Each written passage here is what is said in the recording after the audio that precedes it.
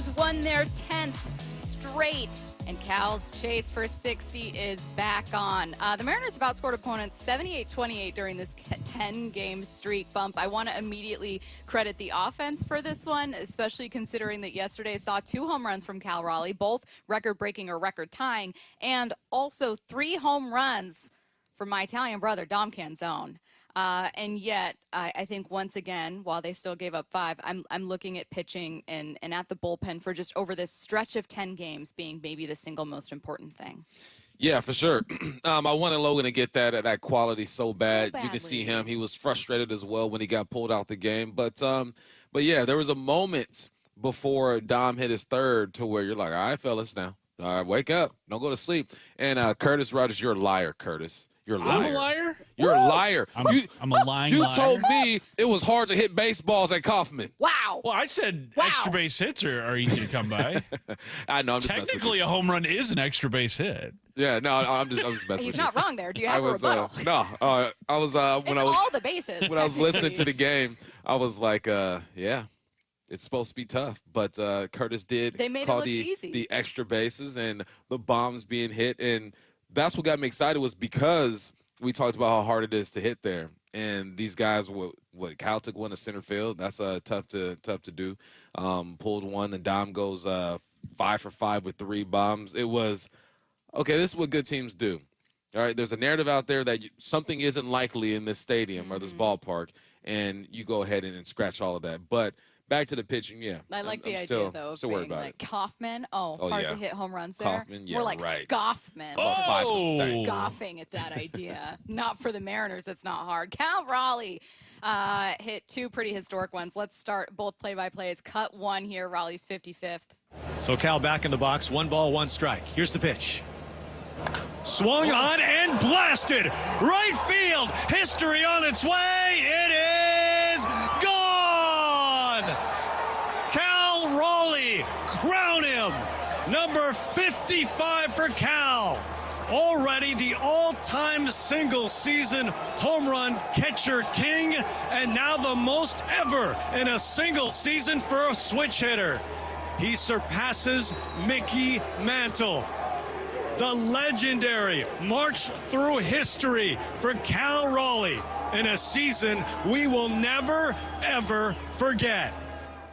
And my favorite part about this bump is that everyone, including us, kind of had our graphics ready. We knew that beginning with 53 or 54, that the next 4 would all be historic. That 54 would tie Mickey, that 55 would surpass him, 56 would tie Griffey, 57 would surpass him. So just like every organization, you go, there's 55. Right. Wow, 55. How awesome. And then the next inning in cut 2, you get this.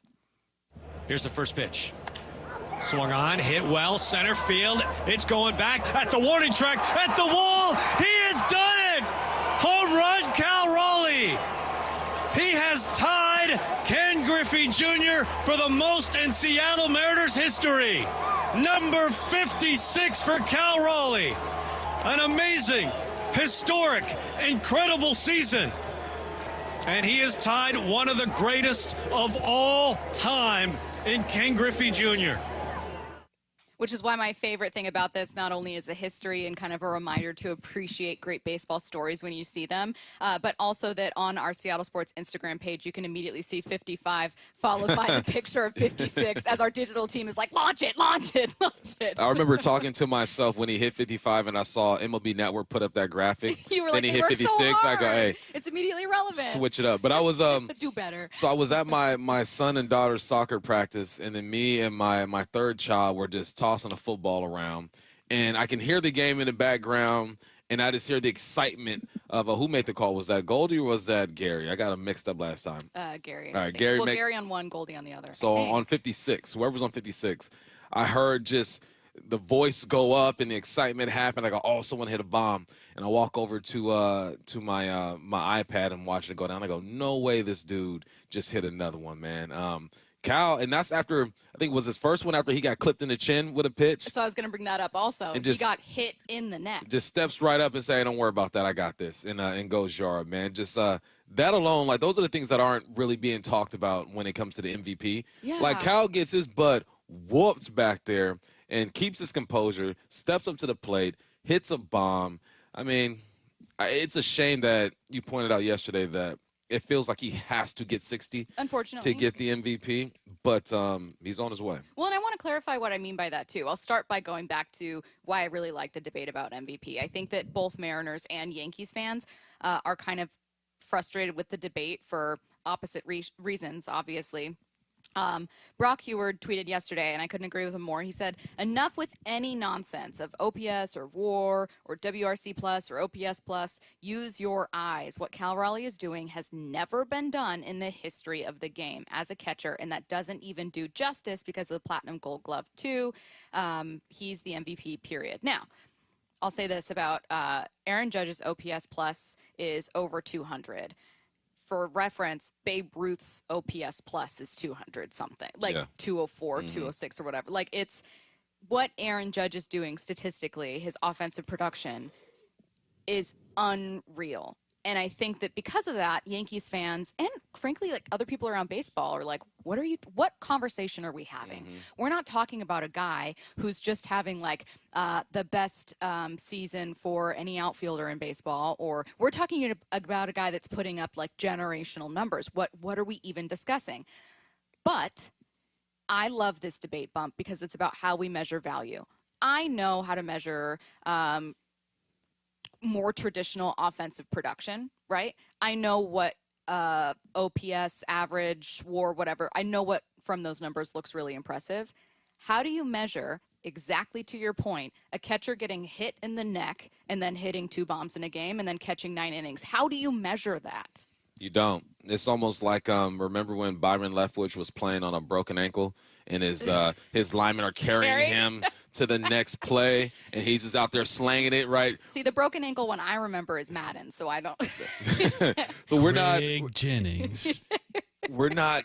It's hard. You have to use your eyeball test on that one. Yeah. And I don't think people take into account. I think I heard the morning show Brock and Salt talk about this too. Is that just the play-by-play, him knowing his pitchers, him setting his pitchers up for success, the relationship that he has with them, the responsibility he has within a game, the trust offensively and defensively, which makes him more valuable than a guy who's just hitting for numbers, which is great. That's why you play the game. It is exciting. Like hitting bombs and scoring runs is like the NFL. The NFL wants more points, more points, more points. Obviously, MLB wants more runs scored. It's more exciting.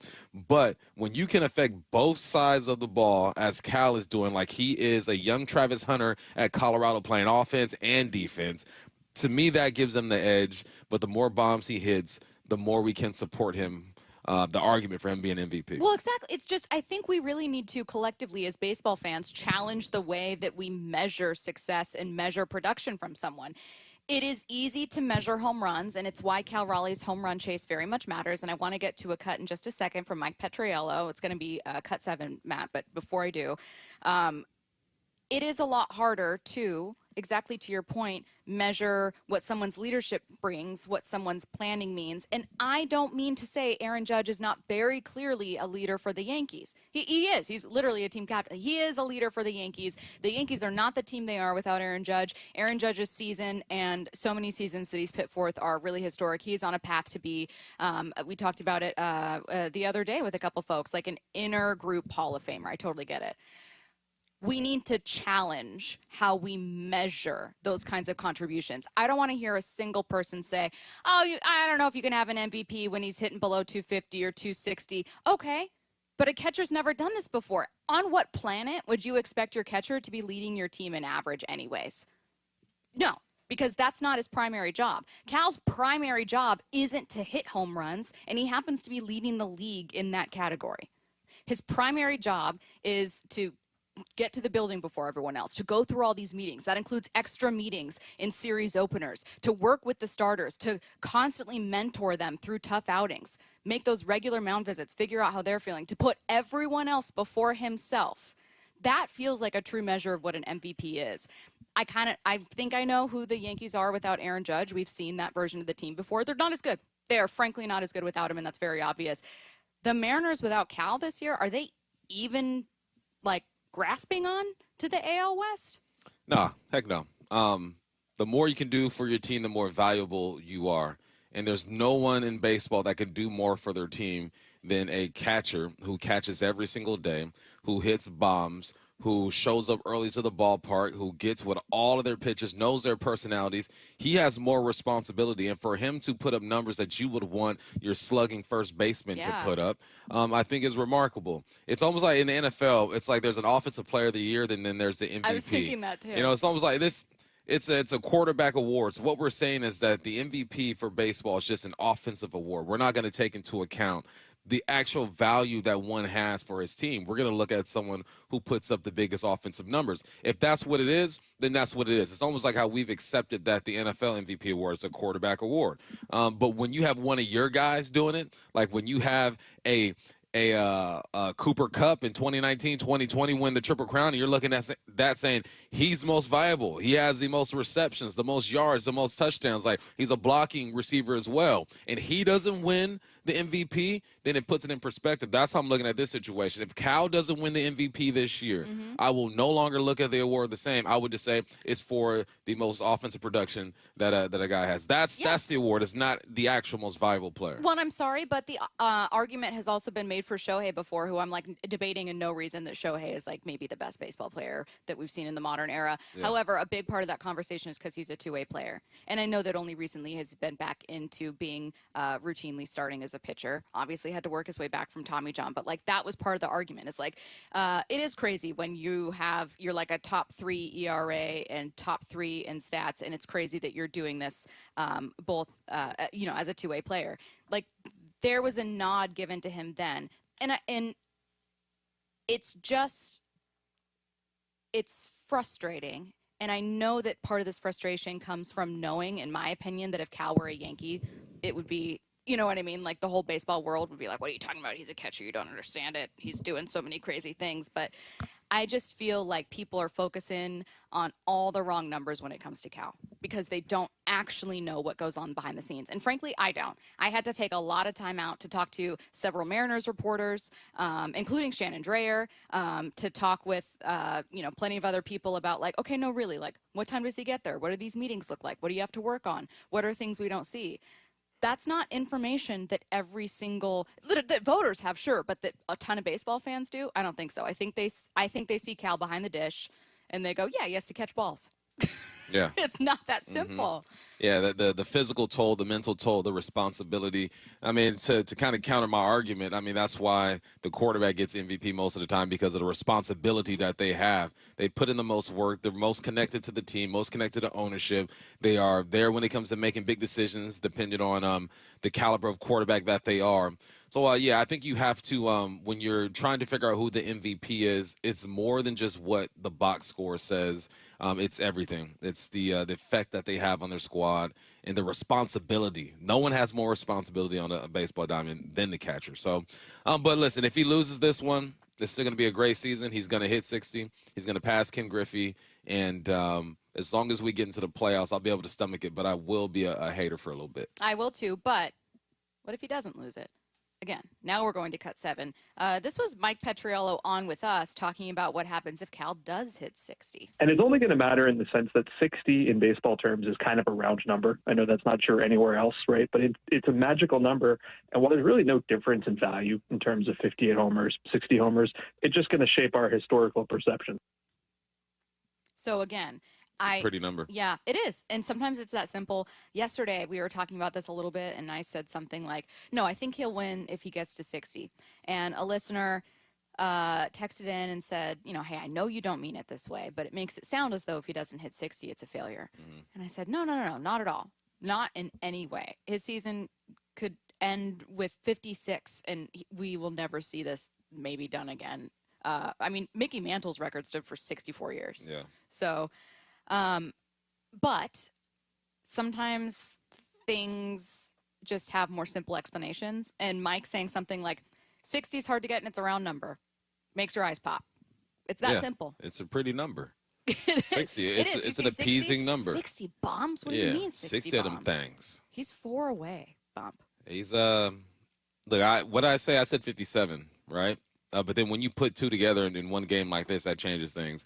First thing I did was text you guys. I go, well, 60's looking good now. You know, you put 2 together in one game, chances go up. So let's enjoy the ride, man. You know what's kind of dope though? These guys won 10 games in a row too. With all that going down, 10 games in a row. Big ups to Dom, 5 for 5, 3 bombs himself. They're looking like a team that is making a push for the playoffs. 1 road game down. Still got 5 more to go. Let's keep rolling. Hawks Live is back, and you can join Michael Bumpus and Paul Moyer tomorrow starting at 7 p.m. at Bellevue Square Center Court for a live broadcast and preview of this week's game against the Saints, plus a visit from a Seahawks player. That's tomorrow night at 7 p.m. at Bellevue Square Center Court. It's a free event. Learn more at seattlesports.com/events. Let's get to Headline Rewrites. Extra, extra, read all about it.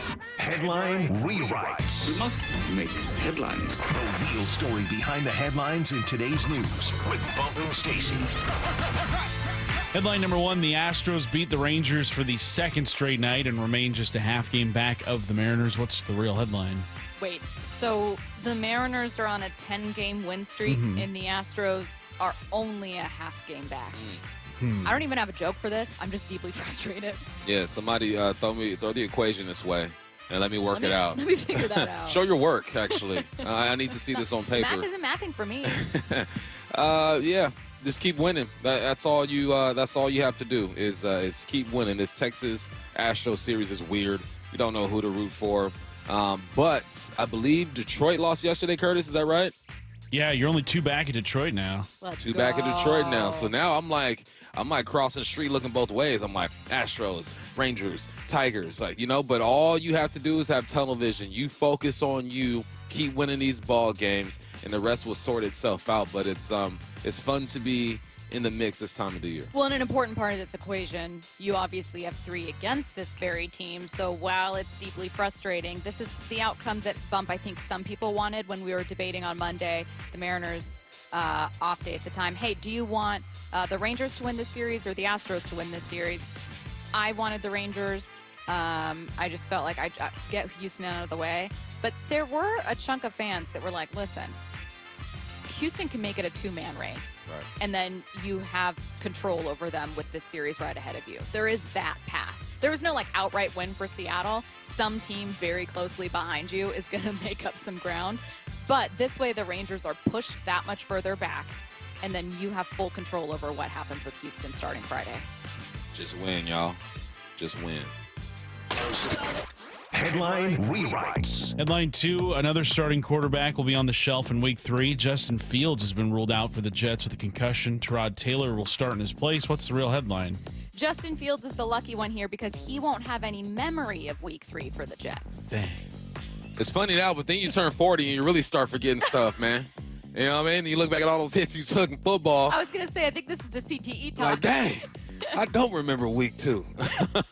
But, no, Tyrod Taylor is exactly what I want every above average college quarterback to be. It's just a backup for the rest of your career. You have time to shine. No one expects anything out of you. You hop around from team to team. I believe Tyrod got to be 37. 36 years of age, how old he is. And he's still employed. So Tyrod, you hold it down for a little bit, and it's unfortunate for the Jets because you know that Justin Fields needs these reps. He needs to be under center and keep understanding the offense and keep developing. So it's unfortunate for him, but for Tyrod Taylor, another opportunity to add some value to his career. You know what game I'm very intrigued by? Thursday night is going to be Dolphins-Bills. I have no doubt who's going to end up winning that one. Dolphins off to a tough start to the season, but in the early slate, because they're traveling to the East Coast, will be the Rams taking on the 2-0 Eagles. That's a 10 a.m. start. I think I'm going to have my eyes glued to that. Playoff game, running back. I like that one. Devontae Adams had a sneaky game last week. He had over 100 yards. I didn't really realize that. Puka's been playing some good ball as well. That's the thing about the Rams, though, is they're kind of facing the quote problem that we were talking about after week 1 for the Seahawks, which is where you're wondering what your depth is like in that room. So I think for the Rams, they're just a top heavy team where they're it's been amazing that Devontae Adams and Puka have looked phenomenal in back-to-back weeks. But what if either of these guys gets hurt? And right now it's perfectly fine to not be spreading the ball around a ton because these guys are playmakers and you want to get the ball to your playmakers and they're beating guys, so it doesn't matter. But I think that that's maybe one question facing the Rams right now is just kind of like, okay, well, who else? Yeah. Headline rewrites. Headline number 3, top Mariners prospect Colt Emerson hit a 3-run home run in his AAA debut at Tacoma on Tuesday. What's the real headline? How much can a guy show in 6 games to make the Mariners front office go, well? Man, don't do it. Well? Don't you dare. I learned my lesson with this, man. Kelnick messed it up for everybody after him for me. Because I was begging for Kelnick. Bring him up. The kid's ready. Let him shine. And save this franchise. And I was wrong. Yeah, was everyone very wrong. And then he would tease you. He have like a 10-day stretch where he looks really good. Do you guys remember that? Then he fall off again. Then he's kicking coolers. And he's I just Kelnick, I appreciate you though. You know, you made me stronger. You made me wiser. April of 22, April of 23 when Jared Kelnick went nuclear. Yeah. Because in July is when he fractured his foot. And I think that earlier that year was when he'd really gone on a tear, and then he had kind of cooled off a little, and then maybe that was going into a lot of his frustration too. Is like, I was doing so well, now I'm struggling, and now I messed up, and now I'm gonna kick this water cooler. But there was a minute where you were like, maybe he figured it out. Yeah, it was like, man, could you imagine him and Julio, the Bash Bros? Yeah, Kelnick had 4 straight games with a home run in April. Of 23. Finished knowing Dom Canzone got 3 of them yesterday. That's right. Just, do better, Jared. Oh, man. Big up to Dom, man. That was fun. Yeah. Let's see. Someone going back to the Cal debate said, of course, if Cal achieves 60, it forces bad voters to vote for him. So listener says that their issue is this psychological reframing of it as a chase for 60 can only hurt him if he doesn't get it, which is a fair point. I think that it's already not framed that way intentionally per se, but that home runs, in addition to stolen bases, are one of the few categories where Cal has the advantage. So you kind of have to make it that home run chase if that's really what you're leaning your hat on. So I think it's just like it or not, that's what the conversation is. I think it's okay to live in that reality, right? Live in the reality knowing that there is a bias and that if a Yankee does anything great, they're going to get the nod. So the underdog is going to have to do a bit more. Even if it isn't the right way to go about things, that's what it is. So, the reframing is unfortunate, but I think that when you are a Mariner, you are Cal Raleigh, you have to do extraordinary things to surpass a Yankee. And this is not me, Stacy Ross, reframing it and doing that. This is a conversation that already exists. Like it or not, this is the one that people around baseball are having, because every single Yankees fan is retweeting this going, oh, congrats on having more home runs, and then highlighting like every offensive category where Judge has the lead. And it's like, all right, but Cal's got 2 of the 3 for a triple crown. So I would say that home runs are a pretty important stat. I would argue maybe the most that you could get. And so that's just what the conversation is right now. That's the reality of it. Mariners are scoring so many runs, I want to call them points at this point. Just putting up points. Putting up points. NFL Network's Cameron Wolfe was in Pittsburgh for the Steelers' Week 2 win. So what did he see from Seattle's defense? He joins us next. And then back to Mariners at 11 with Jordan Shusterman on your home for the Mariners playoff push, Seattle Sports and the Seattle Sports app. Move aside, Junior. Make way for Cal. He has done it! He has tied Ken Griffey Jr. for the most in Seattle Mariners history. Number 56 for Cal Raleigh. Congratulations, Cal Raleigh.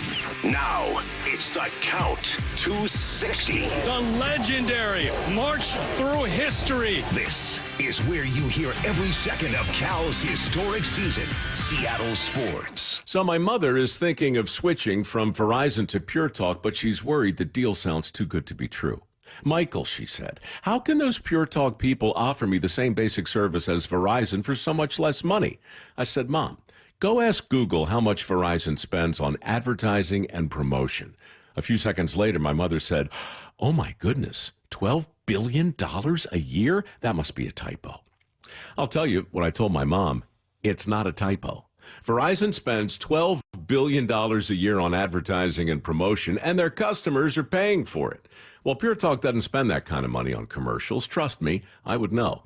Consequently, they can offer you and my mother unlimited talk, text, and plenty of data on a blazing fast 5G network for just $25 a month.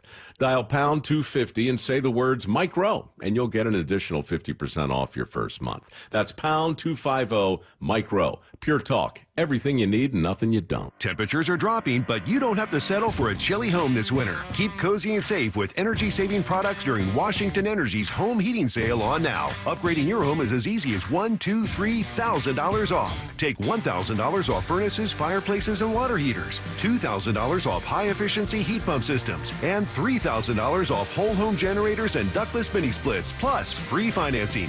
Washington Energy Services, your expert resource for affordable home comfort. Call for a free estimate.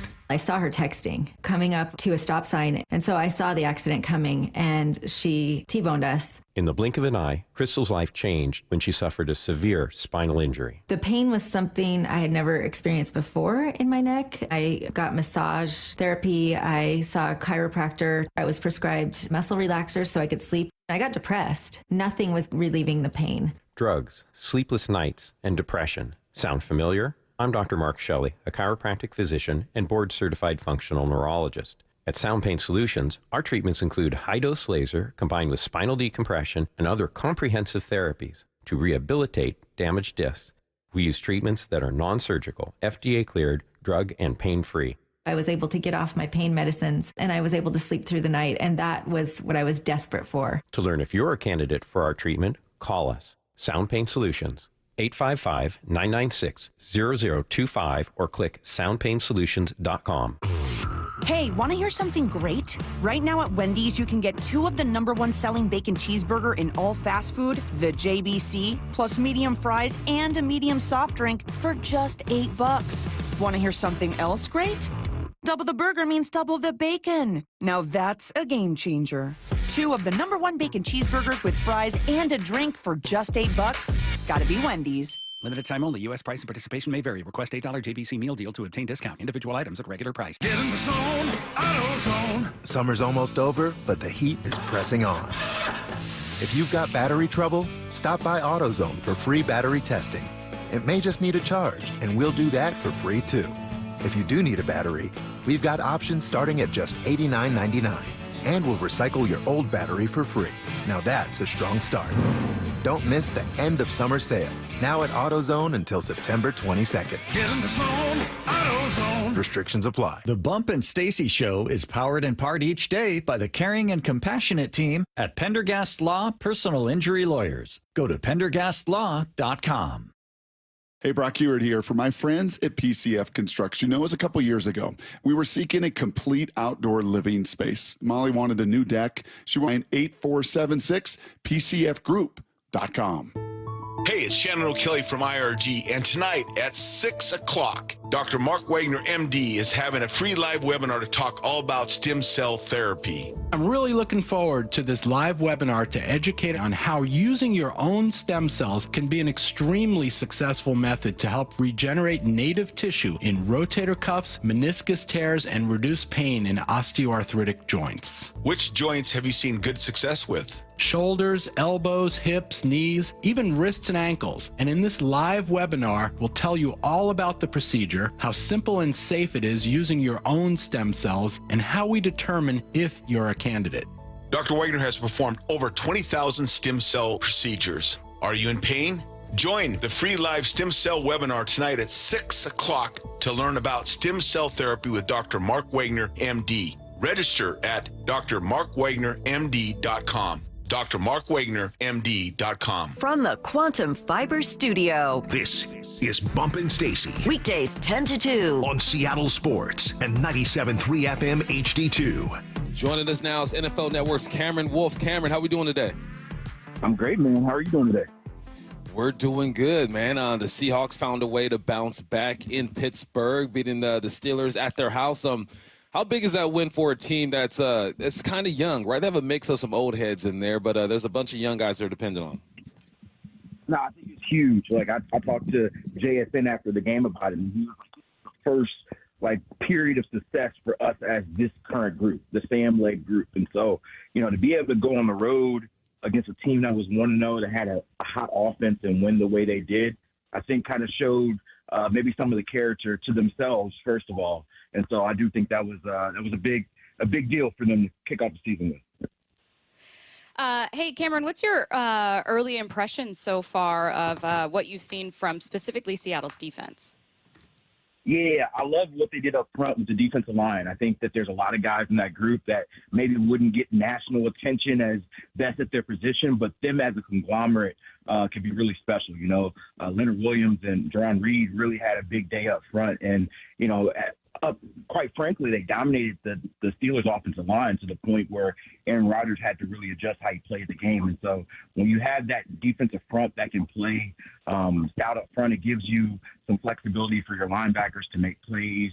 Even without, a Devin Witherspoon, the cornerbacks held up pretty well against that passing game. And so I definitely think that could be the strength of the team. When you have your best player out with an injury and you still can show up on the road early game like that, I think it shows the character of what's going to be a really good defense. You mentioned you spoke to JSN, and a question of this group, or with this group, was the wide receiver group, right? Like, what are they going to look like? Can JSN be the number one guy? Back-to-back weeks, 100 yards. I think he's second or third in the league when it comes to receiving yards. What do you like out of JSN so far this year, and your overall thoughts of the group, the receiver group itself? Yeah, I really like JSN. I live here on the East Coast, so I haven't had a chance to watch him in person until this past Sunday. So getting to see him in person, really elevated my view of his game. I knew he was always a really good route runner. He was smooth. He had good hands and can make plays. But to see how they've moved him from a slot main player to a guy who can play wide, who can go inside and be that number one, and can be a guy like Jalen Ramsey, a Hall of Famer, and be the better of the two players on the field that day, I think it showed his potential. And it was cool because, he's this humble guy, obviously, but I chatted with him one-on-one, and one of his teammates came by and called him the best receiver in the league, and you could see his face kind of widen up. So I asked him about it, and he said, yeah, every time I'm on the field, I plan to be the best receiver on the field. And to me, it was a little bit of that quiet confidence you maybe don't always see out of him, and maybe showing his potential. And so, yeah, if he keeps on this path, I think it won't be long before he starts to get his name in some of those back into the top 10 receiver conversations. Again, we're joined by Cameron Wolfe of NFL Network right now. And Cameron, Bump and I were joking kind of coming out of week 2. Hey, NFC West looking pretty good, 7-1. Unfortunately, that one loss belongs to the Seahawks. But, hey, that'll happen when you're facing NFC West teams. What are your expectations for this division? Yeah, it's wide open, right? Somebody's got to miss the playoffs. And that's going to be the unfortunate part of it. There's a lot of really good teams. I think the Cardinals being 2-0 was a little mild surprise for me, but they've, found a way to come back and also play a really stout game against Carolina. I think you're going to have all 4 of these teams in the mix in December, and everything is going to depend on health. The 49ers are already dealing with a lot of injuries. Can they survive that early season, or is that going to be too much to overcome? Can Matthew Stafford survive the year? He's already having some issues going into the season with injuries. And so I think that's going to play a big role on it. But would it surprise me if any of these 4 teams are in the playoffs? No. And I think that's what's cool about, Seattle going on the road to win a game like that. That's a game where you look at the schedule and you say early game against a Pittsburgh team in a rowdy environment, their season opener. You probably chalk that up as a loss when you saw the schedule. And to win that one, maybe that gives you an edge late in the season when it comes to playoff time. Naturally, people out here are going to look at the comparison between Geno Smith and Sam Darnold. You're only 2 weeks in. For the Geno doubters, last week was good for him. And for the Sam Darnold lovers, last week was good for them. What do you make of this situation so far, 2 weeks in? Yeah, it's a more fun kind of mini rivalry you can kind of have between these teams that maybe didn't have a lot to argue with. But I actually think that I was fine with the move on both sides of things. The Raiders needed a little bit more big play potential, which Geno obviously can take those shots down the field. I think the question for him was maybe the age and the consistency. And with Sam, you get a guy that, you see him fit really well with the play action game, with how he's running the offense. I know he had a couple turnovers, but I think for this Seattle team, you get maybe a little bit more reliability for Sam Darnold. So obviously Geno didn't play well this past night, and so I'm sure a lot of Seattle fans are getting some joy out of that. But I think both teams will end up happy with their QBs at the end of the year. I know that we are looking around the NFL for this one and stepping outside of Seattle. But speaking of teams that are happy or unhappy with quarterbacks, I think there are a couple teams, Cameron, not happy with their injury situation at quarterback. A lot of backups going to be here in week 3.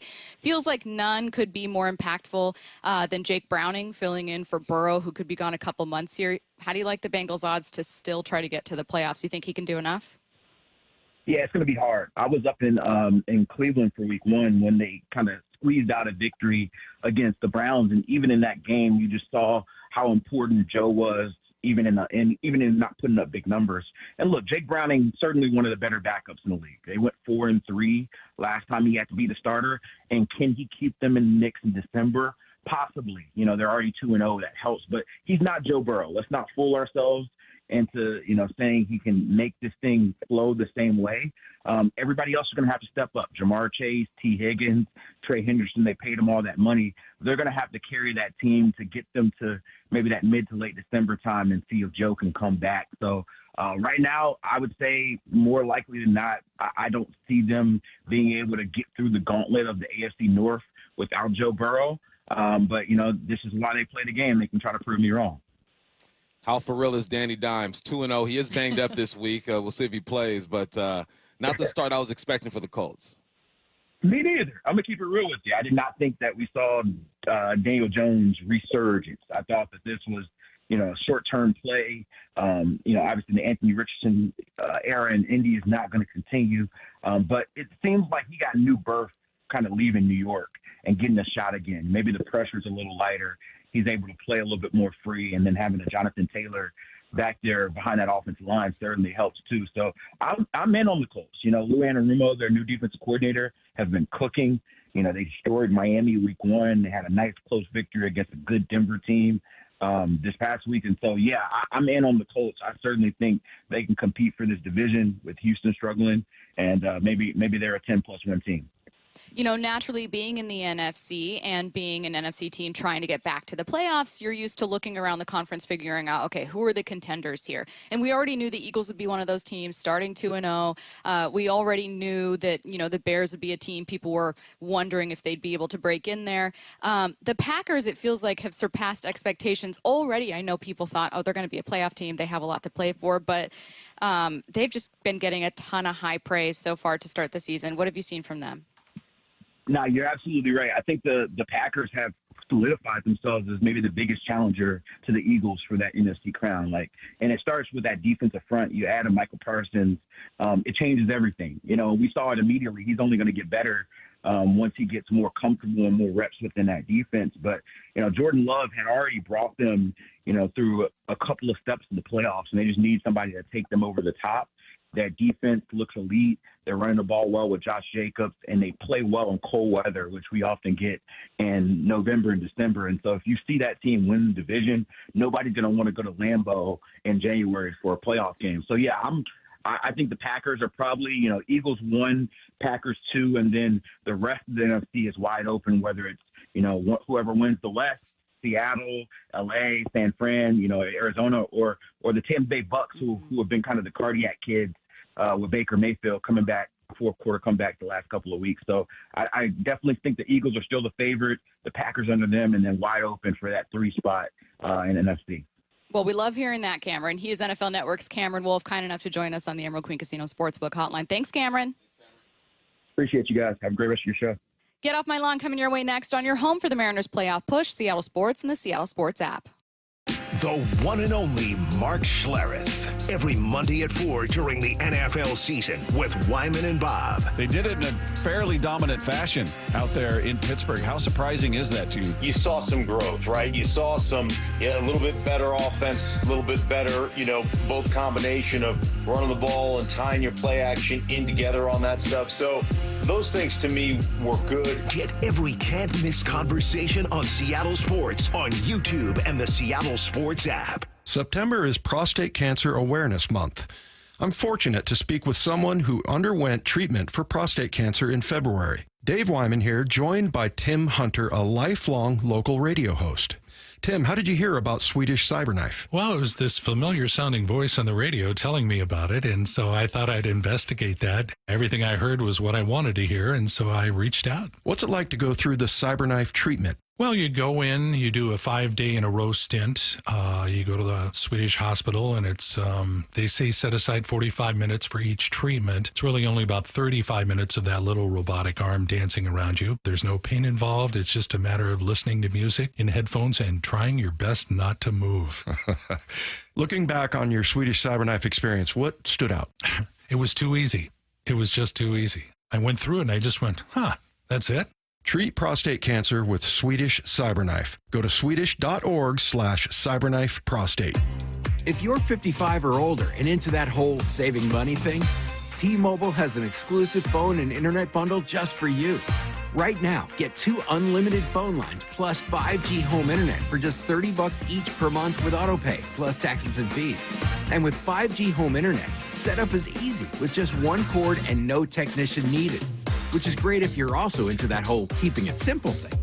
Switch now and experience the best mobile network in the U.S. Visit your local store to start saving. T-Mobile, it's better over here.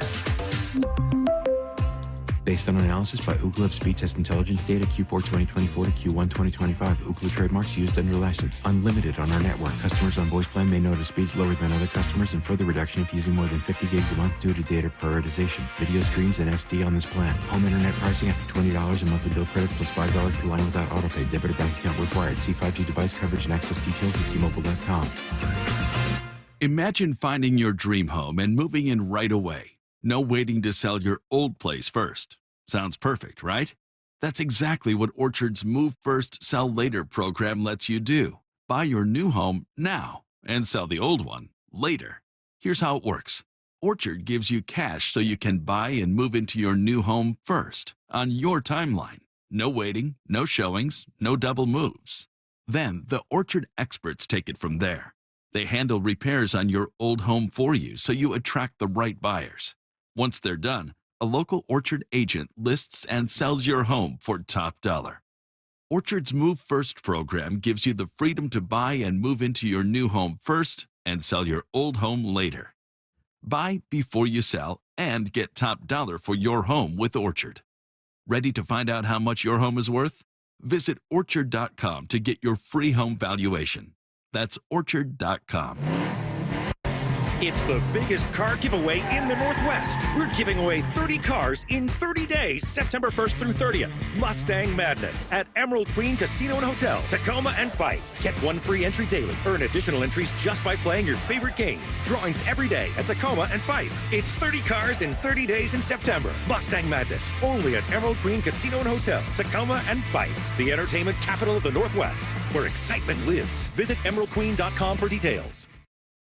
Matt Coker here with West Coast Men's Health. In the past 5 years, we've seen thousands of men at our clinics. Most guys tell us the same story, that in their early 50s, it's not that they couldn't function, they just needed help. They started taking Viagra, and it worked great at first. But after a few years, it stopped working. The problem is that their arteries had become more restricted since they started taking it, because Viagra does not unclog arteries. Here at West Coast Men's Health, we use acoustic wave therapy to target the real problem. We break down plaque and clear up the arteries so blood can flow like it did in your 20s.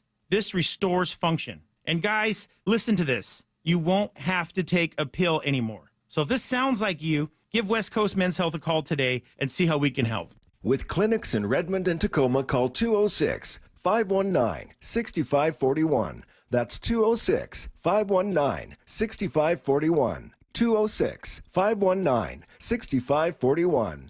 Online at westcoastmenshealth.com. Ladies and gentlemen, this is for you too. Stubborn fat is really hard to get rid of, and then there's all those gimmicky lasers, fat freezing methods, and prescriptions. Imagine a simple solution that takes just 1 day and provides immediate noticeable results. Introducing ProSculpt. ProSculpt uses air-assisted technology that's safe and gentle yet powerful, delivering instant fat-reducing and skin-tightening results. Performed by board-certified plastic surgeons while fully awake, ProSculpt contours your body with minimal downtime. It's designed to target those problem areas: waistline, neck, face, arms, thighs. ProSculpt gently removes unwanted fat and tightens loose skin with FDA-cleared plasma technology, all in a simple, guaranteed one-day procedure. ProSculpt is one and done. Schedule your free consultation at prosculpt.com for $250 off. For powerful permanent fat removal and skin tightening that works for ladies and you men, it's prosculpt.com. From the Quantum Fiber Studio. This is Bumpin' Stacy. Weekdays 10 to 2. On Seattle Sports and 97.3 FM HD2. Getting back to the Mariners in less than 15 with Yahoo Sports' Jordan Shusterman. Who's going to win the AL West, I wonder? First, though, it's time for Get Off My Lawn because it's a Wednesday at 10:45, and Bump's got 3 things really grinding his gears this week. I'm going to guess one's at the airport, but that's one of my early guesses. We'll see. Bump, what you got? I'm a man. I'm 40. Let's get it. I got 1 sports, 2 non-sports. Great. Well, one's kind of a sport, but we'll save that. All right, first one. Now, people know that I'm affiliated with the Seahawks. I have been for about 8 years now. Thank you, Seahawks. I host their pre-halftime, post-game show. Hawk Talk on Thursdays, Hawk Talk podcast on Mondays and Thursdays. They got your boy working. I appreciate it. I love the work, man. And now we're doing Hawks previews, man. You guys want to see 3 things I look at before each game. Those drop typically on Thursdays and Fridays. So I'm out there with the Seahawks, right? And I've been a bit more visible the last couple seasons, doing more things for the Seahawks. And with that visibility, I'll get these random DMs. What's up, Bum? How you been?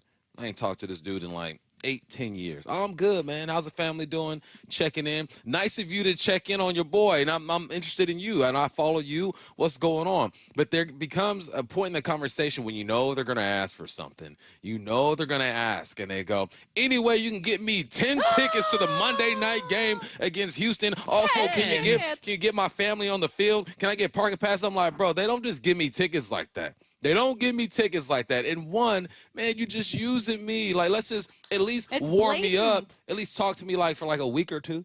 DM, just check in, you know what I'm saying? And then be like, hey, just wondering. And I don't get a bunch of tickets. Like, I can ask, but I try not to ask too much because I know there are other people within our organization, the Seahawks organization, who want tickets as well. But, man, it'd be so whack sometimes. Man, I'm thinking, I thought you were really genuinely interested in how I was doing, how the fam is going. But then eventually you feel it coming. I can predict it like 3 to 4 texts before it happens. Oh, it's coming. They're gonna ask me for some tickets. Shameless. Man. I don't have access to them like that. I do have access to them, and if I do, they're going to my kids or my best friends. Also, I don't have 10 for Monday night football. 10 for a Monday night football game. 10. And sideline passes. Yeah. What else you want? You want to be in the suite with John? Right. You want Sam Darnold to show up to your birthday party? Man, I'm like, throw the ball around with your kids? There are some perks to this job, and I do get some tickets, but I don't get them like that. So don't DM me and ask me for tickets unless we really have a relationship. Can I tell you something that I also think is, so this doesn't happen to me in the same way, obviously, but I think when people find out you work in sports, they're like, obviously,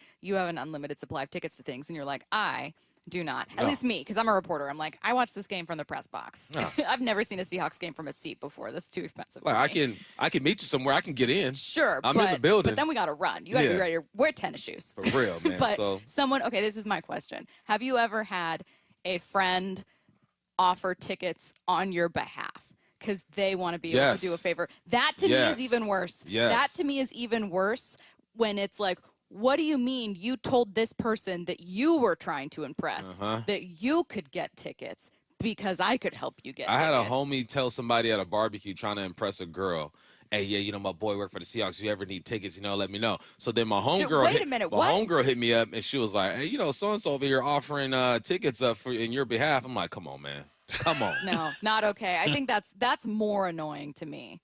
Okay, what's next? All right. I'm a man. I'm 40. You do have tickets, though, like Curtis and I can. You know why? Because you guys are my friends. Yeah, we are. Yeah, we put in that time and effort. That time, but Curtis can get them himself. So can you. Yeah, we all have press passes. All right, man. I love watching games with the people. I'm all about that, man. And one of my favorite spots is the Goose in Bellevue. I love dive bars, right? In Bellevue, you get a little bougie sometimes. I can get bougie. I go to the suite, go to Joey's and all that good stuff. But every now and then, I want to go just to a dive bar, man. Be grimy. pull tabs. Yeah. The chair squeaky. You yeah. know what I'm saying? I want to be There's a watermark on a real table. People. Exactly. With so the people. I'm at the Goose watching the game. I love the Goose. And I listen to commentary, and some of y'all be saying some wild stuff.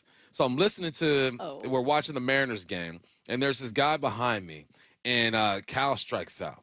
And he goes, "Stop swinging for the fences." And I look back at him, I go, that's what he does. Like, this is why he is here. You're swinging literally to swing for the fences. And he's not even swinging for the fences. That is just his swing. Trying to get a line. That's what he does. You know, so like, relax, man. But I decided, said that's what he does. And then it was one of these extra inning games. They get into extra innings, and the same guy at the top of the 10th says, "Why is there a runner on second base?" I look back at him, I say, your credibility is gone.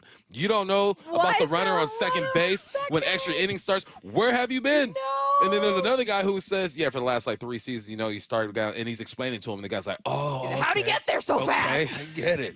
I get it. So listen, man, I'm not saying you be you. You yell at the TV, you do what you want to do, but make sure that there's some substance behind what you're saying, because 90% of the people now looked at you at that bar and was like, what is this guy talking about? My general rule of thumb is there's a lot that we all individually know about sports, and there's a lot we don't. And there's always going to be something that you know that someone else forgot or overlooked, but then there's always going to be something that you didn't know that's going to make you sound stupid. That is a general rule of thumb all the time for anyone, and I cannot tell you how many people are so confidently wrong. Yeah. So confidently wrong. It made me laugh. It made me laugh. That's a good one. How'd that guy how'd he get there? How'd he get there? Did he walk him to second? So quickly.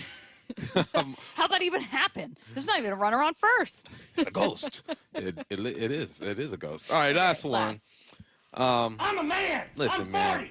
Cops, you got to do your job. Love the cops, man. Uh-oh, be careful. Love the cops. Without the cops, there's chaos. I get that. But sometimes y'all do something that's a little shady. So I hop on the 522 every day, and then I get on 405. And there's a 522 heading west from like the Kenmore area, and there's an on-ramp you get on, and there's a carpool on-ramp, and then there's the regular on-ramp. 2 cops every single day will park on the on-ramp and point at people who are in the carpool on-ramp who only have 1 passenger. So they're doing their job. So they're doing their job, but I'm like, it's too easy. That's too easy. You got to work for that, copper. You got to work for that. You're sitting there just pointing at people. That's like me going into a small lake and net fishing, just throwing a net out there and catching all these fish. So too easy. There's rules with that. You're saying you're too good for this. You're too good. This is too easy. You got to work for that. Be in the streets, dipping and find somebody in the mood. You're taking on D3 right now. Like, come on, man. It's too easy. I'm looking at them just grab people every single day. And now I'm like, you dummies. You guys make this trip every day. You don't know these 2 cops are going to be sitting right there. So cops, do your job. We need you. That's too easy. That's net fishing in a pond, my brother. Net fishing in a pond. You're just getting at these cops like, listen, focus, focus, focus. Do better. Try harder. We That's need to too get easy. some chases here, okay? Let's turn the volume up a little bit. Come on, man. The Mariners are on a 10-game win streak, so how long can they keep this thing going? We're going to ask Jordan Shusterman who he thinks will win the West on your home for the Mariners playoff push, Seattle Sports and the Seattle Sports app. That feeling, that sensation we're all feeling right now, that's playoff fever. 3rd home run of the night for Dom Canzone. What a career night. Scorching hot at the plate. Now the Mariners pouring it on. And a half-game lead on Houston for first place in the West. They're right there. They've taken over. Today, the Mariners go for 11 straight wins. First pitch in KC at 4:40. It's the push to the playoffs on Seattle Sports on 710 and the Seattle Sports app. A SoFi personal loan is here to help you achieve something once thought impossible, overcoming high-interest credit card debt. Walk the tightrope of your finances with one low, fixed-rate monthly payment, no fees required, and as soon as the same-day funding. That's right. Pull off your own debt-defying stunt with a SoFi personal loan. Visit SoFi.com/trick to learn more. Loans originated by SoFi Bank, N.A., member FDIC. Terms and conditions apply. NMLS 696891. The best mornings In the morning light, start with Wrangler. pull on my jeans and I feel alright. Jeans, jackets, and shirts that get your day started on the right foot. I pull my blue jeans on. I pull my old blue jeans on. Good mornings make for better days. I pull my blue jeans on. I pull my old blue jeans on. Wrangler, for the ride of life. Actual price will depend on product and subscription plan. Featured products are compounded drug products, which the FDA does not approve or verify for safety, effectiveness, or quality. Prescription products require an online consultation with a healthcare provider who will determine if appropriate. See website for details, restrictions, and important safety information. Want a boost in and out of the bedroom? Hims has you covered. Introducing a new 2-in-1 approach to level up your game. Tadalafil for better bedroom performance and zinc for testosterone support. Put it all together and you've got what you need to turn things all the way up. Getting started is simple. Just go to hims.com/joy to start your free online visit. Through Hims, you can access ED treatments including pills, chews, and more. 100% online. No office visits, no pharmacy lines. Just fill out a simple intake form and a licensed medical provider will determine if treatment's right for you. If prescribed, it ships free and discreetly to your door. Find affordable treatment options at up to 95% less than brand names at hims.com/joy. That's hims.com/joy, HIMS.com/JOY. I'm still going for it, even with higher stroke risk from atrial fibrillation and a regular heartbeat not caused by a heart valve problem. Over a 3-year study, Eliquis apixaban tablets reduced stroke risk better than warfarin, and over 97% of Eliquis patients did not experience a stroke. A first stroke occurred in 2.9% of warfarin patients versus 2.3% of Eliquis patients. Don't stop prescription Eliquis without asking your doctor. Stroke risk may increase. Eliquis can cause serious and potentially fatal bleeding. Don't take if you have an artificial heart valve, abnormal bleeding, or antiphospholipid syndrome. While taking, you may bruise more easily or bleed longer. A spinal injection increases blood clot risk, which may cause paralysis.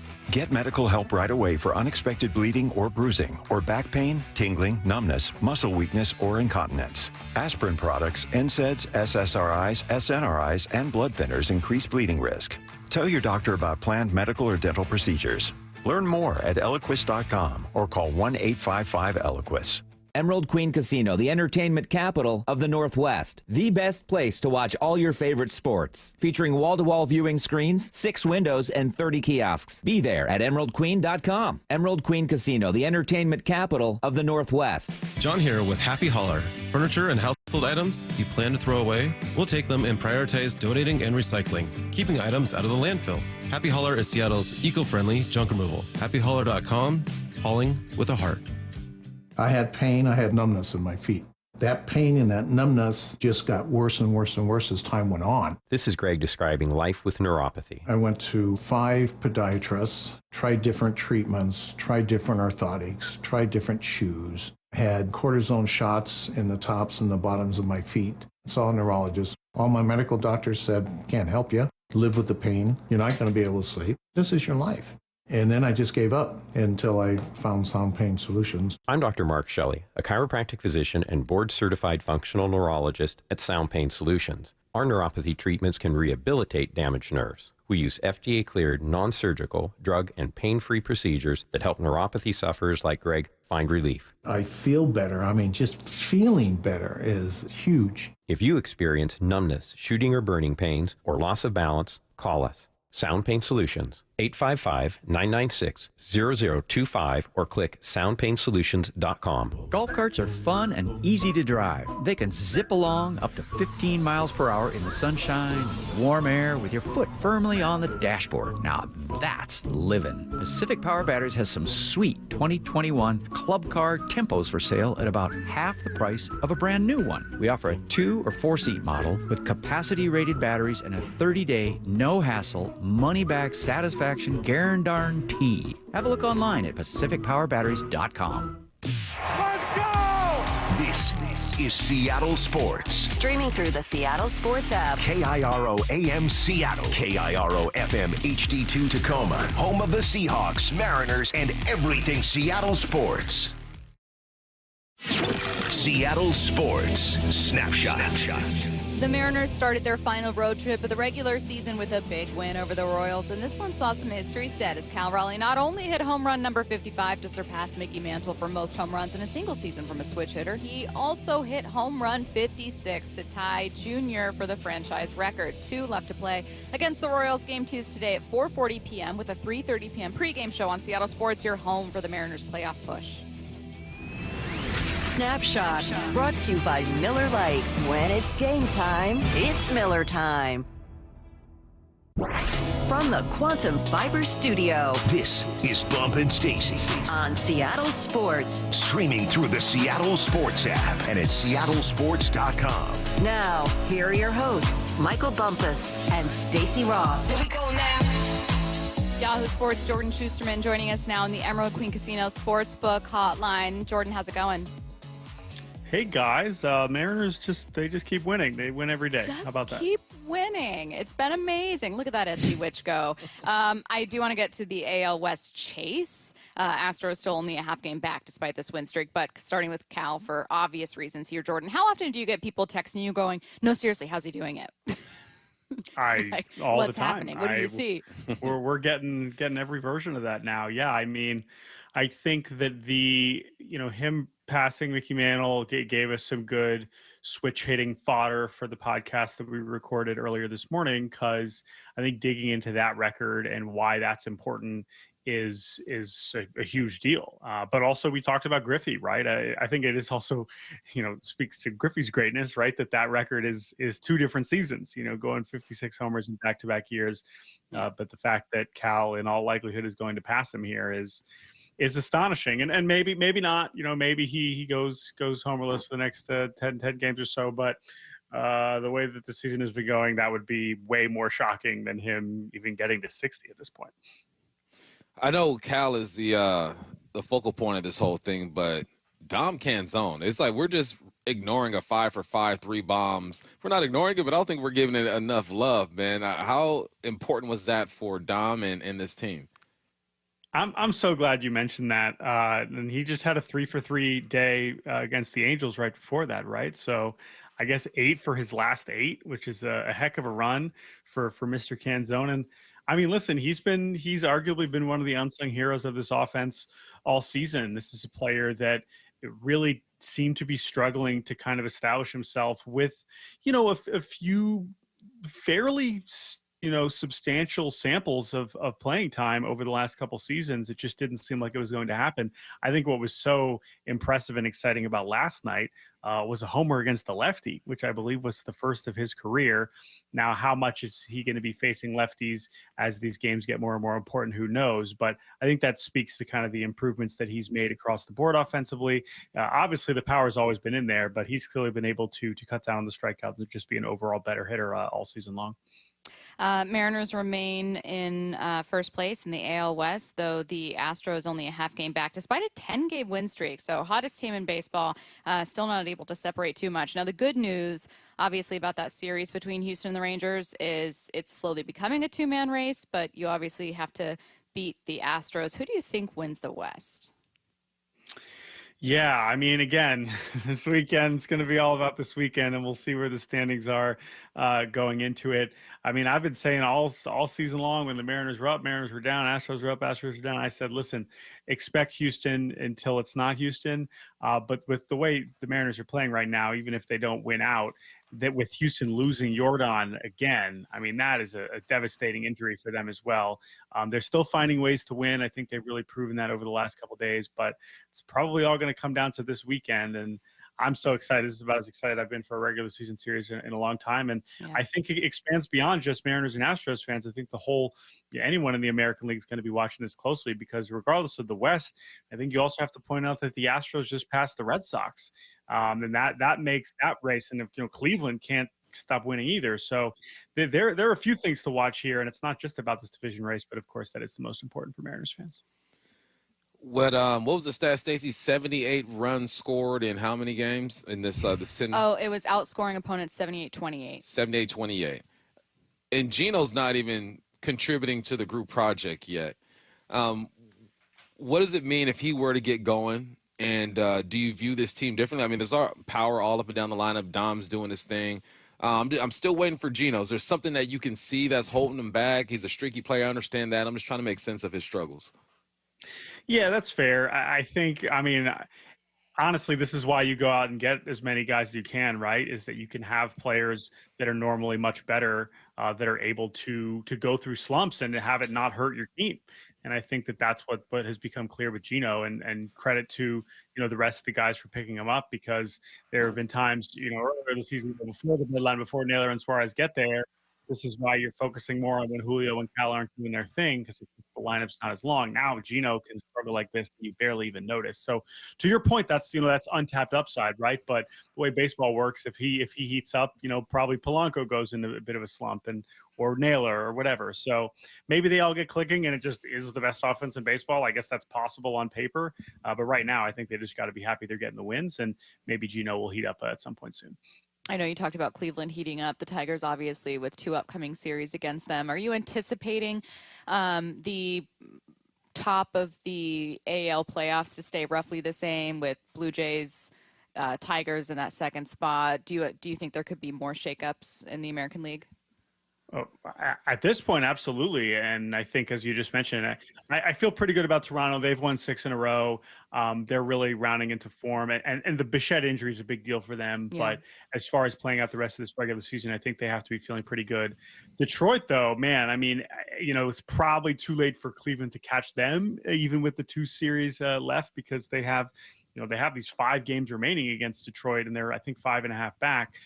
That said, I mean, Seattle's 2 games behind Detroit, right? So if the Mariners can keep playing and play their way into a bye, I mean, that's right there. And if they play well enough to do that, they're presumably also winning the AL West. So I think there's going to be a lot of different things to watch here over these last 10 days, and it should be a lot of fun. If you had your Shusterman power rankings, you might have them already. Where do the Mariners lie in the AL power rankings? Yeah, I mean, I think right now you got to put them again. I think Toronto has done enough to kind of earn the benefit of the doubt. Putting them ahead of the Yankees right now is that's an interesting debate based on the best version of that team when you see them on their best day and with Judge and whatnot. That said, I think Mariners Yankees is pretty close for second behind the Blue Jays. Detroit's just not playing very well, and Houston, we know, is just not at full strength. So Houston could still end up winning the division, but if we get to power, I'm going to do power rankings going into the postseason, as I've done for Yahoo all year long, and I still think it's pretty likely that the Mariners are going to end up ahead of them, and we'll see with Boston. I mean, they've just had a bit of a rough time here recently, and are in danger if Cleveland keeps playing well. I know that we began the conversation with Cal, but I want to get back to it just for the purposes of talking about MVP debates. For me, Jordan, one of my favorite things about the debate between Aaron Judge, who is unbelievable, not taking anything away from Judge, and with the other half of it being Cal, is I think it challenges all of us to re-examine how we measure value and how much we know about different positions. And it's just a cool baseball conversation, in my opinion. I do find that some Yankees fans get really frustrated with it, going, what are you talking about? Look at these measurables. This is, by every advanced metric, Aaron Judge is unreal. But I still think that there's this really cool eye test that you do, and maybe just a way that we challenge, like, we're not good at measuring, like, defensive things in baseball, right? Like, defensive value. I love the conversation about how we measure that. Do you find that that's challenged you in any way this season? Or is there perhaps another MVP debate where you found yourself re-examining how you measure value for a player? Yeah, I think it's fair. We've had versions of this. We've had it all comes in different flavors. We just did it with Ohtani as a DH only. And even last year with Judge versus Bobby Witt, because of how good of a shortstop Bobby Witt was. I think this year, though, the catching element is so important. And it's not just that he is a catcher. It's that he's caught 300 more innings than Aaron Judge has even played right field, right? I mean, the workload there is unbelievable. And I think that's a real thing. I mean, Judge is a great outfielder. Some of the circumstances beyond his control have impacted how much he's been able to play the outfield this year with like some injuries. And again, that's what it is. Aaron Judge is the best hitter. He's a way better hitter than everybody, not just Cal Raleigh. And if Cal Raleigh was a first baseman, Aaron Judge would win MVP unanimously. If the numbers were exactly the same and Cal Raleigh was a first baseman, we wouldn't be having these strong conversations. I mean, yes, you would have the switch hitting record and the Mariners record, but I do think that Judge's offensive numbers are so far ahead of everybody that I think you could make a strong case there. But the defensive thing is a huge deal. It's the workload and it's the actual total value and what he's being asked to do and his ability to impact both sides of the ball. I think that's why the difference in OPS is not going to impact a voter who realizes that a catcher doing this is amazing. And that's why I think he's going to get real support. How important are the role players now? I mean, you got to sprinkle in a Rivas every now and then. I mean, Dom looked like a star in this lineup last night. But how important that you get those guys. I always go back. I fell in love with Sam Haggerty when he was just out there doing everything. Sam, who's he with? Is he with Texas right now? I think so. Yeah. So I always look at the run he had a few years ago, and I try to find Detroit. the Sam Haggerty in this lineup and how important they are. Where the heck is he? It could totally be Leo Rivas. I mean, obviously, it's not going to probably get any bigger than the extra innings walk-off homer. But I also would just remind people, Robles being back is also a part of that. And I know he's had some run where he's put up offensive numbers that don't necessarily reflect role player, but the kind of game that he plays, both defensively, offensively, being able to kind of make an impact on the bases as well. Adding another impact base runner, I think is going to be a huge deal for this team as they go into October. And Rivas, could fit into that too. Railey's got some sneaky speed. Even Cole Young, we haven't really seen it at the major league level, but he does have some speed to offer. And then again, I still don't totally understand what Harry Ford is in the majors for right now. As cool of his moment was the other day, I don't totally get it. This feels like that could be another utility type player like a Samad Taylor, who's kind of gives a lot of those value on both sides of the ball. But either way, regardless, I think I just wanted to mention definitely Rivas and then Robles too, I think still fits into that because Canzone, it's going to be more one-dimensional. I mean, if he's providing that kind of power at the bottom lineup, that's awesome. But, the defense or the base running is not necessarily what you're going to be getting from him. I know he's had some plays in the outfield, which has been encouraging, but he kind of brings you something that your lineup already has. It's going to be about what you can kind of do on the bases and with the glove that I think could make a difference. I know that not only do the playoffs still have yet to be set. I mean, knock on wood for Seattle. I don't want to have too much of a hypothetical conversation and, they don't win the West and they're in danger here. That being said, I am asking this question with the assumption that they are in the playoffs. Is there a path that you kind of favor for them or maybe an opponent that you think, I don't love this matchup for Seattle? I mean, sorry to totally just refute the premise of the question, but I don't think Mariners fans should be thinking too hard about worrying about the opponent or worrying about. I mean, I think it goes back to what we've been saying all season, which is that all of these American League teams are extremely flawed. And so I don't see a scenario this year where it's like, oh no, they're matched up with them, because there's gonna be something about all these teams where you're worried about, and there's gonna be something about all these teams that you're like, oh, that's a problem. The Mariners can absolutely exploit that. That could say that about Toronto. You could say that to the Yankees, Astros, Blue Jays, all of these teams. There's something where you could be like, I don't know.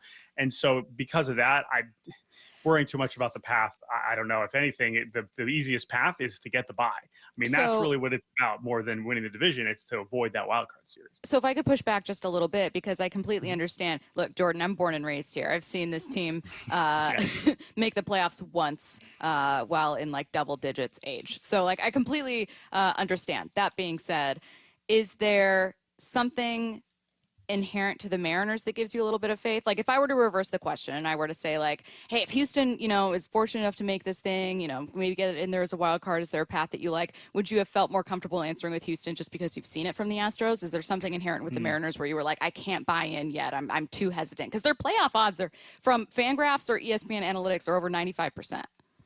Yeah, no, totally. I mean, I think what the Mariners now have and why I think they're going to be the team that is now more resembling the version of oh, you don't want to see them is, and again, you have to adjust for the Angels because my goodness, that was a rough watch offensively, but still seeing the starting pitching start to look like what it did last year. That's what we're talking about. That's to have that many options that you can turn to. And getting back to the bye, if you can line it up and get those guys the rest and avoid that first series and line it up exactly as you want, that's really, really where you're talking about it. I will say the one thing that, of course, stands out about this rotation is that it is all right-handed. So, there are some teams that are a little bit more heavy in terms of left-handed bats than others. And I think that could also come into play when we're looking at postseason matchups. He is Yahoo Sports' Jordan Shusterman, kind enough to join us on the Emerald Queen Casino Sportsbook Hotline. Jordan, thank you so much. We cannot wait to talk to you next week. Thanks, Jordan. Next week should be fun. Talk soon, guys. Have a good one. Let's get to 4 Down territory. This is 4 Down territory, going inside the game with former Seahawks and Coug wide receiver Michael Bumpus. First down, Bump. Who will be the player to keep the run game rolling on Sunday? Man, I'm looking at Sundell. And the reason why I'm looking at Sundell is because I really like the matchup that he's going to have between defensive tackle Devon Gadu. I believe that's how you say it. You got that Creole H-A-U-X at the end of his name, so I'm going to say it's Gado. The Saints, what they do is they don't shift their defensive line when the offensive shifts, right? So say you have a tight end to your left side. What they typically play is like a 4-3 over. So the over means that the 3-tech is going to be to the strong side. So think of the center. There's a gap, there's a guard, and there's another gap. You're going to have your 3-tech to the strong side. So wherever most of the players are, you can shift, bring that tight end to the other side, and they're not going to move. They're not going to shift. A lot of teams kind of shift their strength on the defensive line. That's not going to happen. So what it does is it creates a clear picture for the offensive line. Like, we don't have to communicate and shift and all that stuff. The second level might move a little bit, so then our guards have to see that. But for the most part, when those big guys are staying in front of you, the communication doesn't have to be that great because nothing's really changing in front of you. And I'm watching the way that Devon plays. It's nothing like he's seen the last couple weeks. The first week you saw a D tackle or nose tackle that's going to get in your face, try to knife you in the backfield. The second week you saw a guy who was super strong, try to stand you up and throw you to the side. With this matchup, he is not really aggressive. So I think Sundell, and then you factor in your guards helping out as well, they're going to get the run game going this year. Are they going to focus on the inside zone like they did towards the end of the game, or are they going to go outside zone? I think because there's not going to be a lot of shifting going on and they can identify what's going on, both should be okay. Let's see how they attack. Second down. What do you expect the Saints to do to test your right guard, and how do you defend it? Yeah, if there's anybody on this offensive line who I felt didn't have the greatest day, it's Anthony Bradford. And the Saints do something on this defensive line that is going to test the communication and just feel of the guards, especially Anthony Bradford. They're going to overload one side. So you're going to have one guy inside the Sundell. You're going to have another guy outside of your tackle, and they're going to have a wide, like a 7 technique. All right, so you're going to overload one side. When you see this, this is what you can expect. You can expect that wide guy outside the tackle to get down on the guard. What he's trying to do is provide a pick for that guy who's inside the center. So he's going to go down. Think of basketball, the pick and roll play. He's going to go down. Boom, he's going to pick the guard and try to take the center with him, then allow that guy inside the center to wrap around and get to the quarterback. If I'm a guard and I get picked, I'm thrown into my center. If I feel that, I have to know, man, somebody's going to loop around and try to hit that gap. I got to get off as fast as I can and line up there. How do you know? It's all film study. You get into a down in the distance, you see that formation, that defensive lineup with that overload, and you got to be thinking the pick is coming. Even if the pick doesn't come, at least mentally you're in the right place to be able to handle it. So look for that. We got 3 guys, if we're talking about, I'm looking at the offensive line right now, and I'm on defense. We got 3 of our guys to one side, 1 guy alone on the other side. Look for the pick. It is going to come eventually, and you got to see how that guard handles the pick and is able to get off and get the guy who's looping around. Third down. How can a Seahawks tight end have a big day without any receptions? And who do you think that tight end can be? That guy can be Saubert. I think it really can be Saubert. And the reason why I think he can have a big day is because if they do go to that wide zone, which we're going to see, I think they should take a play out of the 49ers. And what they did was they kept the backside locked, okay? There are a couple guys on this defensive line for the Saints who are pretty good. You got Granderson with 3.5 sacks, who is tied for first in the NFL right now. Obviously, you got Jordan there as well. But the backside of the run of the wide zone, keep that guy locked on. A lot of times you leave the tight end if you run away from the strong side. You leave the tight end and he's climbing. He's looking for linebackers. He's looking for safeties. I say keep him locked in the backside because the cutback is going to be there. K9 has done such a good job putting on film that he's going to get downhill. He's going to get downhill. He'll give you 3. He'll give you 4. That if you can seal that back in and hinge block him, which means get him and turn his shoulders so your butt is to the play. If I'm the tight end, the cutback is going to be there. Because of what K9 did last week with being disciplined to getting downhill, that's going to open up the big play for him. I'm going to say K9's going to have a run of 30 to 35 yards. Why not leave the tight end there typically? Like, what would, you know what I'm saying? You're saying, like, hey, leave him there because I think this would happen. Why might you not? You get more bodies on the second level. Okay. So if you have an overhang, so you got a 1 high safety, and then that safety comes down and plays over the tight end. So now if you release the tight end, you get a body on that second level, you just get more players down the field. And that's where the bigger runs happen, sure. When you're blocking the second and third level. But you're saying, what if you kind of keep that foundation there? In this situation, keep him, block him, and do both. But I would love to see Saubert hinge block that back in and just take care of him. Fourth down.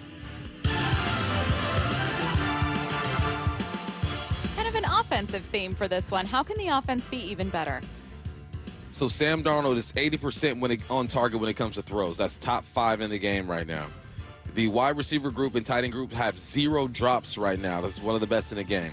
But they have 177 yards after the catch. That's 23rd in the game. So that's where they can get better. And how do they get better? Is you run the football at a high clip and you use the play action like you did last week. When you run the football at a high clip, you use the play action. You're going to have wide receivers running across the field butt naked on a Sunday with nobody around, and they're able to run after the catch. It's about influencing the defense, influence that defensive line with your runs, influence the linebackers, get the safeties looking down there, be stubborn, run the football, then you boot out of that thing, and you get your receivers the ball with space and opportunity. So if there's any place I think these guys can get better, there's a lot of places. This is the NFL, week by week you get better. But I'm looking at the yards after the catch.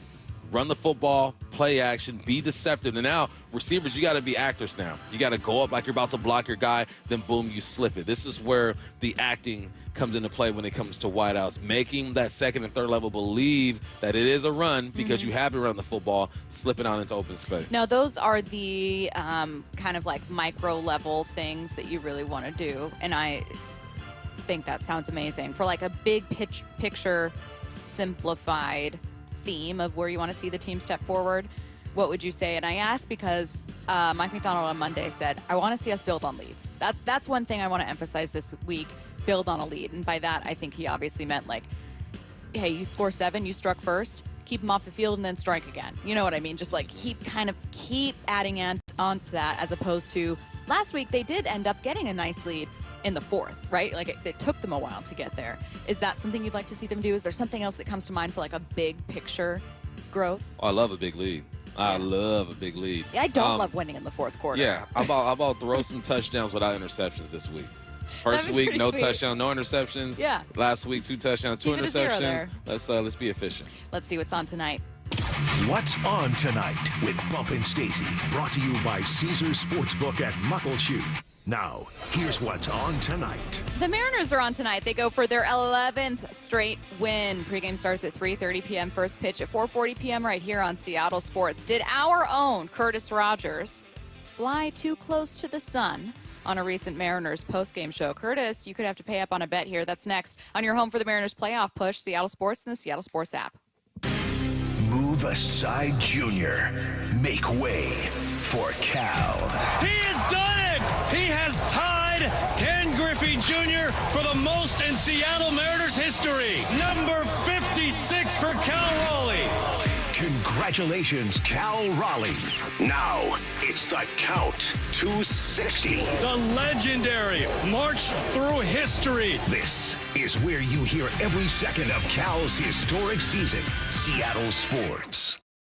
Everyone wants to get the best deal they can when they buy a car. But what about when you want to sell your car? Of course, you want to get the most money possible, but how can you get the most you can without selling it yourself? Well, that's where my friends at Wayscar Ford in Auburn step in. Not only will they buy your car today, but that's just the beginning, because once they resell your old car, they send you another check for 50% of the profit of the sale of your old car. Seriously, they've already given back over $800,000 to customers. It's such a great offer, and I know exactly what you're thinking.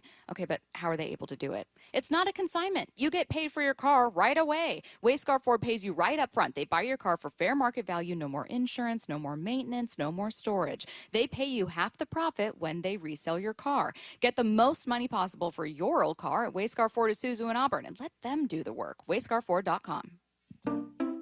We just want to have enough money for retirement. And travel to visit our grandchildren. I understand. That's why at Fisher Investments, we start by getting to know each other, so I can learn about your family, lifestyle, goals, and needs, allowing us to tailor your portfolio.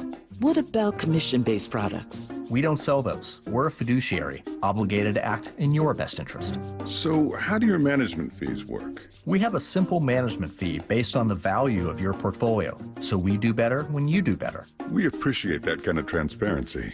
We also check in with you regularly to keep you up to date on the markets and your portfolio. What other services do you offer? As a client, you have access to resources on investing, financial planning, estate planning, Social Security, Medicare, and more. Wow, it sounds like Fisher Investments has everything we need. At Fisher Investments, we're clearly different. Learn more at FisherInvestments.com. Investing in securities involves the risk of loss.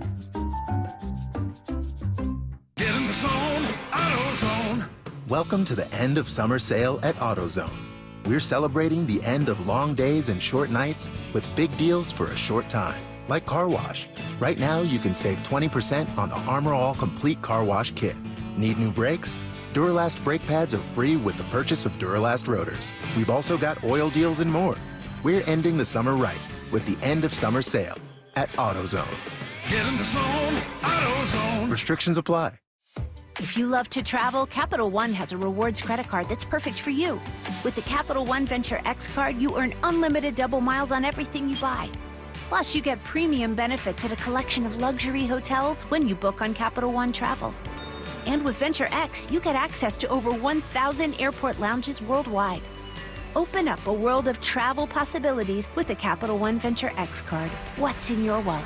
Terms apply. Lounge access is subject to change. See CapitalOne.com for details. Temperatures are dropping, but you don't have to settle for a chilly home this winter. Keep cozy and safe with energy-saving products during Washington Energy's home heating sale on now. Upgrading your home is as easy as $1,000, $2,000, $3,000 off. Take $1,000 off furnaces, fireplaces, and water heaters. $2,000 off high-efficiency heat pump systems. And $3,000 off whole home generators and ductless mini splits. Plus, free financing. Washington Energy Services, your expert resource for affordable home comfort. Call for a free estimate. This is for all you guys on Viagra. ED pills are no longer needed. The brutal side effects like 4-hour headaches, blurred vision, and that flush feeling can all be put behind you with our treatment. Here at West Coast Men's Health, we have a better approach to ED. Acoustic wave therapy creates blood flow circulation by safely removing the plaque in your arteries and restoring function naturally. Guys, let me be clear. Pills will never fix your problem. Our equipment is the latest technology, and our medical staff is the best in the industry. So give West Coast Men's Health a call today. Speak with our clinic manager. Ask him any question you like, how it works, the science behind it, and even the cost. If you suffer from ED or Peyronie's disease, give West Coast Men's Health a call today. It's not just about better health. It's about a better life. With clinics in Redmond and Tacoma, call 206-519-6541. That's 206-519-6541. Online at westcoastmenshealth.com. For over 113 years, Pacific Lamp and Supply Company has been your #1 lighting specialist in Washington, from the Space Needle in Seattle all the way to the Riverwalk in Spokane. With the largest lighting inventory in Washington, Pacific Lamp's knowledgeable and experienced staff can assist with any lighting issue, including intricate lighting and control designs. Plus, they work with all utilities in Washington to get you the best available lighting rebates. Pacific Lamp and Supply Company, Washington's lighting experts since 1912. Visit pacificlamp.com. Have you tried the dining district at the Bellevue Collection? Grab lunch with friends, meet up for happy hour, and stay for dinner and beyond. You can sample international flavors and local favorites from talented chefs. Try a new cocktail on a rooftop bar or watch the game with friends. And explore the lively nightlife scene. The Dining District at the Bellevue Collection, where your taste adventure begins. Learn more at BellevueCollection.com/dining district. This is The Timeline with Bump and Stacy. Brought to you by 1-800-DUI-AWAY. I love this story to start the timeline. Did our own Curtis Rogers fly too close to the sun on a recent Mariners post-game show? It's feeling like it. So we're going to go to cut 8 here. Back on September 8th, after the Mariners had won at that time just their 3rd game in a row, Curtis had this exchange with Gary and Angie. Curtis, this was a very fun game tonight. The Mariners now won 3 in a row. I think that's a streak. You promised to go mustache after the 3rd consecutive win. I thought that's what you said in pregame show. I didn't promise any such thing.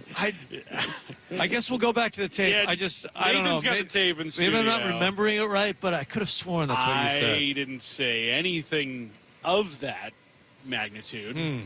If they win 13 in a row, we'll go mustache, all right? Yes. I've never wanted that winning streak so much in my life. Yeah. Yes. So they rattle off 10 more in a row, you'll see a mustache. All right. Yeah. Let's go. I mean, they're so good at home right now. Exactly. So, I'd just be worried now. Don't send this audio to my wife, please. I just texted her that you promised. It's great. Well. How about we send the audio to the people? How about we do that? How about we send it to the hosts? That thing close. 7 wins later, buddy. 7 wins later, buddy, and you're looking at 3 more wins, and that beard is gone. The Mariners have only had 2 win streaks longer than the one they're on right now. I felt so safe in throwing the number 13 out there. This is an impossible number to reach. This is hubris. The team's been around, for what? I think next year is the Mariners' 50th anniversary, or in 2 years, so like 48 years. And what better way to ring it in? They've only had 2 win streaks, longer than what they're done right now. I thought I was so safe. Curtis, have your kids ever seen you without your beard? No, they have not. I don't think that's going to freak them out. Britta's never seen me in person without a beard. Your wife has never seen you without a beard. When's the last time? Well, I guess this would have been much younger. I'm just trying to imagine you with a mustache. Yeah, I've never gone strictly mustache. How long does it take to grow a beard? Will this take you years to get back? No, it won't take me years to get back. It'll take me probably a couple weeks. But now, Bump. To his length, right now? You're kind of thick right now. Where I'm at right now, it'll probably take me like a month to get back to where I'm at. Yeah. But now, Bump, I'm you also pretty nervous. You also have some facial hair. Nah. You gonna join Curtis on this one? Negative. 13 wins, go for a mustache. A black dude with a cop mustache is the weirdest thing in the world to me. Well, what if it makes them win more? What if they get to 15 wins in a row? I ain't saying. Is that because you think they'll do it? I already don't have hair on my head. I'm not messing with this. I'm not messing with this. Consider that. You wear hats all the time. I'd forgotten how weird it would look if the only hair you had on your head was just a mustache. I'm good. What about 20 wins?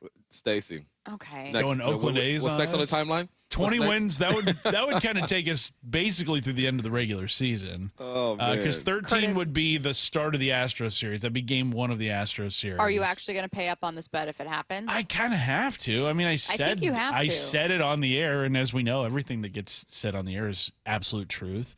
Oh, this is amazing. Yeah.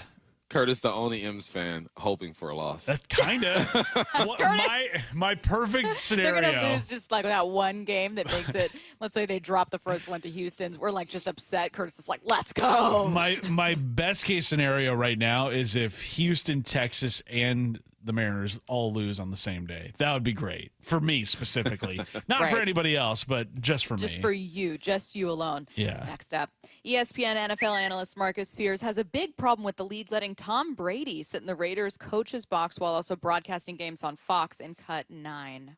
I hate it. It's abhorrent for me, for his job. I love it for his team. You 5% owner of the Las Vegas Raiders. Sit wherever the hell you want to sit at the game. If you want to be on the sideline with a headset on, go be on the sideline with a headset on. The Colts owner is. This should not happen with him being a commentator of NFL football games. It actually questions the integrity of the NFL. Now, teams have to be smart and not divulge information when he's on a call, because at some point the Raiders are going to play the teams that he's sitting in on these meetings. And I don't know if anybody knows, and you know this, there's information shared when you have these pre-production meetings for games.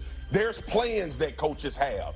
There's guys that they tell you to be on the lookout for how we'll use them. So I hate it from that standpoint, which is why the league tried to implement things prior to this becoming an issue with Tom Brady being part owner of the Las Vegas Raiders. Stephen A. So Jerry Jones go sit in on a Giants meeting because he about to call the game. Y'all good with it? No. So why are we? What's the difference? Does this challenge the integrity of the league? It does a bit, but I think Spears says something that's important. Like I have production meetings when I call college games, right? And depending on the relationship I have with the school and the head coaches, typically I know someone on that staff, they'll tell me a lot.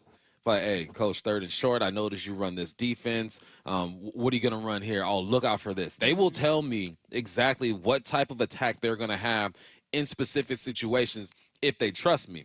Now, if I don't have a relationship with them, then they'll tell me something, but it won't go as deep as maybe a former Pac-12 school's head coach or DC would go into, because we know each other. Teams just have to be smart. You just don't tell Tom Brady all the stuff that you would typically tell a guy. It does change some things, because when Tom Brady is sitting up there in the booth with a headset on and he has influence, and Pete Carroll is saying how they talk to him, Chip Kelly saying how they talk to him, yeah, a team could give him something that they could use against him. So I think it's more on the team providing the information. Just be smart with it. Don't tell him the specifics, and just give him the stories that he wants to talk about. I was listening to Yahoo Sports, so we're talking about this, and it was an interview with Jory Epstein, who's a national NFL reporter, and she spoke with a bunch of people anonymously. I think it was like 10 or 11 people. And she was like, a little over half said definitively, yes, it's a problem. It's a conflict of interest, but they had different reasons for saying why it was a conflict. So for instance, a handful of people were like, yeah, it's a conflict of interest, but it's more so in information that he accumulates over time, maybe helping the Raiders, or maybe like they're following opponent the next week, right? Let's say he's on the call for a Dallas game and then the Raiders end up playing the Cowboys, and it's less about him making in-game adjustments because he has a headphone. Like, that's not happening. Then there was another group of people that said, well, Tom Brady already lives by kind of a separate set of rules for the NFL, and the NFL maybe clearly has determined that the benefit of the insight Brady offers is greater than whatever knowledge he might get through this kind of thing, but that it's silly to expect that Tom Brady, formerly with the Patriots, who notoriously would do everything they possibly could to find an advantage, wouldn't use some of this to his advantage. Of course he will. Like, I think that you're being a little naive if you think Tom Brady won't use this information to benefit the Raiders. Tom Brady's the code. exception to the rule, though. Tom Brady, like the NFL, low-key owes Tom Brady. Tom Brady carried this game for so long. So they're going to allow him to move differently and allow him to be in these production meetings. But the teams can control what they tell him. And let's not act like Tom Brady doesn't have access.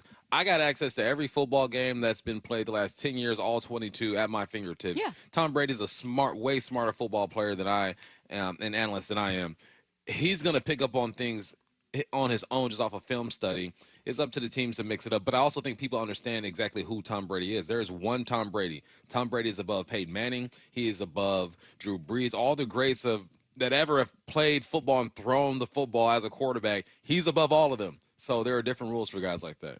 Next up, ESPN New York radio host Don LaGreca thinks the fix is in already for the Chiefs in their Week 3 game against the Giants, cut 10. The league won't allow it. I'm just going to throw it out there. The NFL is not going to allow the Chiefs to start 0-3. There's too much on the line. I'm sorry. Call me a conspiracy theorist. I will. ESPN can fire me.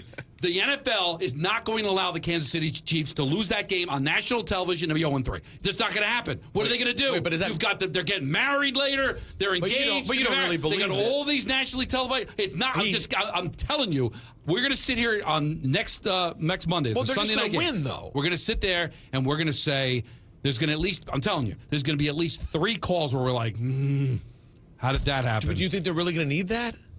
Probably not. I'm just telling you, on top of the Giants not being good, the league just won't allow it. That's I'm like, look, honestly, people, rise up.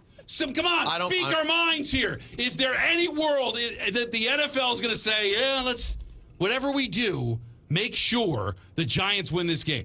The Chiefs are not going 0-3. They will not allow it.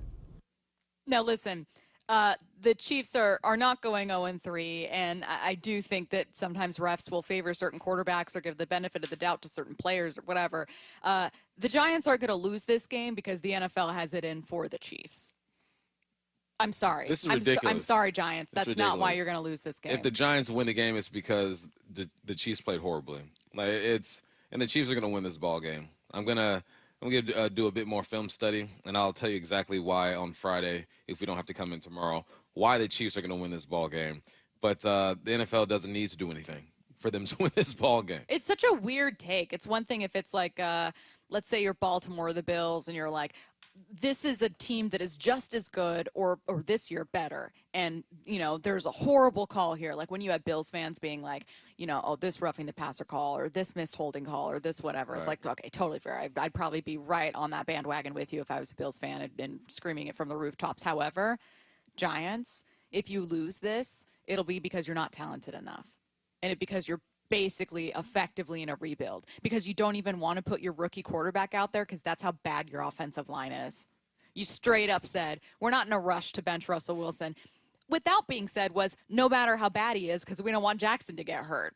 You're telling me that's the team that's going to have like the fix in to let the Chiefs win? If the Giants beat the Chiefs, they played a tremendous game. Yeah, and good for them. Yeah.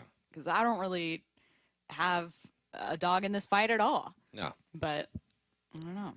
Well, hey, speaking of football, we got a preview, a big one coming up this weekend for Washington and Washington State. It's UW Wednesday, CW Sports college football analyst Nigel Burton joins us next. That feeling, that sensation we're all feeling right now, that's playoff fever.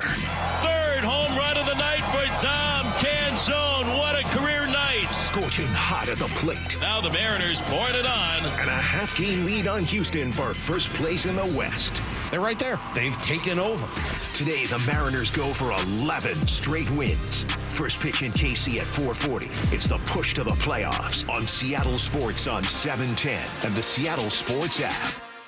Free consultations, no fee guarantees, 5-star reviews. J.P. Pendergast with Pendergast Law explains the importance of going beyond these familiar offerings. Accident victims want an attorney, Tom, that satisfies their needs. Someone who handles those needs with the highest degree of care. Pendergast Law offers the no-fee guarantees and free consultations, but these only scratch the surface. Okay, explain more. We make sure that every member of our team is genuinely passionate about helping others. Customer service and communication are our top priority. It's how we take care of our clients so they always feel one step ahead of the insurance companies.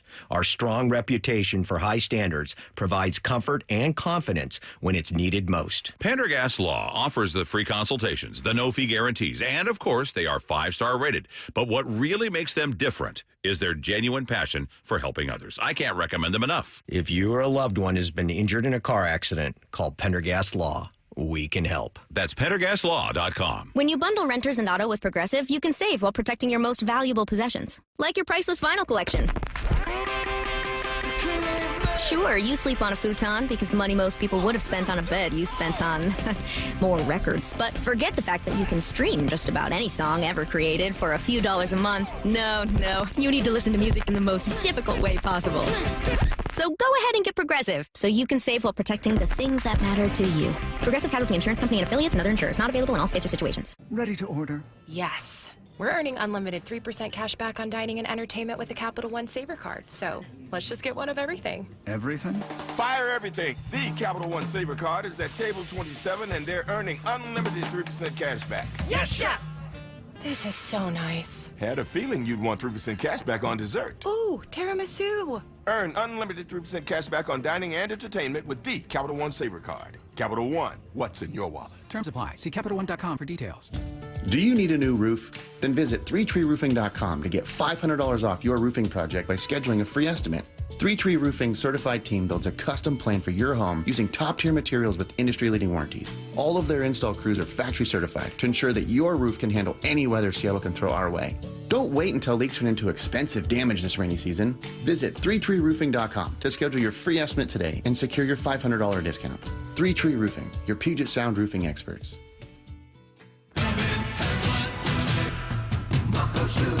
Start having fun. Caesar Sportsbook at Muckleshoot Casino Resort is your #1 place to eat, drink, watch, and have fun.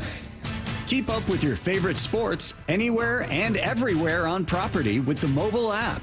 Visit muckleshootcasino.com today. Scan the QR code and let the play begin. Muckleshoot. 1-877 Cards for Kids. KARS Cards for Kids. Ready to get rid of that old car? Donate it to Cars for Kids. Call 1-877 Cars for Kids to reach a friendly live agent. Donation's super easy, and your car can be picked up as soon as tomorrow. Call us now, 1-877 Cars for Kids. 1-877 Cars for Kids. Donate your car today. Did you know you can donate real estate too? Ladies and gentlemen, this is for you too. Stubborn fat is really hard to get rid of, and then there's all those gimmicky lasers, fat freezing methods, and prescriptions. Imagine a simple solution that takes just one day and provides immediate noticeable results. Introducing ProSculpt. ProSculpt uses air-assisted technology that's safe and gentle yet powerful, delivering instant fat-reducing and skin-tightening results. Performed by board-certified plastic surgeons while fully awake, ProSculpt contours your body with minimal downtime. It's designed to target those problem areas: waistline, neck, face, arms, thighs. ProSculpt gently removes unwanted fat and tightens loose skin with FDA-cleared plasma technology, all in a simple, guaranteed one-day procedure.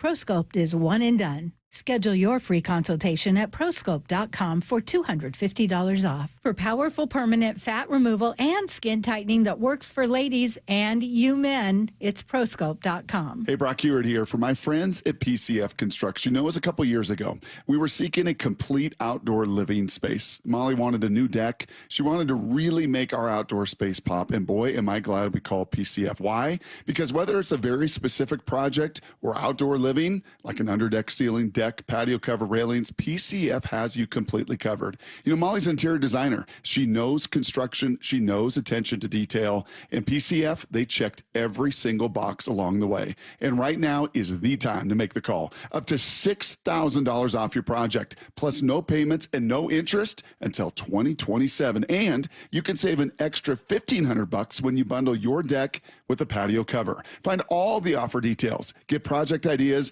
and browse photos at PCFgroup.com or simply call today at 425-629-8476. That's 425-629-8476, PCFgroup.com. Washington Wednesdays, presented by Star Rentals, preferred supplier to the West's best contractors. It is Washington Wednesday, and we have a big one to preview. Obviously, it's the Apple Cup, joined now by CW Sports college football analyst Nigel Burton on the Emerald Queen Casino Sportsbook Hotline. Nigel, how's it going? Hey, how are you guys doing? Fantastic. We've been giving each other a hard time all week, obviously taking opposing sides to this bet, and it mostly centers around Jonah Coleman, with me thinking he could get potentially 4 touchdowns here. I think I took 4 or more. I was feeling real optimistic. What kind of day could Jonah have here? I mean, that's strong. That's strong. I mean, I'll be honest. I was asking how you guys were doing. I was really talking to Bump. I'm going to be honest with you. Like, I didn't know if, I mean, not only what happened on Saturday, but then, I've never seen anybody tap dance as long as Bump had to when he had like the 2-hour weather delay on the CW. My man had some shoes going, man. I'm Fred Astaire, Sammy Davis Jr., all of them would have been proud of you on Saturday. 4 hours of radio every day will prepare you for that, Nige. You're ready for it. Facts. I give you that. Yeah. So, I mean, hey, 4 touchdowns. I love it. Strong take. Because, again, if I'm Jimmy Rogers, I'm trying to put 19 dudes in the box. Like, I know that's illegal. It's in the Palouse. They've been known to pull tricks like this in the past.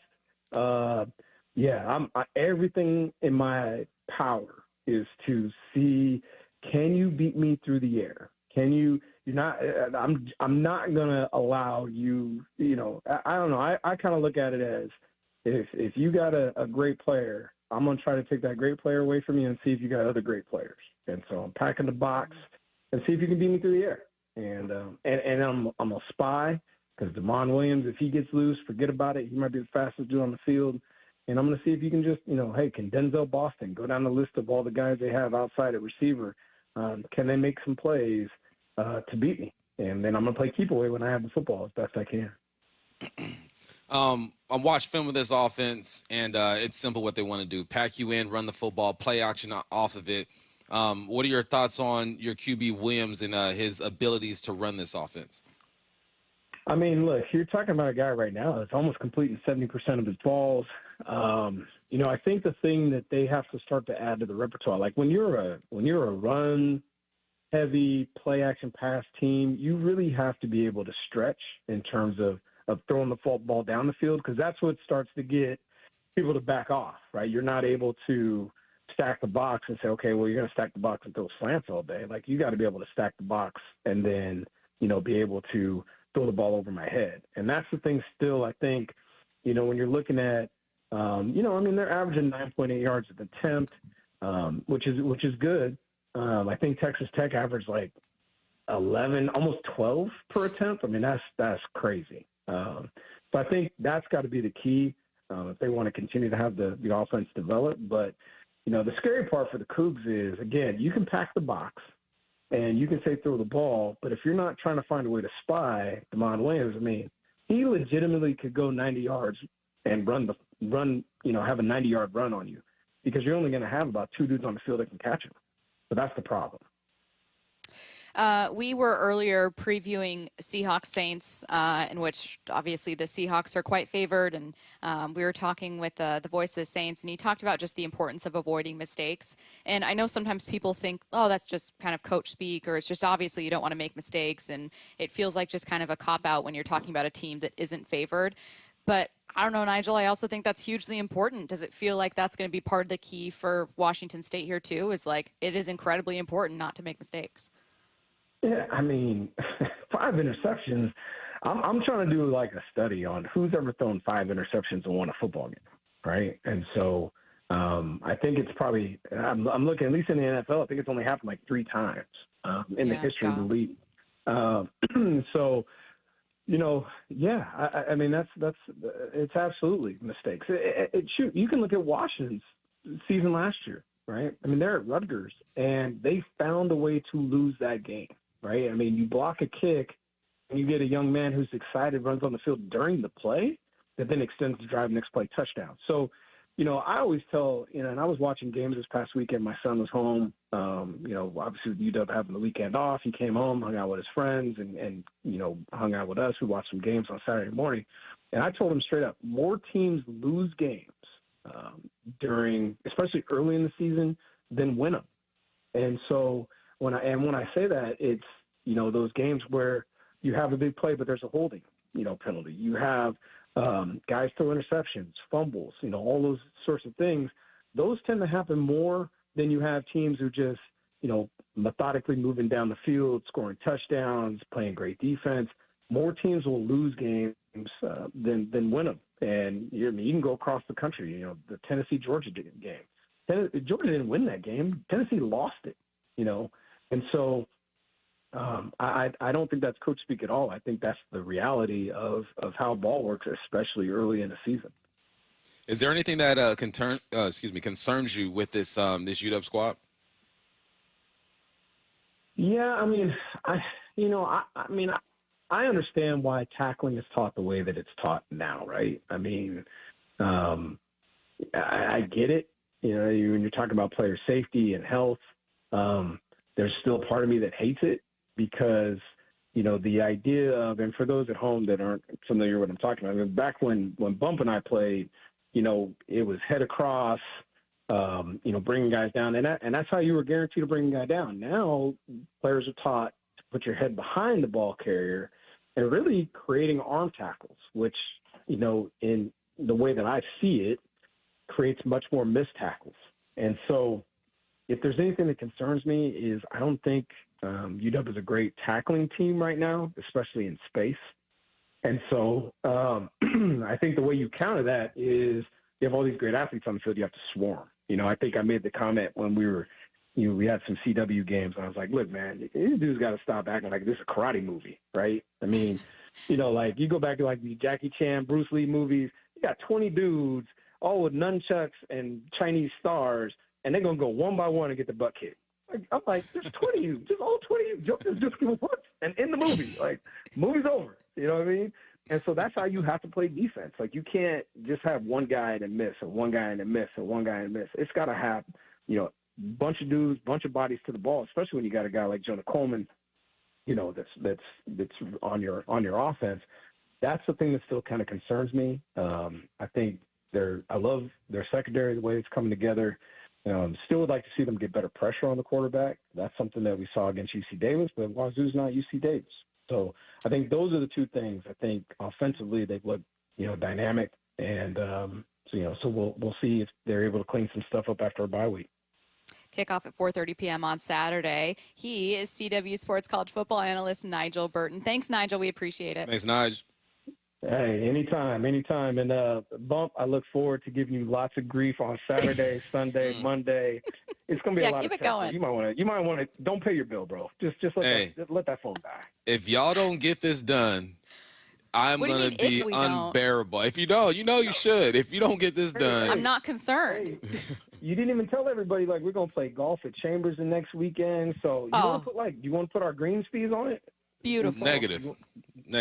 My man got zero confidence. Bump, I'm changing my bet to 5 touchdowns. Oh, man. Thank you, Nigel. All right, Nigel. See you guys. Bye. All right, 2-hour preview for Week 3 against the Saints. The Huddle's coming your way next. Move aside, Junior. Make way for Cal. He has done it!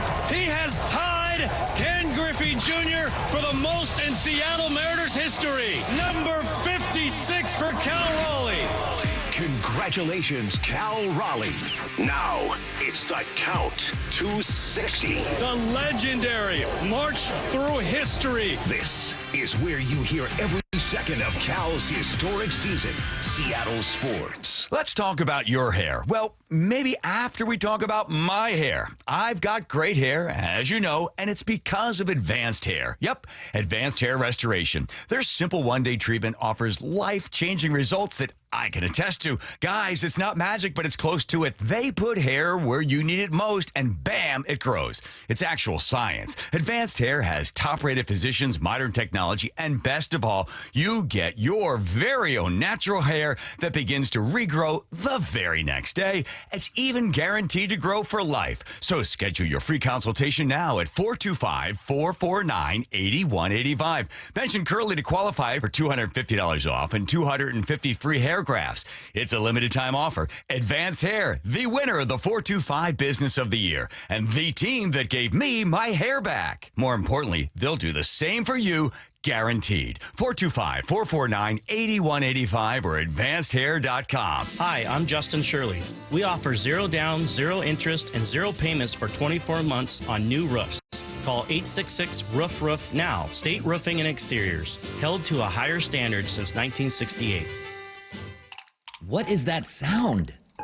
Ugh, that sounds like a plumbing sound. Luckily, there's a company that fixes all the plumbing sounds across Puget Sound. That's All Sound Plumbing. Puget Sound's plumbing experts. Have a sound? Visit allsoundplumbing.com. Luxury has arrived at Snoqualmie Casino and Hotel. The hotel is open and you can book now at snocasino.com. The destination spa, the expanded non-smoking gaming floor, the big 2,000-seat entertainment space and convention center, and yeah, the new restaurants, food venues as well. Effortless style and the utmost in relaxation. Go to snocasino.com to book. Seattle's closest is now Snoqualmie Casino and Hotel. It is that time of year. I cannot wait for the weather to get warm like it is now on consecutive days. That means I can break the motorcycle out, ride to work, ride all over the place, and I love it more than just about anything. But I also know that it's not a matter of if, but when you get in an accident, what are you going to do? Well, I'll tell you, when you're injured in a motorcycle crash, don't settle for firms that say they're motorcycle lawyers. Trust the ones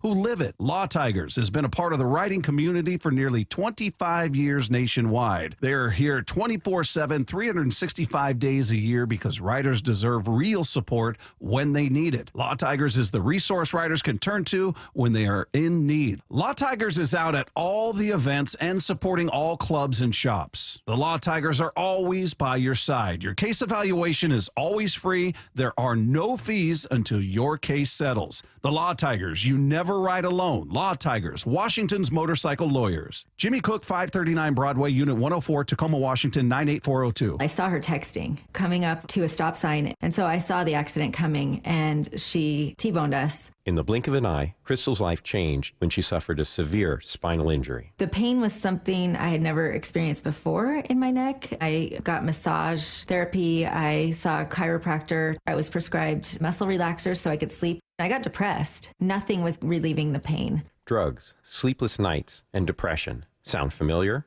I'm Dr. Mark Shelley, a chiropractic physician and board-certified functional neurologist. At Sound Pain Solutions, our treatments include high-dose laser combined with spinal decompression and other comprehensive therapies to rehabilitate damaged discs. We use treatments that are non-surgical, FDA-cleared, drug and pain-free. I was able to get off my pain medicines, and I was able to sleep through the night, and that was what I was desperate for. To learn if you're a candidate for our treatment, call us. Sound Pain Solutions. 855-996-0025 or click soundpainsolutions.com. When your outside matches how you feel on the inside, that's kindness. And so I think that is the one thing that the Lee Johnson Auto family encourages us, is to be like really authentic and really be intentional in how we treat our customers and how we treat each other. To have a good company, have a good culture, have a good crew that takes care of your customer base, you have to take care of your crew. You can't have miserable people and expect them to give a customer a good experience. Walking in here, meeting some of the employees already before I was even hired on, welcoming me in, gave me a good indication what this company was all about. So if I were to make an hour and a half drive here and to have fun here for 8 to 9 hours a day versus if it's the other way around, then I'll take it. It's not a script. It's a belief. The LJ Way is the Lee Johnson Auto family.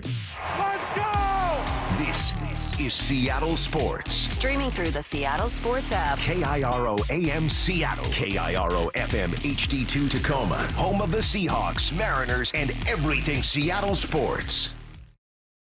This is The Huddle. The handoff inside. He's Shusterman. He's going to go. Touchdown, Seahawks. Exclusively on Seattle Sports on 710, Seattle Sports on YouTube, and the Seattle Sports app with hosts Michael Bumpus, Stacy Rost, and Dave Wyman. You don't think it. You go get it. Time to go inside The Huddle. You are listening to The Huddle with Dave Wyman, Stacy Rost, and Michael Bumpus. And guys, we have a win to talk about this time after week 2, 31-17 over the Pittsburgh Steelers. Heading back home to take on the Saints before we start this preview. I figured we'd break this up into why they won, what we liked, what we're wondering. Let's start with why they won. Wyman, why'd the Seahawks win this one? I really liked what the D-line did. I thought they controlled the line of scrimmage, and then you got guys like Murphy, who finally got some numbers. I mean, I think he had a half a sack his rookie year, got 1.5 sacks in this one, tackle for loss. He's got some quarterback hits there. Same thing with Jay Reed, I thought, and Leonard Williams. When I went back through the game on the way home on the plane, I was looking at, the D-line, and they did so much more than really their stats reflected. So, yeah, I thought that was number one. I mean, there's a lot on offense to like and everything, but I thought they controlled the line of scrimmage defensively. Bump, what about you? Why'd they win? Why? Offense. Ran the football at a high clip, tried the outside zone, the toss wasn't working, and Kubiak adjusted, went right downhill to inside zone. That worked for you. You got Oots, which Wyman broke down on his Chalk Talk, his 101, Football 101, broke down. He said, you got Oots. Linebackers flying around everywhere. You have the play action that was there. The offense just seemed more complete than it did the week before, and the adjustments that were made were crucial. So it was a nice flow. More complete and more complimentary too. Are we going to roll with that? You got Oots. Got Oots. I think we're going to see it's that. Not bad. Yeah. Taking Oots back. No, I'll workshop it. Okay. I'll come back to you guys. I got to go into rhyme zone. What do we like from this one? I know we talked about what we want, so this might be a similar answer, but was there a specific moment, maybe a player, something where you think, I loved seeing this and I want more of it? I think the recovery for a touchdown in the end zone, because if you look at from the end zone, everybody on the Seahawk team knew. And I don't think anybody did on Pittsburgh's side. Certainly not Caleb Johnson, unfortunately. Yeah, and I heard that Tomlin was like, hey, we practice that every day, and we know, and this and that. But, I was a little concerned that George was going to, he was going to fumble it. I thought, maybe go and pick it up or whatever, but he got the job done. And, like I said, I thought it was very heads-up play by them. And, a lot of people didn't know what the rule was on that. I admit I thought it was just because I thought you have to touch it too, but that's not the case. So everybody was dialed in on that, and it just shows a really well-coached team. Bump, one thing that stuck with me after this one thing I liked personally was being able to spread the ball around. I mean, last time on the huddle, the three of us talked about who's joining the JSN show. This time, not only did multiple other people, but some people got to the JSN show first. Cooper Kupp with the first target of the game. Yeah, Coop had, 7 for 90 yards, a big third down catch. You had Arroyo with a big play, 24-yard gain. A.J. Barner with 2 touchdowns, 1 touchdown, 2 catches, a big catch on third down. You have Torrey Horton with 2 catches for 32 yards, a 21-yard touchdown. That's how you spread the love right there. But it all opens up because of the run, because you got eyes in the backfield. And what that does, it creates more space, right? Because if they're playing a zone and I'm a wide out, I'm running across the field, I'm running corners or whatnot, as soon as the quarterback reaches his arm out and shows the play action, eyes get in the backfield because everyone wants to be a tackler. Even the safety, who's supposed to be deeper than the deepest, sees that ball being extended and thinks, I want to go and make the play. And all I need as a receiver is a half false step from you, and I got you. So with the run getting going, it allows the receivers to influence the defenders a bit more with their movements. Let me ask you a question real quick. I've always, sort of fought back on people saying you don't have to have a run game in order to run play action pass. I disagree with that. I feel like you have to have a run game. You have to have one that's legit because, like you said, otherwise guys aren't going to bite up on it because they don't honor your run. So I mean, to me, I don't know. I don't buy that. No, what about you? I agree 100%. Like, you got to have at least 2 to 3 explosive plays or the deception of explosive plays in the run. Because you're right, if you're able to drop 7 and your front 4 are just eating up the offensive line and then getting in the backfield, linebackers are like, look, I don't have to. They're going to keep me clean. I don't have to commit to that right now. So, yeah, no, I agree 100%, man. You don't have to rush for $150. But you got to have at least 2 to 3 explosive plays to keep these guys honest. Do you think that went hand in hand, some of that critique? Because we've heard that a million times, and that was especially prevalent during this let Russ cook era. And it's not even just in Seattle. All around football, people were like, are running backs even valuable?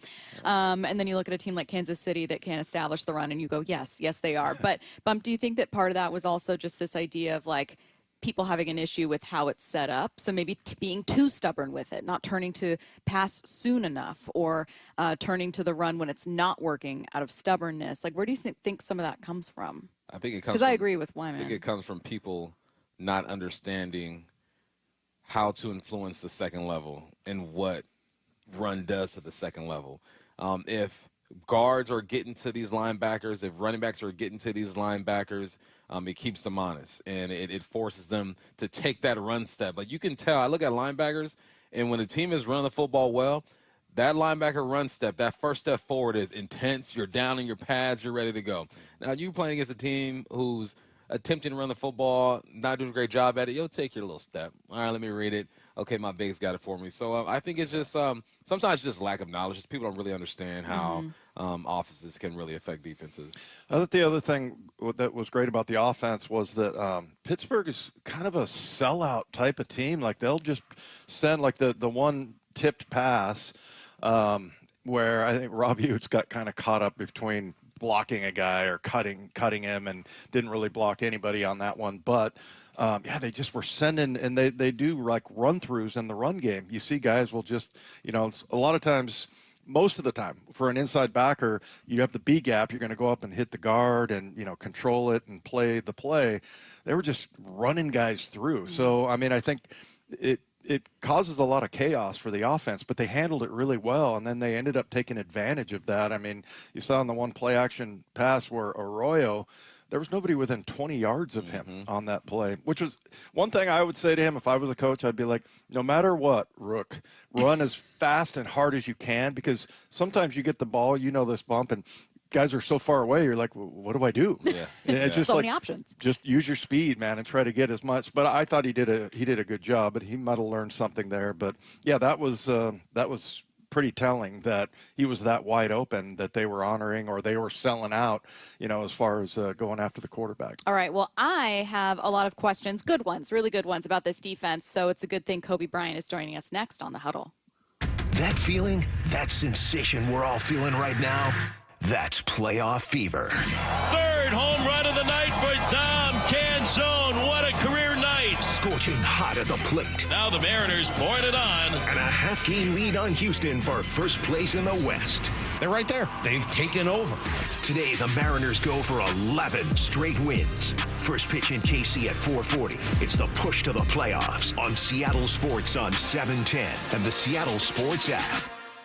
You're listening to Leaf Filter Radio, and the guru of gutter protection himself, Chris Coonahan, is here to take your most pressing leaf-related questions. Hey, everybody, Chris here. I understand we have Ron on the line. Ron, where are you calling from? Uh-oh.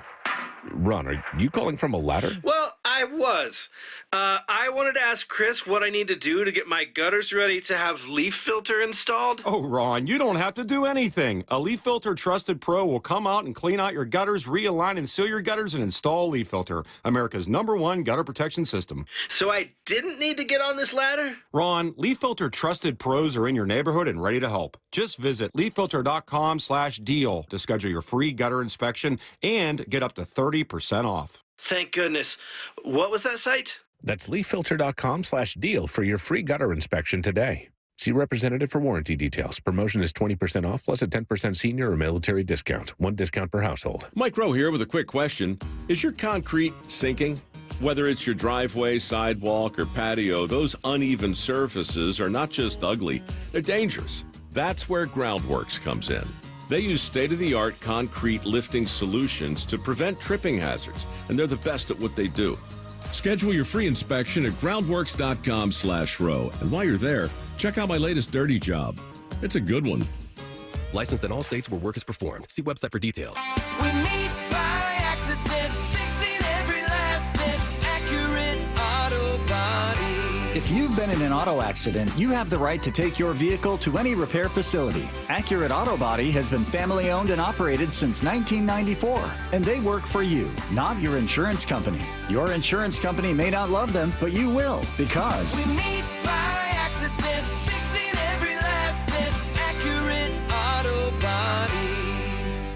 Luxury has arrived at Snoqualmie Casino and Hotel. The hotel is open and you can book now at snocasino.com. The destination spa, the expanded non-smoking gaming floor, the big 2,000-seat entertainment space and convention center, and yeah, the new restaurants, food venues as well. Effortless style and the utmost in relaxation. Go to snocasino.com to book. Seattle's closest is now Snoqualmie Casino and Hotel. When it comes to the security of your business, doubts can creep in about who you're trusting to protect it.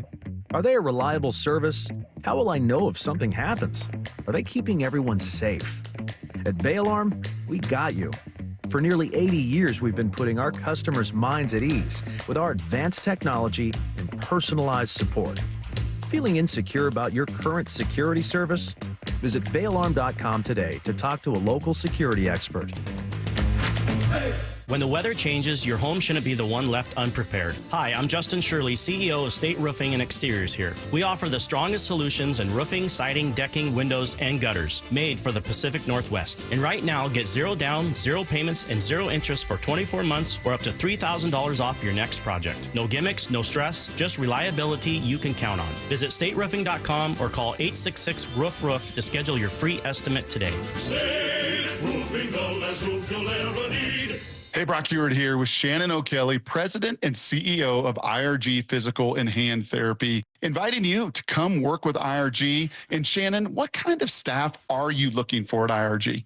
Brock, we're looking for all kinds of clinical staff, physical therapists, occupational therapists, athletic trainers, certified occupational therapy technicians, physical therapy assistants, you name it on the clinical side, we are looking for those folks. But we are really looking for folks that want to come to an organization that want to be part of our culture and change the culture and work with us to provide the best care and service we can to our patients, our team, and our community. So those clinical people out there, we're looking for you. We also provide advanced certification. We want to provide you mentorship. We want you to grow personally and professionally here at IRG. And with over 40 clinics throughout the Pacific Northwest, you've got the opportunity to work in the city you want. Just head over to irgpt.com/careers. That's irgpt.com/careers. The ballpark is rocking like 2001. Let us clear up your allergies so you can enjoy more of each game. Hey, it's Dr. Ryan Stern of the Stern Sinus Center. Let us fix your ear, nose, and throat problems. Let's make your congestion, sinusitis, snoring, and allergies a non-issue. We can diagnose and treat everything from allergy testing and treatments to modern nasal breathing procedures to advanced balloon sinuplasty. Come and see us in Federal Way in Auburn or at sternsinus.com. That's sternsinus.com. Back to the huddle, only on the home of the Seahawks, Seattle Sports.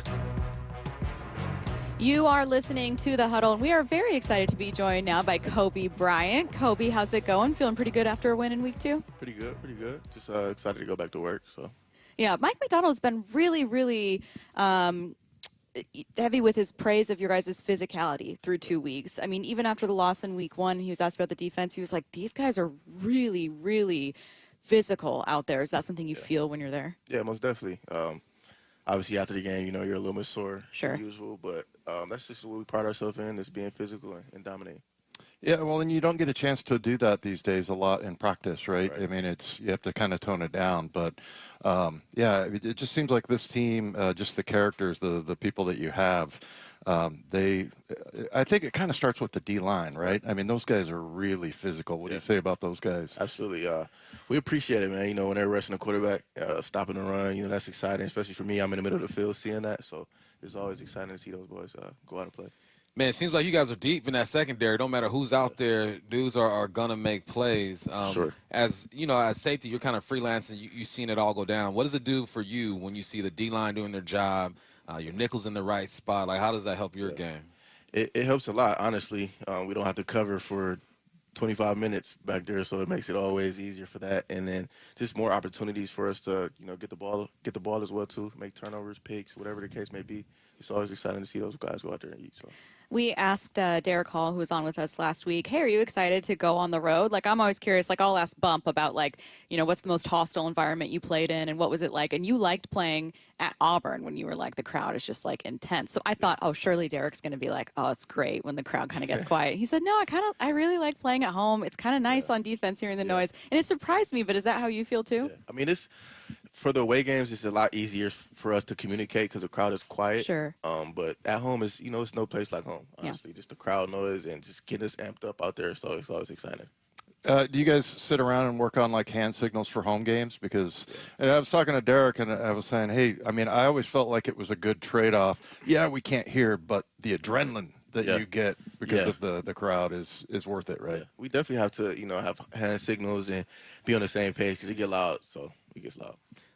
What's it like for you? Because you're young enough to where you're going to play against guys that you saw balling when you were in high school and in college. And the first name I look at is Alvin Kamara. That's a name that most of us try to get on our fantasy football team. Watching him for a while. What's that like for you going up against somebody like you watched playing growing up? Yeah. I mean, obviously he's an elite running back. It's exciting, just that's what the dreams is for the NFL, just to go out and play against those guys. So it's always fun. Did you used to play fantasy football? I never. Oh, okay. Never. I was gonna ask if you'd ever, don't now, but I was gonna ask if you'd ever played before and seen one of those guys and been like, dang, you won me my league one year. No, never. I feel bad tackling you, but I had to do it. Right. Yeah. When I was playing, I had a buddy who was into fantasy football, and he asked me all these questions because, I was in the league, and he lost the entire year. I was terrible at it. So, he was like, never again. You lost me my league. So what was it, you play against a guy like Aaron Rodgers. Like, a lot of people hate Aaron Rodgers, but I love watching him play. But, just tell us about, like, he looks like he could play another 5 years, right? Yeah, most definitely. We always respect his talent, his arm strength. And just like the leader he is for that team as well, too. It was exciting playing against him for the second year, too. So, a lot of people who watch football, they hear the Saints and think, oh, it's an easy game, just going to run all over them. No, this is the NFL. Like, there's six All-Americans over there. Right. Might not be the perfect mesh for this year, but this is still a good football team. What do you see from them offensively? Well, I mean, we always respect our opponents, but just the weapons they have on the outside. Obviously, they have a good quarterback, and then, like you said, with Kamara as well, too. Just a well-round team, and the record doesn't define who they are. So, like I said, we respect our team, the opponent always. So, a two-part question here.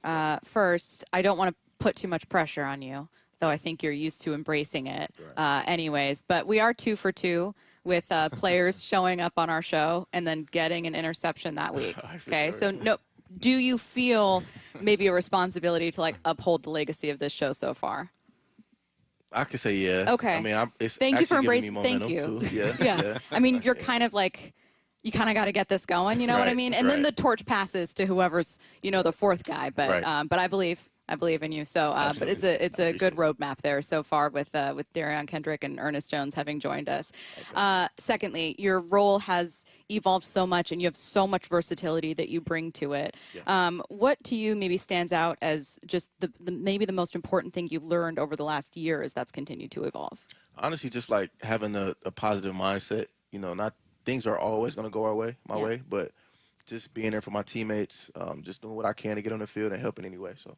Sometimes when you're looking at film, you're looking at the other defense a little bit as well. And I used to always look at guys that played my position or whatever. But when you look around the league, what would you say is different about the Mike Macdonald scheme and defense? Is there a way to put that in words, or is there anything that really stands out to you that's different? Yeah, honestly, the attention to detail, just how he's always on us.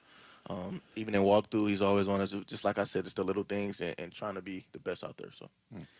What's it like for you when a young guy makes a play, like a Horton on offense and Arroyo? And I know Murph isn't a young guy, but he had probably the best game of his career. What's that like for you as a veteran? It's exciting, man. I was once a young guy making plays as well, too, and just seeing those guys take that extra step and contribute and make plays, that's always exciting. What's it like when that switch flips? Like, let's say you see a moment where Josh Jobe has a pick or Ernest has a pick, and it kind of takes a split second before you realize, oh, now we're blocking, now we're getting downfield. Yeah. Like, when the last time that happened, let's say, like, when did it flip? When did you realize? And then what's the mode you're in? Yeah, the coaches always get on us about, as soon as we get an interception, block immediately. Yeah. Because we're trying to get to the end zone. So once I see, Ernest or Jobe or whoever the case may be get the interception, we just got to instantly start blocking so they can get in the end zone. I think we're going to have Ty Okada, right? Mm-hmm. So one of your running mates there. Okay. Tell us something about him. Ty's extremely smart, man. He's confident in what he does, the playbook, and obviously he makes plays when he gets this opportunity too. Was there something about a dance that he did or something like that? He has to tell you that for himself. I can't, I don't know. You can't give him up? Yeah. Wait, how do we ask about it, though? How do we ask where we'll get the answer? Just ask him what's his favorite dance, his famous dance, His famous dance? Yeah, he'll show you. Wyman, that's all you. Okay. Can't wait.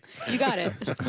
I've asked this question before with guys because I'm so jealous because when I played, we had to be suited and booted. Like, we could not just express ourselves with our clothes or whatnot. Yeah. How do you game plan for your game fit? Are you a planner or you just wake up and throw something on? It depends. Sometimes I could be a planner, but I'll call my dad who I look up to in the fashion world. So I'll call him, or it'll just be off the top of my head and I'll just be like, okay, I'm throwing this on. All right. You check with anybody? You take a picture or you just nah, check?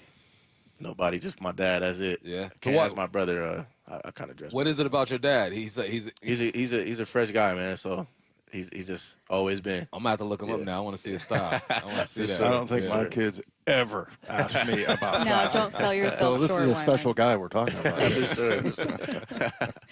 about. Mike Macdonald earlier this week said one thing that they want to focus on is extending leads, building on leads.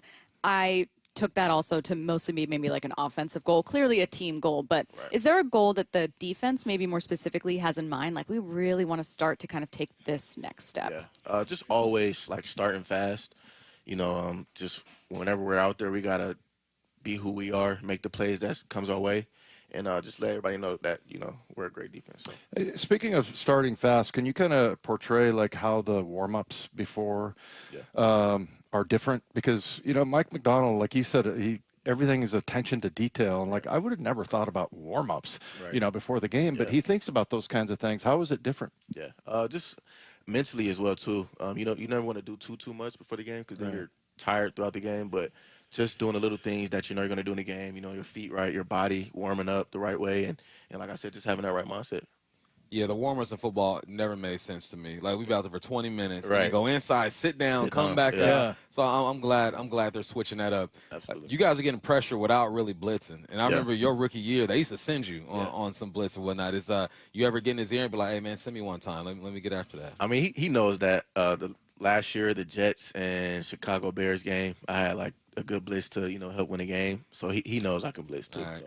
And then his film doesn't lie. So. Right. Yeah. All right, Coby Bryant with a chance to help us go 3 for 3, but I feel like we picked a pretty good one. We feel pretty confident. I'm sure that's the first thing Kobe's going to think about. I think it is. Oh, the guy. Kobe knows how to take the ball away. He knows what to do here. Sure. I think this is a great choice. I'm feeling pretty good about it. No pressure. Again, you know to embrace pressure anyways. He's cool as a cucumber right now. Sure. Thank you for joining us, Kobe. Ty you. Okada coming up next.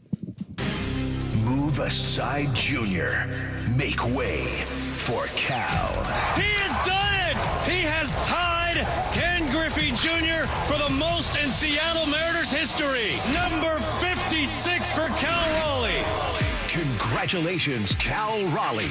Now, it's the Count to 60. The legendary march through history. This is where you hear every second of Cal's historic season. Seattle Sports. Get in the zone, AutoZone. Summer's almost over, but the heat is pressing on. If you've got battery trouble, stop by AutoZone for free battery testing.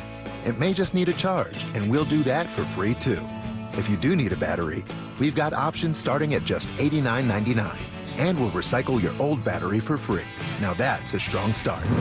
Don't miss the end of summer sale, now at AutoZone until September 22nd. Get in the zone, AutoZone. Restrictions apply. Wesley Financial Group is not a law firm, and Chuck McDowell definitely not an attorney. This is Chuck. If someone talked you into buying something really silly and you want to get out of that silly little thing, my advice, get the facts. Call me and I'll send you our timeshare exit kit absolutely free. Inside, you'll learn how timeshare works and all your options for cancellation. Call Wesley now for your free exit info kit. 800-486-9600. That's 800-486-9600. This might be the most surprising statistic I've shared in decades of doing local news. More than 75% of commuters will be involved in a car accident at some point.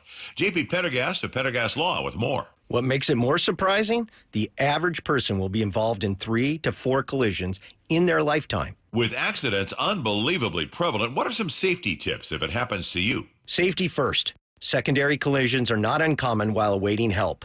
Turn on those hazards and remain in a safe place. If a bystander witnessed the accident, capture their information and encourage them to remain at the scene.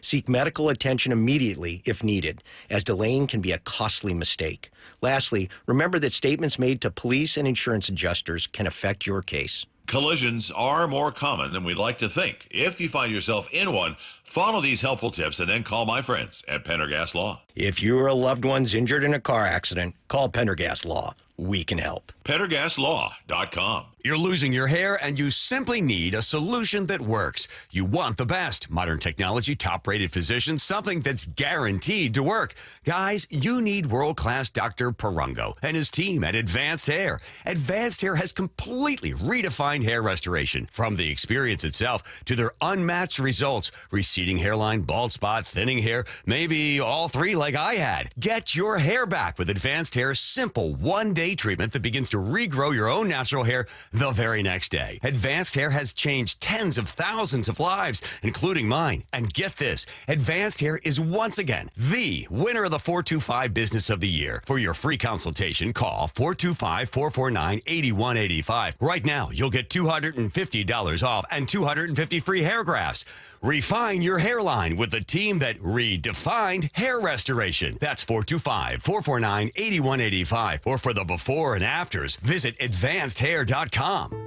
Hey everybody, it's Bob Stelton here, and if you have joint pain, this is going to interest you. Tonight at 6 p.m., Dr. Mark Wagner, MD, is having a free live webinar to talk about stem cell therapy. I'm really looking forward to this live webinar to educate on how using your own stem cells can be an extremely successful method to help regenerate native tissue in rotator cuffs, meniscus tears, and reduce pain in osteoarthritic joints. So what joints have you seen good success with? Shoulders, elbows, hips, knees, even wrists and ankles. And in this live webinar, we'll tell you all about the procedure, how simple and safe it is using your own stem cells, and how we determine if you're a candidate. Dr. Wagner has performed over 20,000 stem cell procedures. Are you in pain? Join the free live stem cell webinar tonight at 6 p.m. to learn about stem cell therapy with Dr. Mark Wagner, MD. Register at drmarkwagnermd.com. That's drmarkwagnermd.com. Hey man, gaining weight, dragging throughout the day, losing your drive? It could be your testosterone. The team at Revive Men's Health Washington gets men back on track with the energy and drive they've been missing. Meet Tyler, Revive Men's Health Director of Operations and witness to hundreds of success stories. I've seen guys come in worn out, discouraged, and just not themselves. A few months into treatment, they're standing taller, speaking with more confidence. It's like watching someone come back to life, like a light switch gets turned back on. And the spouse says, "Thank you, I really have my partner back, better than before." That's the moment it all clicks for me, and that's why I do what I do. Since 2011, Revive Men's Health has helped more than 120,000 men regain their energy and drive. Start your story today with an in-clinic visit or a secure video appointment. Call 206-529-1111 now to book your free testosterone test, exam, and consultation. That's 206-529-1111 or schedule anytime at revivemenshealth.com.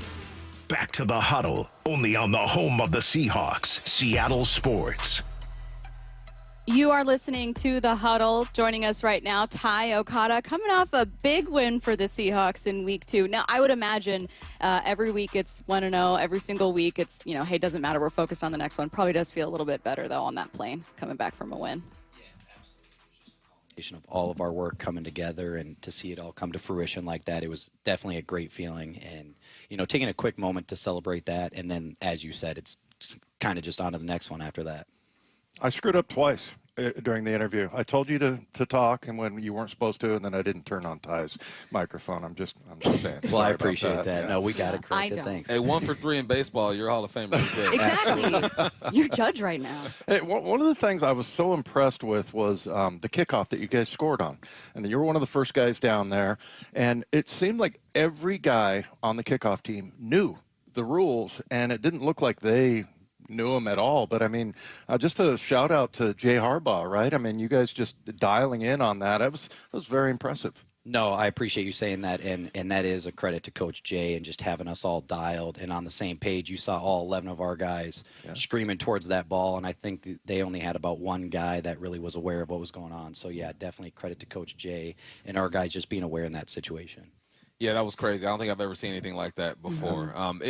I knew the rule, but I'm still like, all right, let me check, let me make sure. So the fact that you guys processed that so quickly and made it happen is great, man. And, I was an undrafted free agent myself, and, our opportunities don't always, aren't out there like that. But we have to stay ready. I was the guy on the sideline, like, I'm on my coach's hip. Like, whenever you need me, I'm here. Absolutely. What are you like when you're waiting for your chance to get out there and make some plays? Absolutely, just chomping at the bit. That exact same way, where I'm right next to my coaches, ready to be thrown in there at any moment. Also just, throughout the weeks, making sure I'm prepared for that moment as well, and approaching each week like I'm going to start that week, because you never know when your opportunity is going to come up, and you want to be able to take advantage of it when it comes. I know you probably move well past it, but the one-hand pick at Green Bay was filthy. There's no way I'm going to talk to you and not bring that up. What was your phone like after that game? I know all the boys was hitting you up after that. No, I do appreciate that. It's needless to say, I actually haven't gotten back to everybody, which is awesome, and I do appreciate all the love and support. But going forward from there, it was like, man, we gotta, it's on to week 1. But it was definitely a great feeling, and to just see all that love and support of a lot of work that went into that. You see the one play, but all the work that went into that game as a whole and how well we played on defense was a fantastic feeling.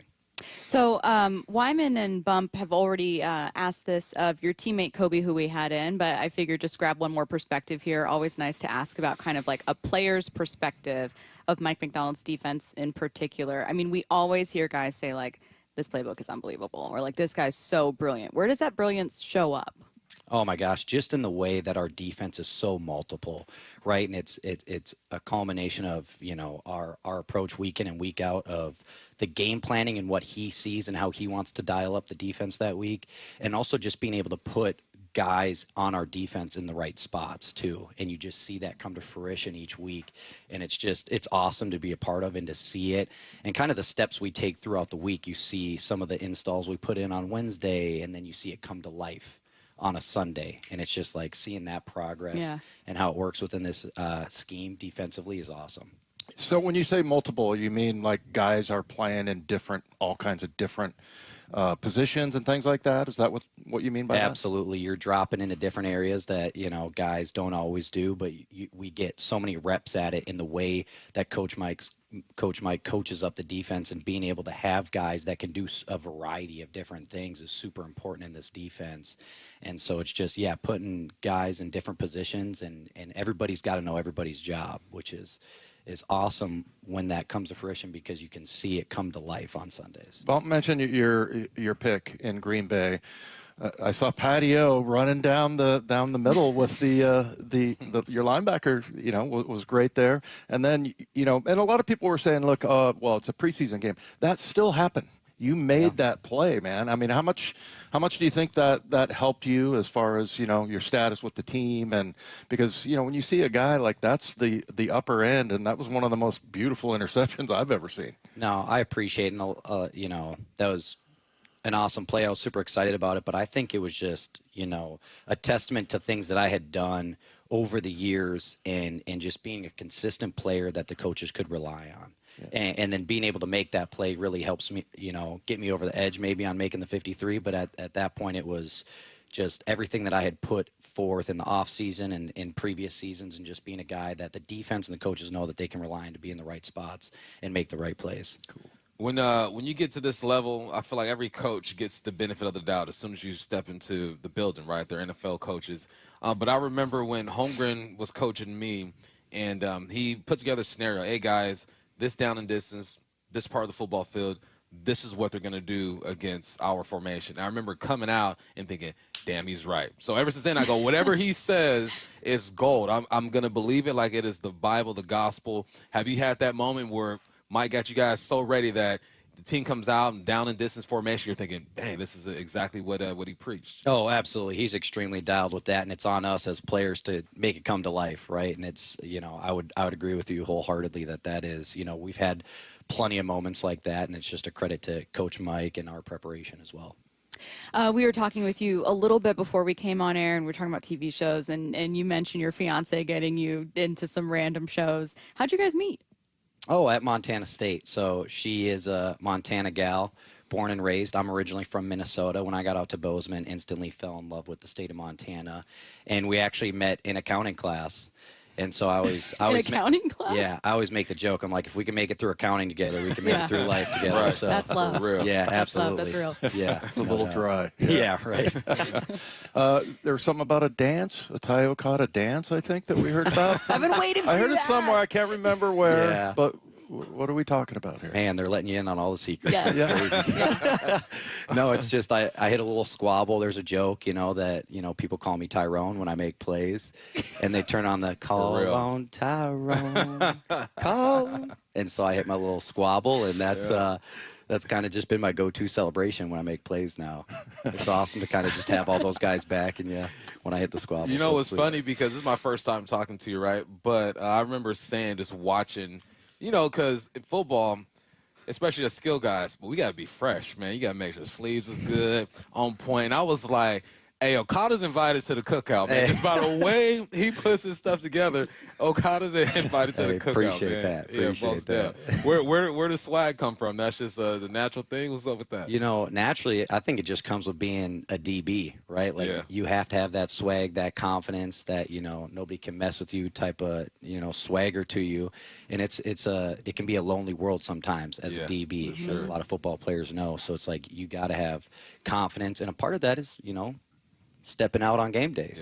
Yep. Feeling good, looking good. Absolutely. Is it acceptable to bring a Caesar salad to a cookout? Because Bump claims that I'm not allowed to go to the cookout. My other brother in the delegation here. Come on.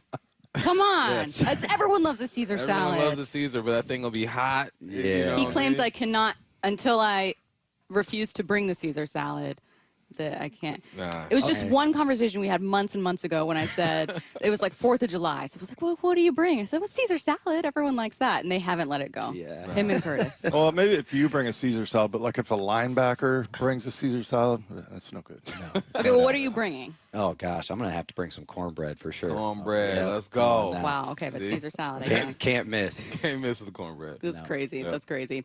Ty, we appreciate your time. You've been very generous. And again, you guys, Mike Macdonald has said this, week 1, week 2, just bringing a ton of energy and physicality on defense. And you may not see it, but we see texts from listeners all day at our jobs. And I think people are really excited about the direction this defense is moving in. Yep. So really cool stuff. And thank you for joining us. Yeah, appreciate y'all having me on. Thank you.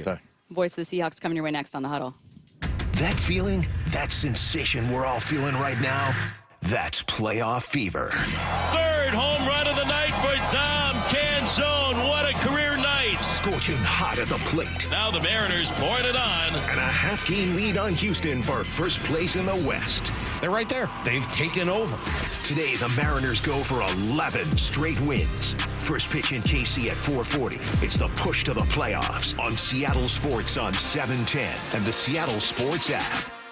It's G. Scott. School's back, and it's rally time. Time to rally around the campaign to keep kids healthy. Kids need fruits and veggies to grow strong and stay focused, but for families on tight budgets, that's not easy. Safeway and the Washington State Department of Health have teamed up and need your help. Every dollar you donate at Safeway checkout helps families in need. And with SNAP Produce Match, they get twice as much for the dollar. Next time you're at Safeway, please donate to keep kids healthy.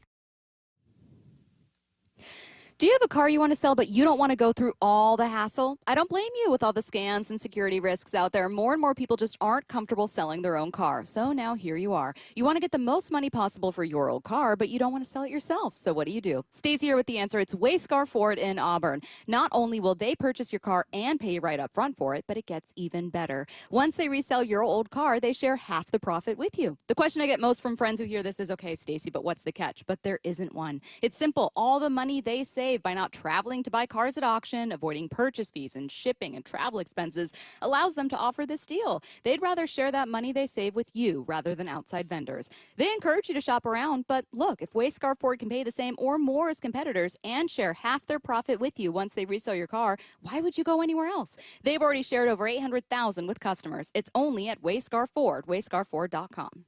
Step into Seahawks game day at the Pro Shop, where the roar of the 12s begins.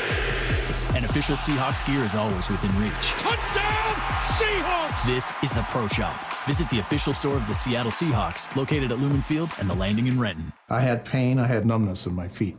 That pain and that numbness just got worse and worse and worse as time went on. This is Greg describing life with neuropathy. I went to 5 podiatrists, tried different treatments, tried different orthotics, tried different shoes, had cortisone shots in the tops and the bottoms of my feet. Saw a neurologist. All my medical doctors said, can't help you. Live with the pain. You're not going to be able to sleep. This is your life.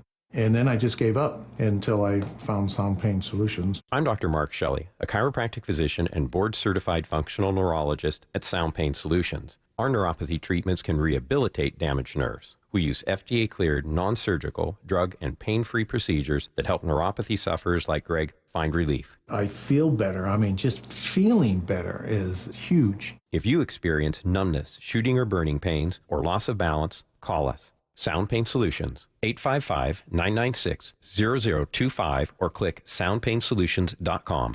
Tune in this Sunday when your Seattle Seahawks take on New Orleans.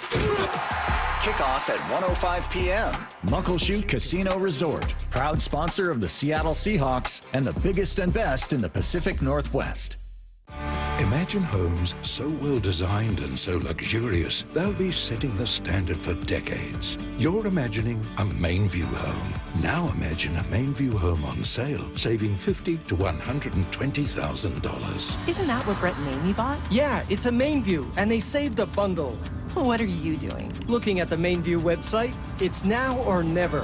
What's better than a Mainview home? A Mainview home on sale. Mainview communities across the Puget Sound. Back to the huddle, only on the home of the Seahawks, Seattle Sports. Welcome back to the world-famous Huddle. Michael Bumpus with Stacy Ross and Dave Wyman. We are joined now by the voice of the Seahawks, Raves. Raves, how we doing? Oh, Raves ain't even here yet. Oh, my goodness gracious. So let's vamp a little bit. I thought, I'm so used to doing the post-game show that Raves is usually online. But, yeah, let's vamp a little bit before Raves gets here. Hey, Stacy, how you doing? Yeah, Hey. Raible's lazy. No, he's not. Hardest working guy in show business. I would imagine so. You know what I was curious to ask Raves Wyman is, both of you obviously doing the broadcast together, kind of when you realized this one was put away. Like, was there a moment where you thought, oh, this is the game changer right here? Yeah, I think the recovery in the end zone, that was, I think, right as the fourth quarter started. And you're like, yeah, they're on top of it today. They really handled everything well, and everything that Pittsburgh threw at them. And like I said, when their defense, like they'll bring like the entire left side, and they did a good job of like handling all of that. And then you could just see that they were the better team when they recovered that kickoff. So I love that. That was, to me, just such a great sign, because baseball, I think, is that's the one sport where you have to like pay the most attention. And there's like this lull that goes on. It doesn't go like rapid fire, and so you have to really be dialed in.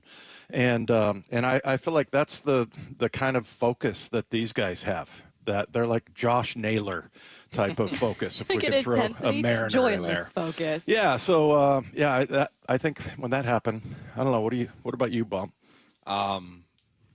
After the special teams touchdown, I felt moment. okay, but I'm like, I need the offense to get one more. I'm like, offense one more to put this thing away, just because they got Aaron Rodgers and DK, because they're one play away. I mean, Warren was a 65-yard reception that would have scored if Rick Willen wasn't on his horse. You know what DK is capable of, had a 73-yard touchdown last year. So I felt okay. I felt the same way I felt last night when the Mariners were up like 10-5 or something. Like, we should win this, but I would like some insurance. And then you get that bomb from Dom Canzone, and I felt better. So that was the final score and drive. Was okay, there's the bomb. Okay, now I can sit back and relax. Raibe's on his way over right now, so soon voice of the Seahawks will be joining us. It's funny because usually he walks really fast whenever we're like going down to do the pregame show. Oh, really? Like you're like, wait, what do you mean, faster than you? You guys both have long legs. Yeah, no, it's ridiculous. And this time, I guess, he decided to walk like I do. Slow. Well, he can take his time. I mean, I guess when you're Steve Raible, it's something certainly earned. And this time we kind of get both of you. You guys thought that you were done with each other. You thought you'd have a chance to wait until Sunday, until you had to sit with this guy again, Raible. And I'm sorry about that. But here you are next to Wyman once again. I asked Wyman when this game kind of felt like it turned, like when you could feel that the Seahawks were kind of seizing it. Wyman said it felt like the special teams moment. Bump said he needed just one more offensive score after that to feel pretty confident. What about you? It's tough. That's a good question. And it's tough for me to kind of go back and find a specific point where I thought that's where it turned. I think part of that is when you've been around a long time, you're never really feeling like it's over until until it's all zeros up there on the scoreboard. I mean, in the Super Bowl back in the Meadowlands, we were a mile ahead of the Broncos heading into the last few minutes of play. And my then broadcast partner, Warren Moon, was kind of sort of, hey, we got a great win here. And I was just so against saying that, we've won this game until there are nothing but zeros up there. So, you feel really good about a couple of big plays helping to turn things around. But we can do that, then so can they. And so those are the kinds of things that kind of concern me sometimes. You've seen too much. That's why you think that way, right? I mean, you've seen before where you're like, oh, okay, we got this one in the bag, and then all of a sudden. But well, and I'm sorry, against this team we're going to play this week, a couple of years ago in 2022 against the Saints, we finally get ahead of them, and Taysom Hill does some of these crazy things at the end of the game, and runs for 60 yards for a touchdown, throws another one, runs for 2 more. I mean, those are the kinds of things that come back to haunt you. We were talking about, when, what we thought was the best thing that happened just in general. And on the way back on the plane, I was watching the D-line.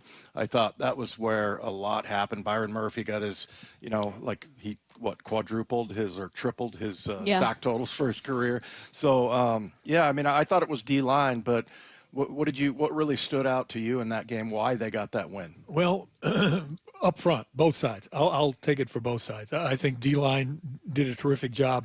What did the Steelers have, 72 yards rushing, something like that? Yep. And then we're able to put pressure on Rodgers. And then on the offensive side of things, I think Sam was sacked twice, I believe. But then again, he threw for almost 300 yards. Yeah. So he had time to get the ball out of his hands. More importantly, 117 yards rushing against Pittsburgh. we know, all of us know who have played in Pittsburgh before, how tough that place is to play, and just the reputation of the Steelers, especially on defense, being those, kind of hard, nose to the grindstone, blue collar kind of workers on defense. And we went in there and slapped a 31 burger on them. And I think those kinds of games, they come from great play up front on both sides of the ball. So I'll throw the offensive line a lot of credit too. Rays, I think one of the best things that happened so far in the first 2 weeks is that the first week you got Zach Charbonnet, who looks like he's RB1. Next week you got Ken Walker, who looks like he's RB1. There's enough carries to go around. How would you handle that situation? Well, I completely agree. In fact, Mike was just saying that's why I just came over from his presser, as well as a couple of the other players. And Mike was sort of asked that question. And he said, I'm a believer in you just don't have a single bell cow anymore. Mm-hmm. It's just too difficult. Yep. It's physically too demanding. But it's also great to have guys that are kind of a little bit counter to each other. They each do some really special things. And I think these two guys that we have, K9 and Charbonnet, that's that kind of mesh, that one guy is like just rocket-like explosive, foot in the ground, and can make you miss and can also run over you. And Charbonnet is just such a smooth runner. It looks like sometimes he's just gliding through there, breaks tackles when you don't think he can break tackles, good receiver out of the backfield, terrific blocker in the backfield to protect for his quarterback. So I think those two guys really complement each other well, and that's great because they're both going to see a lot of time, regardless of who's out there on the first play. As we've seen, they kind of start to even up the number of carries that they both get. This one is not about this past week, but maybe about the feeling of the team as a whole. You mentioned, on the plane ride back, and I was just thinking, God, you're around these guys and can kind of get a sense for that culture. When Pete Carroll came here, he was already a celebrity. Like, everyone knew Pete Carroll. He had won championships with USC. He may not have been the most popular person, would soon become a very popular Seattle face. But, I mean, my mom knew who Pete Carroll was. And he's a player-friendly guy. Like, you had no doubt that he could build a culture. When Mike Macdonald took over as head coach, one of my primary questions was, God, he is so smart. Seems like the smartest guy, but I wonder what that's going to be like. Like, what about this second half? And Rabes, we've talked with so many players, and they seem to have just this universal praise and respect. And that thing that I had questioned very clearly has an answer, which is, he can build it. And even though it's still being built up, I was wondering kind of this behind the scenes access you have, like what you feel from the team in terms of that. Well, I know they all respect him greatly. They all, think that he's just like crazy smart when it comes to defense. I get a great opportunity to talk to him twice a week, so I interview him twice a week. He's crazy smart about a lot of things. It's not just defense. It's how to handle people. It's how he goes about his daily work and understands that he, as the head coach, and his assistant coaches are also learning every day while they're teaching. And I think a lot of the players credit Mike with saying, hey, I think I know what our system should be, but I don't have every answer. And so I'm going to need you guys. I'm going to need the assistant coaches as well. Leo Williams was just talking about that. He said there was a play in the game against Pittsburgh where Mike calls a kind of a last-second shift in the defensive front. And Leo said, and he shifted me right into the play. Wow. It's as if he knew that play was coming. Well, he understands that, okay, tendencies, here's what they likely might do. So we make this shift over, and there's Leo standing right in the gap and waiting for it to happen. So that just comes with, brain power, sure. But the attention to detail, the way that he just dissects everything. And then he's also had a great history. He's come up under some great coaches, so he's learned a lot as well. And now he's imparting that on the young guys as well as all of us. And by the way, on the plane, the closeness, the culture, and all that. Dave and I were so far back in the plane this week. The don't flush metal objects was literally over our heads. That's where we were sitting on the plane. So it's not like we got close to a lot of the players. But on the team plane. Yes. Well, still pretty cool. That's. Was that? Could you recline your seat though? No. Or were you right up against the wall? Not very far. No. Well, we have a lot of people around us. It was a little. We usually get a little bit better seat, but it was a different plane coming back. We can't complain. No, I will never, ever complain. Real quick, Mike Macdonald, his sense of humor. I heard him at a press conference say, I've got an Austin Powers line here, I think, that it's inappropriate. Yeah. So I ended up talking to him. I was down getting coffee, and I was like, Coach, what was the... And I'm not going to say because... so it is not radio friendly. Because he didn't want it to be out there, but... I started laughing. I almost blew coffee out of my nose. And he has a great sense of humor. He's able to, because a lot of times people that are like highly intelligent sometimes are socially awkward. Yeah. And he is a guy that just is a great communicator. Yeah. You know, whether it's his sense of humor or just his directness. You know, that he's not going to mince words with guys, and I think they respect that. They do respect that. They really like this guy as a coach. And I heard. Guy that you know very well, George Dyer, who was a coach here for a number of years, defensive line coach. And I asked him that about, you know, how does that work with an assistant coach, and when do you know you're not getting through or getting through to players? And he told me, I think I told you this a long time ago, and he said, as long as a player thinks you can teach them something, they will listen to you. Yeah. But once they start thinking, listen, I've heard all this before, and I'm not hearing anything new, and it's not helping me get better at my job, that's when I stop listening. And that's when either you start to change the message, you get some people in to help you with a new message, or you find a roadmap and an apple and you go someplace else. He is the voice of the Seahawks. And speaking of Mike Macdonald, the latest from the head coach coming up next. Hawks Live. Touchdown! Presented by the Dining District at the Bellevue Collection. Thursday nights from 7 to 9 p.m. Live from Bellevue Square's center court. Come on by and join hosts Michael Bumpus and Paul Moyer and a different Seahawks player every week. This should be fun. Hawks Live. Thursday nights from 7 to 9 p.m. Exclusively on the home of the Seahawks. Seattle Sports on 710 and the Seattle Sports app. Start having fun. Caesar Sportsbook at Muckleshoot Casino Resort is your #1 place to eat, drink, watch, and have fun. Keep up with your favorite sports anywhere and everywhere on property with the mobile app. Visit muckleshootcasino.com today. Scan the QR code and let the play begin. Muckleshoot. Open enrollment for Medicare is coming up. Are you ready? Herb Weisbaum, the consumer man here. Get organized early with a Medicare Jumpstart Toolkit from the Insurance Commissioner's Sheba program. Order your free copy today at insurance.wa.gov.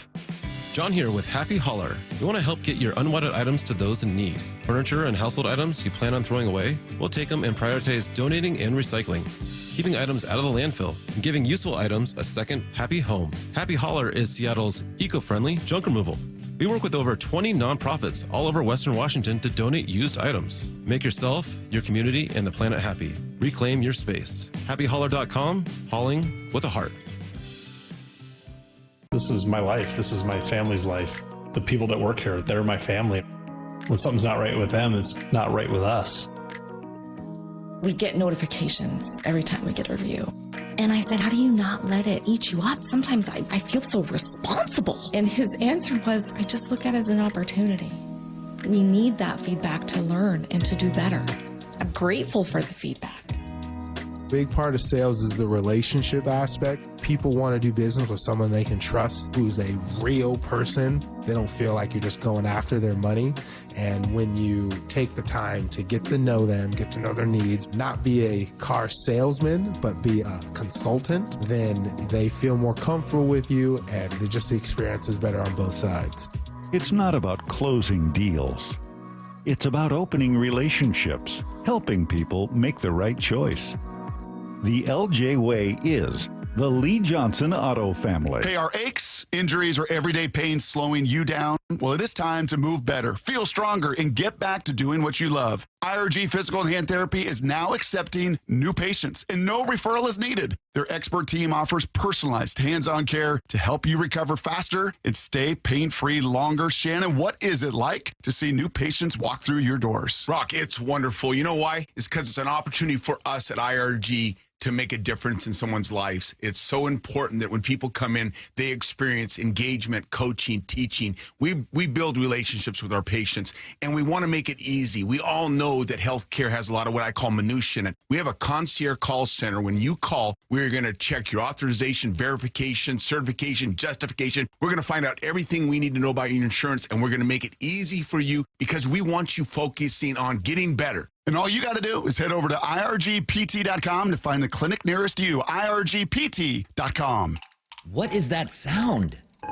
Ugh, that sounds like a plumbing sound. Luckily, there's a company that fixes all the plumbing sounds across Puget Sound. That's All Sound Plumbing. Puget Sound's plumbing experts. Have a sound? Visit allsoundplumbing.com. Endless hours of research, seeking referrals, dozens of calls. Hiring the right attorney can be a challenging process during an already difficult time. J.P. Pendergast with Pendergast Law explains. In Washington State, Tom, there are thousands of attorneys to choose from. Referrals and online research can be helpful, but discovering the right attorney requires a conversation. It can be hard to identify integrity and authenticity without that interaction. So, what do you recommend? We encourage anyone looking for personal injury representation to call for a free consultation with our team before making a decision simply based on referrals or online research. Accident victims need an attorney that listens, demonstrates honesty, and is genuinely understanding of their unique circumstances. The care, attention, and preparation that our firm provides throughout the case mirrors the effort involved when taking on the insurance companies. Save time and avoid mistakes after an injury. Contact the caring and compassionate team at Pendergast Law. If you or a loved one has been injured in a car accident, call Pendergast Law.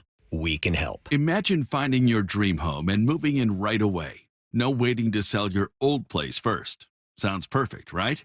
That's exactly what Orchard's Move First, Sell Later program lets you do. Buy your new home now and sell the old one later. Here's how it works.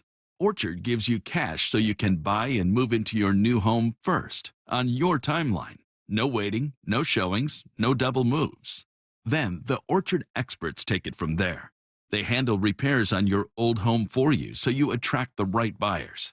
Once they're done, a local Orchard agent lists and sells your home for top dollar. Orchard's Move First program gives you the freedom to buy and move into your new home first and sell your old home later. Buy before you sell and get top dollar for your home with Orchard. Ready to find out how much your home is worth? Visit orchard.com to get your free home valuation. That's orchard.com. Let's go!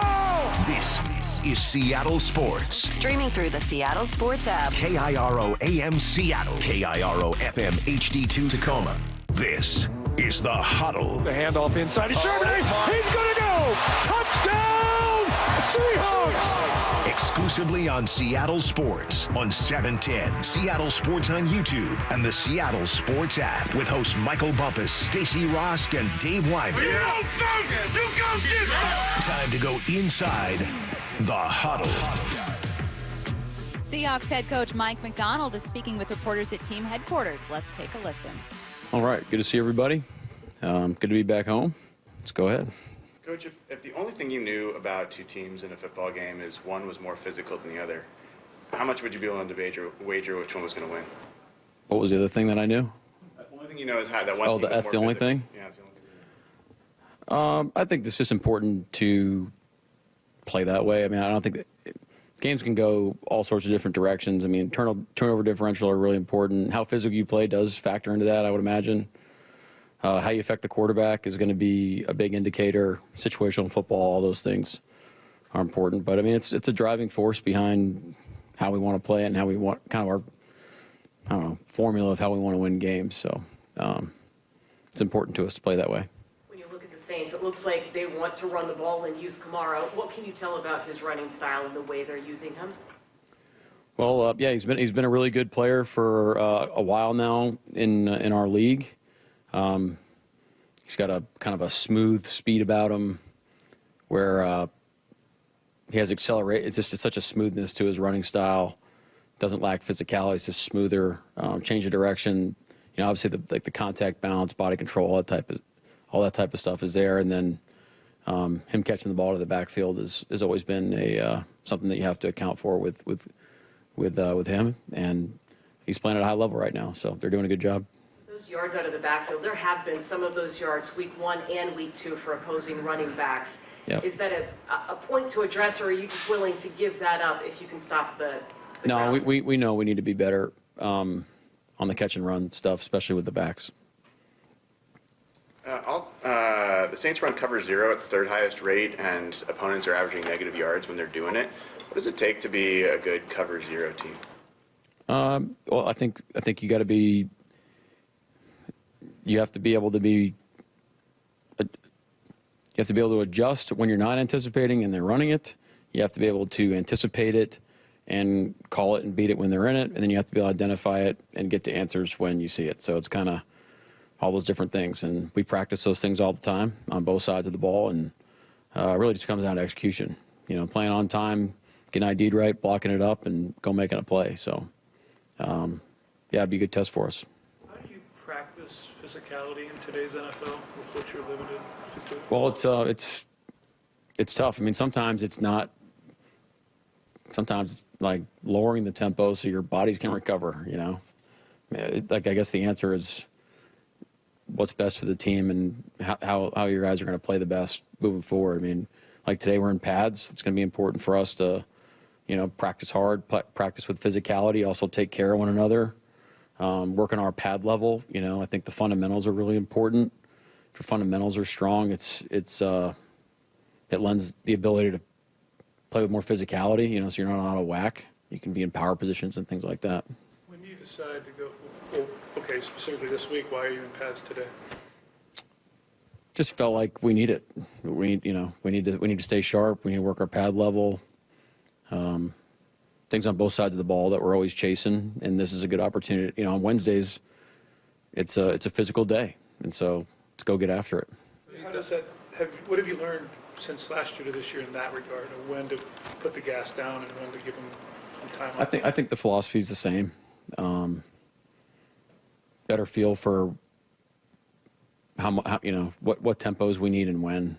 I think you're also just looking at just probably a more open mind on how you can adjust kind of the levers that go into a practice, whether for whatever we need that week. There's some things we did last week we wouldn't have done last year, but I think that goes for off-season program. It goes for kind of all levels of our programs. Same philosophy. You talked Monday a little bit about liking the rotation at running back with Ken and Zach. The style you guys want to play and how physical that particular position is, do you almost need two starters in a sense at running back in the NFL? Well, I think you need multiple really good backs. I mean, don't give me the history lesson here, but I just feel like in recent history, it's hard for it to be one bell cow all the time in all these great rushing offenses. Really, any great offense needs multiple backs. So I think we're fortunate to have the guys we have. Has that been a mindset shift for offenses or offensive coordinators? Because there's also the train of thought of letting one of those guys get in a rhythm and just go, and Sure. You want to make sure that you feed them. So has there had to be flipping the switch? Well, yeah, there's a balance there, of course.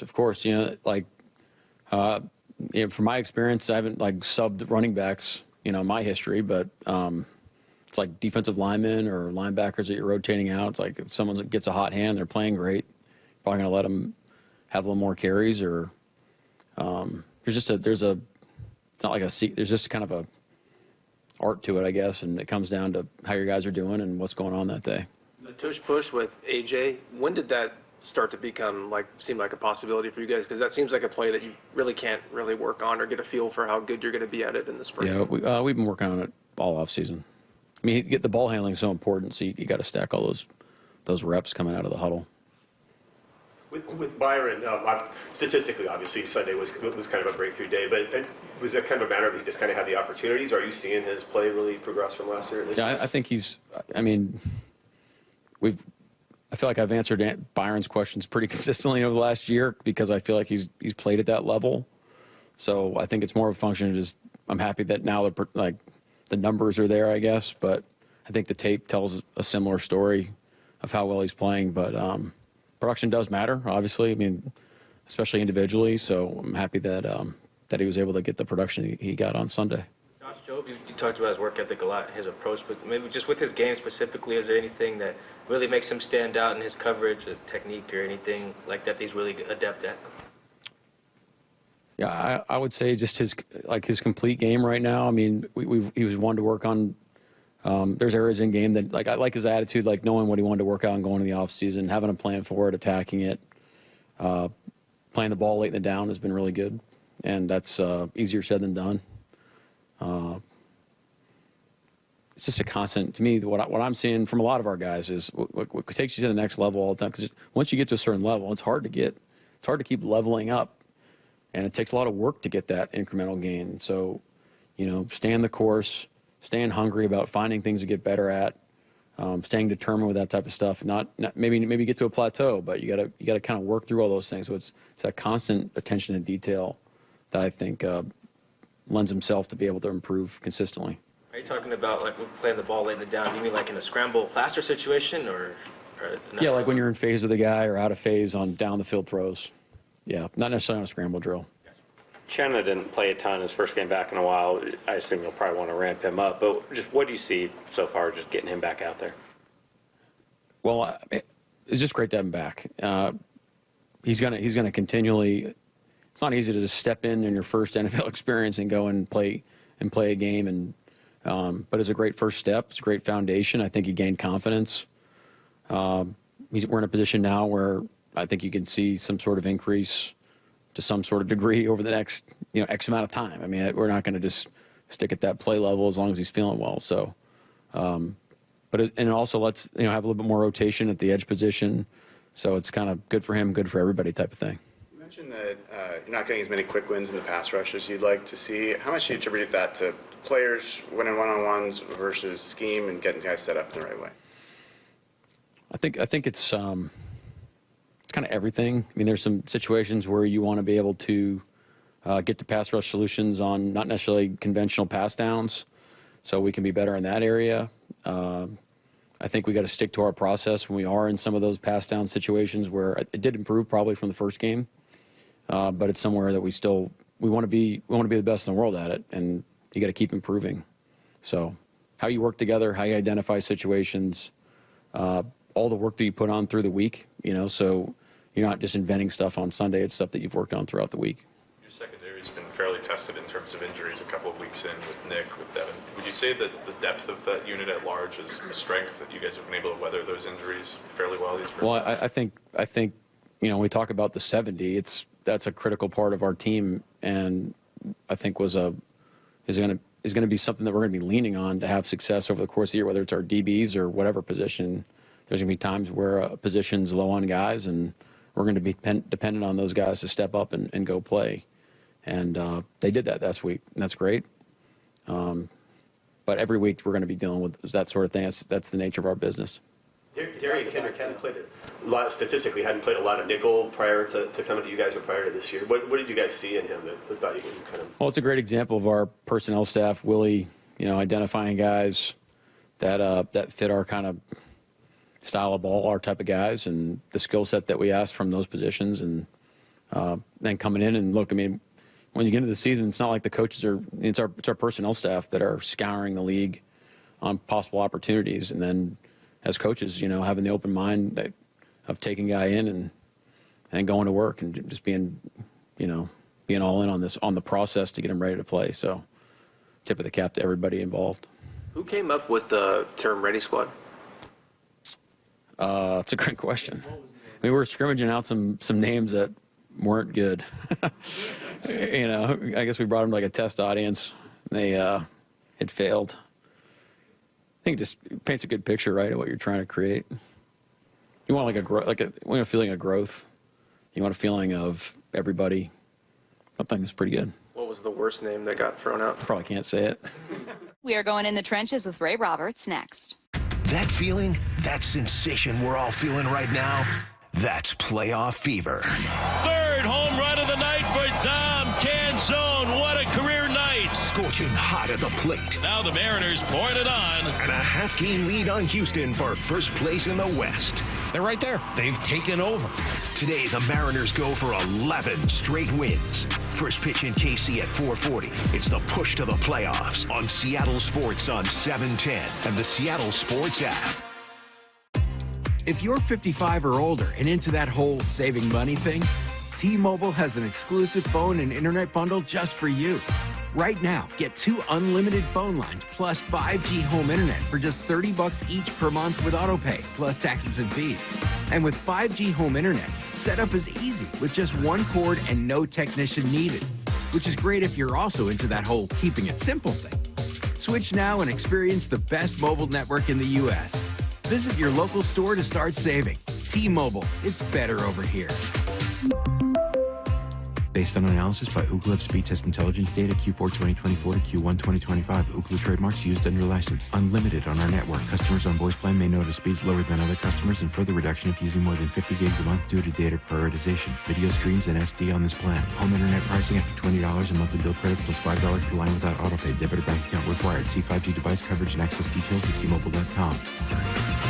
Did you know in Washington State, you can see a physical therapist without a referral from your doctor? That's right. Thanks to Direct Access, you can skip the wait and get the care you need right away. Shannon O'Kelly, how has Direct Access changed the game? Direct Access for us, Brock, is a game changer. Why? Is because there is so much research and data out there that says if you get in early when you have a musculoskeletal problem or an injury, the earlier you get in and we can start care, the better outcomes and the decreased downstream cost, okay? So it's so important. Our providers are all doctors of physical therapy. They're all trained to identify situations and problems. They've got the skill, they've got the talent, they've got the knowledge. If you get in and start therapy early, we're going to get you back to activity, pain-free, and moving and having fun. Fast, easy, effective. Direct Access is your path to better movement, starting with a single step. Visit irgpt.com to schedule your appointment today. irgpt.com.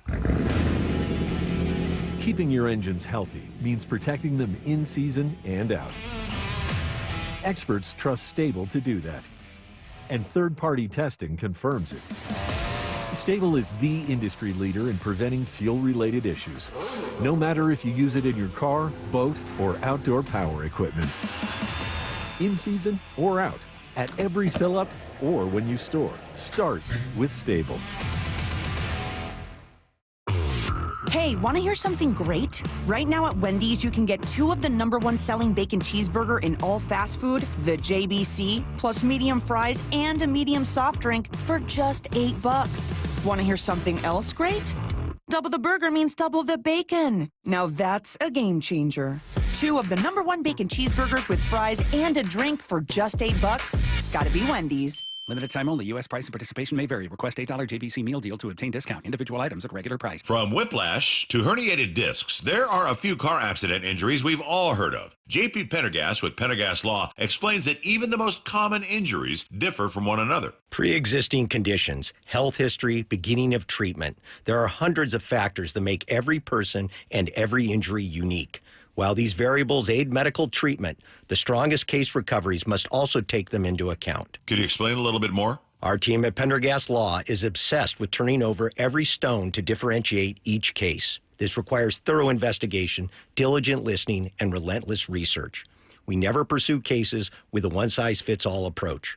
We built our success by treating every injury and every case with the individualized attention our clients need and deserve. Pendergast Law's individualized approach to even the most common injuries makes the difference in case outcomes. It's another reason why I can't recommend them enough. If you or a loved one has been injured in a car accident, call Pendergast Law. We can help. I saw her texting, coming up to a stop sign, and so I saw the accident coming, and she T-boned us. In the blink of an eye, Crystal's life changed when she suffered a severe spinal injury. The pain was something I had never experienced before in my neck. I got massage therapy. I saw a chiropractor. I was prescribed muscle relaxers so I could sleep. I got depressed. Nothing was relieving the pain. Drugs, sleepless nights, and depression. Sound familiar? I'm Dr. Mark Shelley, a chiropractic physician and board-certified functional neurologist. At Sound Pain Solutions, our treatments include high-dose laser combined with spinal decompression and other comprehensive therapies to rehabilitate damaged discs.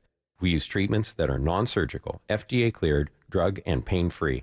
I was able to get off my pain medicines, and I was able to sleep through the night, and that was what I was desperate for. To learn if you're a candidate for our treatment, call us. Sound Pain Solutions. 855-996-0025 or click soundpainsolutions.com. Back to the huddle, only on the home of the Seahawks, Seattle Sports. Joining us now, we are going in the trenches with Ray Roberts. Ray, how's it going? I'm chilling like a villain. How about you guys? Fantastic. We have a lot to cover with you following a Seahawks win in week 2, but my most important question is one that the three of us were talking about during the break. I asked Bump his fastest 40 time, and Bump said, it's a 4.41. And Wyman fairly pointed out how funny it is that athletes, without fail, including Wyman, will always know it down to the split second. Exactly, down to the split second. And I said, well, you think Ray knows his? And you guys, without hesitating, said, absolutely. Ray, what was your fastest 40 time? My fastest 40 time was 5.1.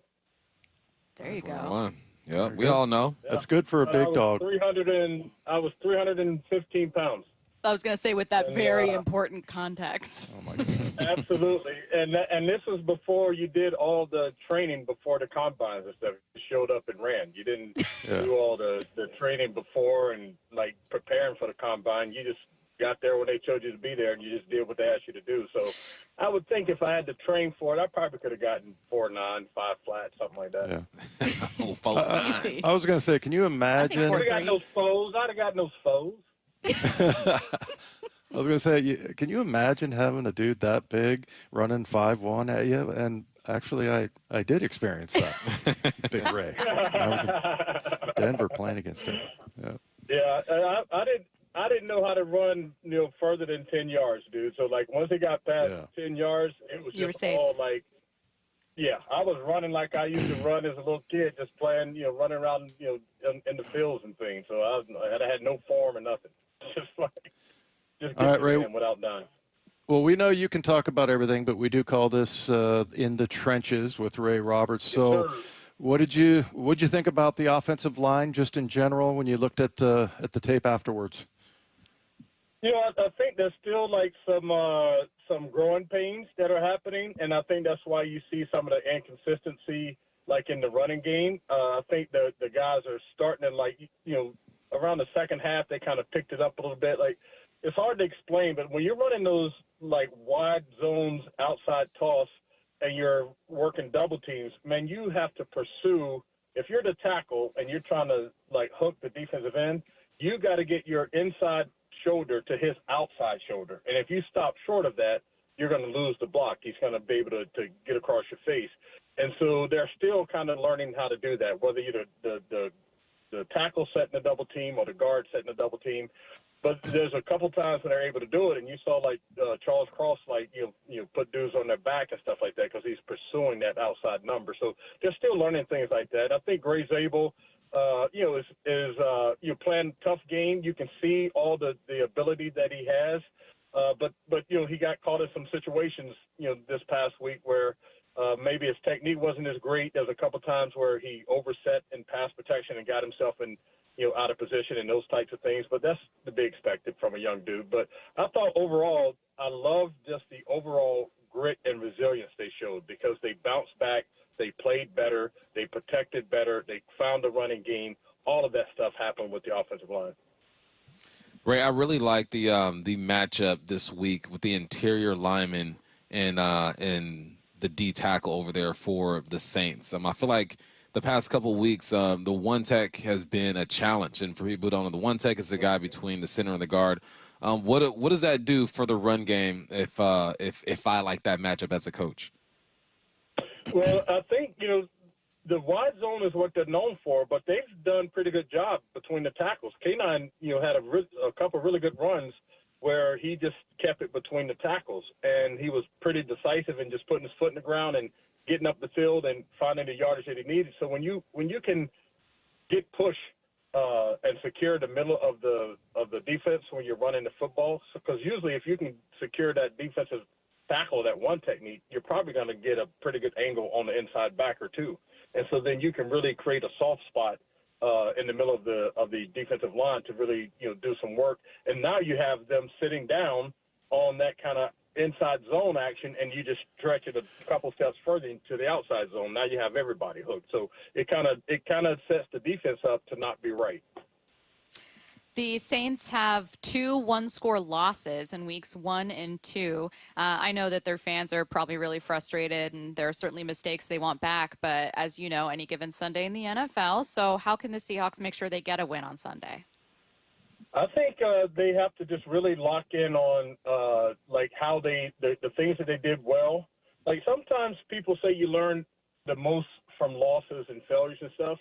But you can learn just as much from success if you pay attention to it, if you look for it. And so if they look at those things that they did well and then they strengthen those things, I think they'll be fine. And one of them is not falling into the trap like the team did last year when the Giants came to town.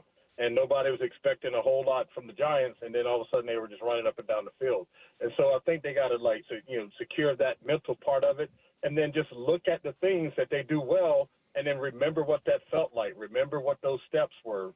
Remember the mindset you had in it, like all those types of things, so that you can duplicate that same thing for this game. On paper, and like we've already established, you don't win the games on paper. Yeah. But going into it, you feel like this is a game that if they play up to their standard that they played in their good moments in the first 2 games, they should win this football game. I like that point. You can learn just as much from success. We may steal that as a topic for you to close out the show today and figure out what we can learn from week 2. He is Big Ray Roberts. You can hear him on the Seahawks pre- and post-game show on Sunday for week 3 against the Saints. Thanks, Ray. Thanks, Ray. Thanks, Big Ray. Peace. Yes, sir. See you guys later. All right. Well, we will get back to that line from Ray, everything we learned about the Seahawks, maybe what we're still wondering about this team with John Boyle. Also check out on the injury report, see who could be coming back. That's coming up at 1:44. Before we get to that, though, the voice of the Saints, Mike Haas, joins us next. Move aside, Junior. Make way for Cal. He has done it! He has tied Ken Griffey Jr. for the most in Seattle Mariners history. Number 56 for Cal Raleigh. Congratulations, Cal Raleigh. Now, it's the Count 260. The legendary march through history. This is where you hear every second of Cal's historic season. Seattle Sports. What's up? It's Michael Bumpus for Silver Reef Casino. It's an easy drive up I-5. You go north, get off exit 260, and you are there. I listen to a podcast or a playlist. Easy ride. Once you're there, you go downstairs. You can go to the steakhouse or the cantina if you want some Mexican food. And they also have the Porter's Bay Sports Bar, full of entertainment. You can watch the game, have a nice cold drink to sit down and relax. And then my golfers, they have you covered as well. Loomis Trail Golf Course. It's perfect for fall golf. There's water everywhere. Hit that fairway. Also, soak in the last of the summer glow with their golden hour giveaway at Silver Reef Casino Resort. Every Saturday from 6 p.m. to midnight, they're holding drawings with a $10,000 grand prize winner at midnight. Don't miss the epic finale on September 27th, where one lucky winner will take home a massive $50,000. Are you feeling the golden hour vibes? Come find out if you are a winner at silverreefcasino.com. Open enrollment for Medicare happens every year, but for a lot of people, it's still confusing. Hi, this is Herb Weisbaum, the Consumer Man. Don't worry, help is on the way with a Medicare Jumpstart Toolkit brought to you by the Insurance Commissioner's Sheba program. Find out what's changing and learn about your options for Medicare with 7 easy steps to get ready for open enrollment. Order your free copy of the Medicare Jumpstart Toolkit at insurance.wa.gov or pick up a copy at your local library or senior center. Yay to Bruce, the streaming king. With quantum fiber internet, he's gonna binge. He wants more, he's got to have more. More bedtime true crime. More podcasts in the shower. Quantum fiber Wi-Fi has the power. More fast internet speed. He's got the gigs to go big, bring him the game. Right now. And his royal we. More sports non-stop. His quantum fiber's on top. Yay to you. Switch today at quantumfiber.com. Limited availability, service and speed in select locations only. You're losing your hair and you simply need a solution that works. You want the best. Modern technology, top-rated physicians, something that's guaranteed to work. Guys, you need world-class Dr. Perungo and his team at Advanced Hair. Advanced Hair has completely redefined hair restoration. From the experience itself to their unmatched results, receding hairline, bald spot, thinning thinning hair, maybe all three like I had. Get your hair back with Advanced Hair's simple one-day treatment that begins to regrow your own natural hair the very next day. Advanced Hair has changed tens of thousands of lives, including mine. And get this, Advanced Hair is once again the winner of the 425 Business of the Year. For your free consultation, call 425-449-8185. Right now, you'll get $250 off and 250 free hair grafts. Refine your hairline with the team that redefined hair restoration. That's 425-449-8185. Or for the before and afters, visit advancedhair.com. This is the story of the one. As a maintenance supervisor at a manufacturing facility, he knows keeping the line up and running is a top priority. That's why he chooses Grainger. Because when a drive belt gets damaged, Grainger makes it easy to find the exact specs for the replacement product he needs. And next day delivery helps ensure he'll have everything in place and running like clockwork. Call 1-800-GRAINGER, click Grainger.com, or just stop by. Grainger, for the ones who get it done. This message comes from Viking, committed to exploring the world in comfort. Journey through the heart of Europe on an elegant Viking longship with thoughtful service, destination-focused dining, and cultural enrichment on board and on shore. With small ships that bring travelers closer to the destination, there's more time to explore. And every Viking voyage is all-inclusive, with no children and no casinos. Discover more at Viking.com. This is The Huddle. Every Thursday from noon to 2 on Seattle Sports. We are joined now by play-by-play man for the Saints, Mike Hoss. Mike, how you doing today, man? I was doing a lot better until I started really I watched the Pittsburgh-Seattle game, and then I really went through the game book, and so I was feeling a little better until I did both of those things. But, when you're 0-2 and you have a road trip to Seattle and then a road trip to Buffalo after that, it's a testing time. Yeah, Mike, you know what? I did the same thing, because people just assume that the Hawks should be able to take care of the Saints, and I remind them this is the NFL. Then I went back, I'm looking at the sack numbers. I'm looking at Carl and how he's playing.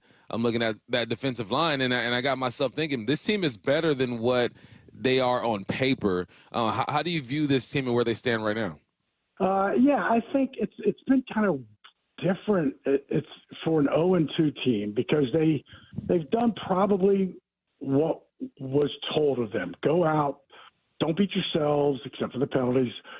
Just play within yourself. Take what's given to you. Don't take a lot of sacks. Don't throw a lot of picks. Keep yourself in games. And so they've done that, but yet they've lost, right? So, and they were both at home in games that you could have won. I mean, when Mac Jones comes in and puts up 260 plus on you, and you really don't get a lot of pressure on him. So it's been a weird 0-2. They're not, we don't have pitchforks and flames outside the building right now. But yet, you got to find a way to get a W, especially for Spencer Rattler, right? This story's kind of growing. Didn't win anything last year, hasn't won his first two. And so you want that story to go away. And I don't know if I would pick, Seattle and Buffalo as the places for that to go away. But yeah, I think they're doing a lot of things good. I wouldn't say great, just doing a lot of things good. And they had 13 penalties in game one, brought it back down to 7 in game two, really just 1 in the second half. They had the kicking penalty. So, you got Alvin Kamara and you got Olave and Shaheed. You can do a lot of things well. The question is, here's the question I have about the Saints defense. Are they going to get the Sam Darnold on the first drive of the game and the first drive of the third quarter of the game, 8 for 8, 2 touchdowns, or the guy that threw 2 picks, right? Those 2 drives of that football game there, and then, Walker runs for almost 50 yards. I'm like, hey, nobody can stop that team. That was impressive. The rest of the game, not so much, but it seems, and I watched your game with San Francisco. I mean, San Francisco did everything you're supposed to do to lose on the road. Everything. and found a way to win. And so, I mean, this is a Seattle team I think should be 2-0. So I think the defense, the way that Seattle runs the ball and Seattle's defensive front and pressure, Aaron Rodgers got sacked 3 times, but that could have been 8 or 9, right? I mean, at the start of the fourth quarter, Aaron Rodgers was 9 of 20 for 119, and that included the 65-yard dump-off pass. So you take that out, he's got 54 yards. I mean, they dismantled him. So this is going to be more than a stout test for the Saints team. I can guess what the test for Rattler will be all year, which is like a different version than what we're expecting from Darnold. And like you said, it's mostly don't make mistakes. But what can he bring to the Saints? I think he brings a little more mobility with his feet, and he's used it some. I think he needs to probably use it more. They've had a couple of instances like the end of the game, right? You get a 3rd and 1. You're driving down. You're trying to win the game, and you throw it twice. When you got Spencer Rattler, and you got a 3rd and 1, and then a 4th and 1. You gotta get that first down no matter what you do. But I feel like he needs to be more of a presence running the football to maybe open up some passing lanes. They have the lowest yak yards of their receivers than any of the receivers have had. 1.7 yak for Chris Olave, 1.9 for Rashid Shaheed. That's almost impossible for those two guys, right? And so they've got to find a way to have pass routes that enable those two guys to gain some yards after the catch, because they're getting, sometimes it's designed. You go sit in the zone and you make the catch, but it feels like it's a little too much. So I think those two things, a little more yak, a little more running, and then, Spencer's doing fine. He's just not getting what they need to do, but get that W. What's been the relationship with Kellen Moore and Spencer Rattler? And then Kellen Moore and just the New Orleans Saints organization in general. He's coming over after winning a Super Bowl. I'm sure that expectations are tapered a bit, but just how's Kellen adjusting to being the head? It's been great. He's not quiet. He's direct. He won't elongate a lot of things from an answer standpoint, but he's genuine. I think his age, I think he can relate a lot more to these players. He's the same age as DeMario Davis and Cam Jordan. But I think, and that's different, right? But this team in the offseason was, if we're just going to keep doing the same thing, banging our head against the wall and expect different results, right? So he is the biggest change in that you went youth. You went to the youngest head coach in the NFL. And I think he's doing fine. I think, again, for an 0-2 start, it's not pitchforks and flames. Get this Kellen Moore, or it's not even we need Tyler Shuck, right? This would be the immediate call for the backup. But Spencer's, he's doing what he's supposed to do. He's running the offense. And so I think Kellen is fine. He gets along. I think he relates better to this team than probably Dennis did. Sean. I mean, it's hard to compare him to anybody, but I think probably better than Dennis. I want to circle back and just focus a bit more on the defense, just because, Mike, I think the least about that side of the ball right now when it comes to this team. What have you seen? Sometimes, I mean, it all begins when you it's like they have not been able to really put pressure on a quarterback without sending people, right? Now it's a new defense, Brandon Staley, and so it's not just a new defense. I mean, it's a really schematic change, moving slowly to a 3-4, but it's not a typical 3-4.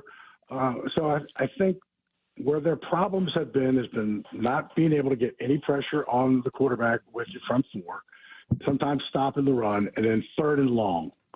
We'd rather be 3rd and 1. I think they're probably better inside 3rd and 4 than they are 3rd and 14.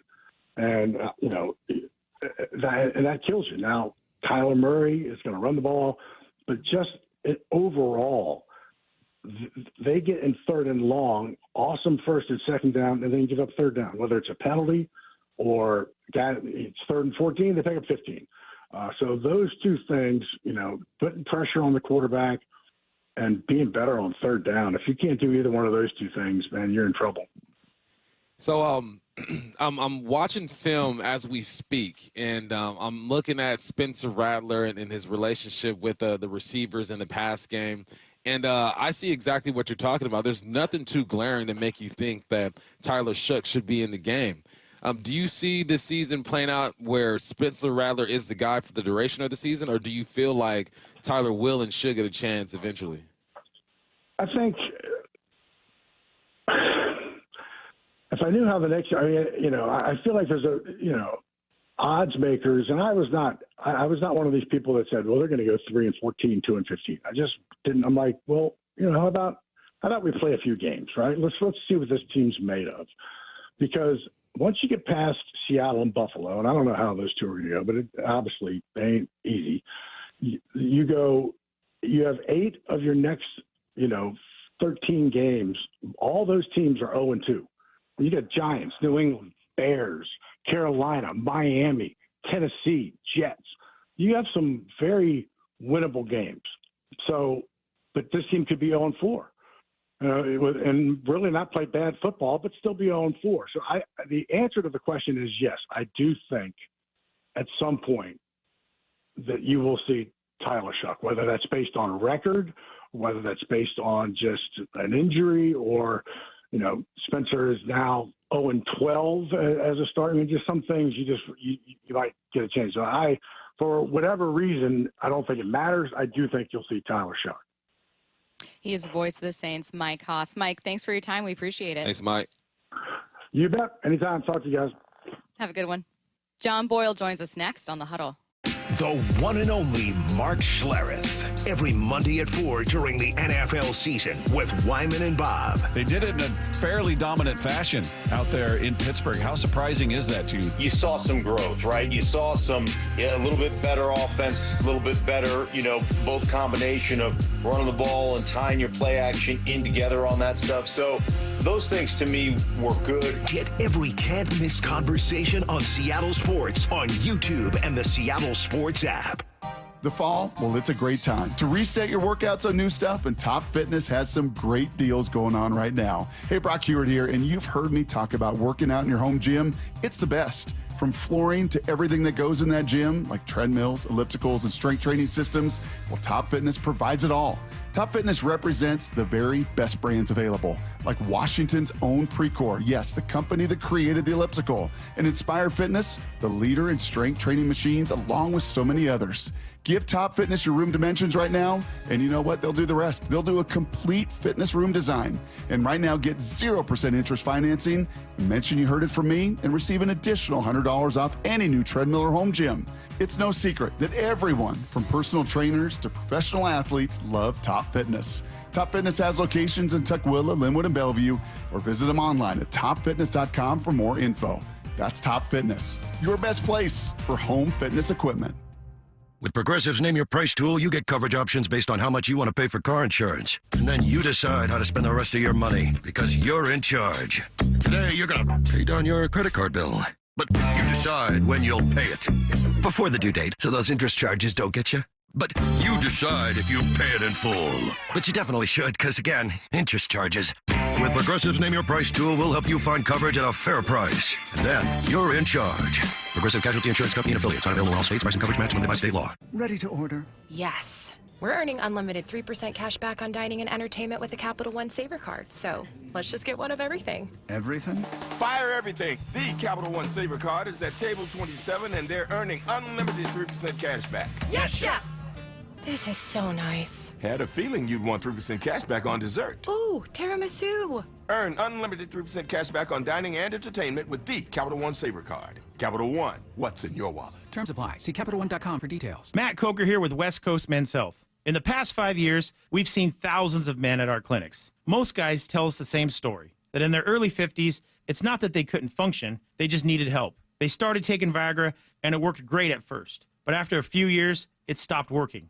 The problem is that their arteries had become more restricted since they started taking it, because Viagra does not unclog arteries. Here at West Coast Men's Health, we use acoustic wave therapy to target the real problem. We break down plaque and clear up the arteries so blood can flow like it did in your 20s. This restores function. And guys, listen to this. You won't have to take a pill anymore. So if this sounds like you, give West Coast Men's Health a call today and see how we can help. With clinics in Redmond and Tacoma, call 206-519-6541. That's 206-519-6541. 206-519-6541. Online at westcoastmenshealth.com. Free consultations, no fee guarantees, 5-star reviews. J.P. Pendergast with Pendergast Law explains the importance of going beyond these familiar offerings. Accident victims want an attorney, Tom, that satisfies their needs. Someone who handles those needs with the highest degree of care. Pendergast Law offers the no-fee guarantees and free consultations, but these only scratch the surface. Okay, explain more. We make sure that every member of our team is genuinely passionate about helping others. Customer service and communication are our top priority. It's how we take care of our clients so they always feel one step ahead of the insurance companies. Our strong reputation for high standards provides comfort and confidence when it's needed most. Pendergast Law offers the free consultations, the no-fee guarantees, and of course, they are 5-star rated. But what really makes them different is their genuine passion for helping others. I can't recommend them enough. If you or a loved one has been injured in a car accident, call Pendergast Law. We can help. That's PendergastLaw.com. For over 113 years, Pacific Lamp and Supply Company has been your #1 lighting specialist in Washington, from the Space Needle in Seattle all the way to the Riverwalk in Spokane. With the largest lighting inventory in Washington, Pacific Lamp's knowledgeable and experienced staff can assist with any lighting issue, including intricate lighting and control designs. Plus, they work with all utilities in Washington to get you the best available lighting rebates. Pacific Lamp and Supply Company, Washington's lighting experts since 1912. Visit pacificlamp.com. Back to the Huddle, only on the home of the Seahawks, Seattle Sports. All right, you are listening to The Huddle. Joining us now to wrap up Week 2, look ahead to Week 3, and share some final thoughts is Seahawks.com's John Boyle. John, earlier we had Ray Roberts on with us. We do every week, right? Going in the trenches. And he mentioned they always say you can learn something from a loss, but you can also learn a ton from a win, which I thought was true. And I was going to ask you first what we learned about the Seahawks on, I almost said on Tuesday in Week 2. No, it is not Tuesday. But what we learned, besides what day it is. That I just learned. I think we more had it confirmed that, to me, one of the biggest takeaways is that defensive front is legit. There's some dudes up there, and they barely blitzed in that game. I think I saw it was four blitzes or more than 4-man rush. 8 on the year. Yeah, and they're getting home. They're making plays. They're in the backfield in the run game. And then I think we also learned a little bit more what Clint Kubiak's offense can look like when they're kind of doing things they want to do, which is, first of all, running the ball better. We saw Ken Walker get to 100 yards, and also spreading the ball around, moving Sam Darnold some. It just looked a lot more like what we saw in training camp and what we were sort of told this offense would be. And, you get, obviously JSN had another big game, but you get Cooper Kupp 90 yards, you get the rookie involved in Torrey Horton, you got a bunch of pass catchers involved. So just a more complete picture of what Kubiak's offense can be. And how about the fullback? Did a thing at Seattle Sports, the football one-on-one thing, the Ooch thing, but took out 2 linebackers. Yeah, I almost jumped out of the broadcasting booth. But yeah, the other thing that's kind of interesting is Helani told us that he'd never run behind a fullback before. Yeah, it's rare. Yeah, and so these guys are, kind of figuring it out, and they're going to get better at it. But, George was talking about how he loves that there's somebody to kind of clean things up. But, Oots he's done a great job. Yeah. There's a couple of rookie moments in there, but for the most part. Yeah, he's going to learn. He's been great. Yeah, he's going to get better. But even as he works out some of the details, we've heard a lot of players on both sides of the ball talk about sort of the identity of this team, the physicality and the effort, and Oots brings all that. So as the details get there, he'll be that much better, but he's already bringing a fun element to that offense for sure. What did you think of the bounce back of Sam Darnold in that second half? I thought he played awesome. It was a funny, can you say a guy played awesome except 2 interceptions? 2 interceptions is a pretty big deal. You can always break it down. It's not just on one player, but the rest of that game, and even before those plays, the first drive he was great, and he threw a nice touchdown, stood in with a blitz coming at him, threw a touchdown to Horton. So he did a lot of really good things. There were 2 plays that the offense would love to have back, but that last drive, especially where they're trying to, if nothing else, burn some clock, but if they can add to the lead, and then they're blitzing on 3rd and 9, he spins out of it, makes a play to Barner. Very next play, takes that deep shot to JSN, and then end up with a touchdown, the Ken Walker touchdown run, which. Man, how as a defense, that's got to be demoralizing. Yeah. Third and goal from the 19. Yeah. They're just going to run some clock and kick a field goal, and he goes untouched at the end zone. But, yeah, I thought, back to your question about Sam, I thought he played a great game. This doesn't have to imply having a negative question, but what was your biggest question after this one? Shoot, that's a great, Thank you. Yeah, it's such a good question. Such a good question. I don't have an answer. I guess more than anything, it's like, can you just build off that and sustain it? Because we saw the offense seemingly take a big leap. The defense, I'm really excited about, and I don't have a lot of questions about this defense other than maybe who's available this week if some guys are banged up. But, yeah, to me, it's can the offense just build off what they did and keep growing? Because I think we probably expected with so much newness. We probably talked about this last week. Quarterback, pass catchers, coordinator, scheme, everything's new. You'd expect it to take some time and grow, and it looked like it made a big leap. So to me, it's just, can they keep that up? We thought going into last week that that Mike Macdonald was going to have to make a decision about Rick Woolen, but then there were some injuries and stuff like that, so that all kind of went away. But from what you've heard from him, he had the tackle on Warren. That 5 guys missed on, but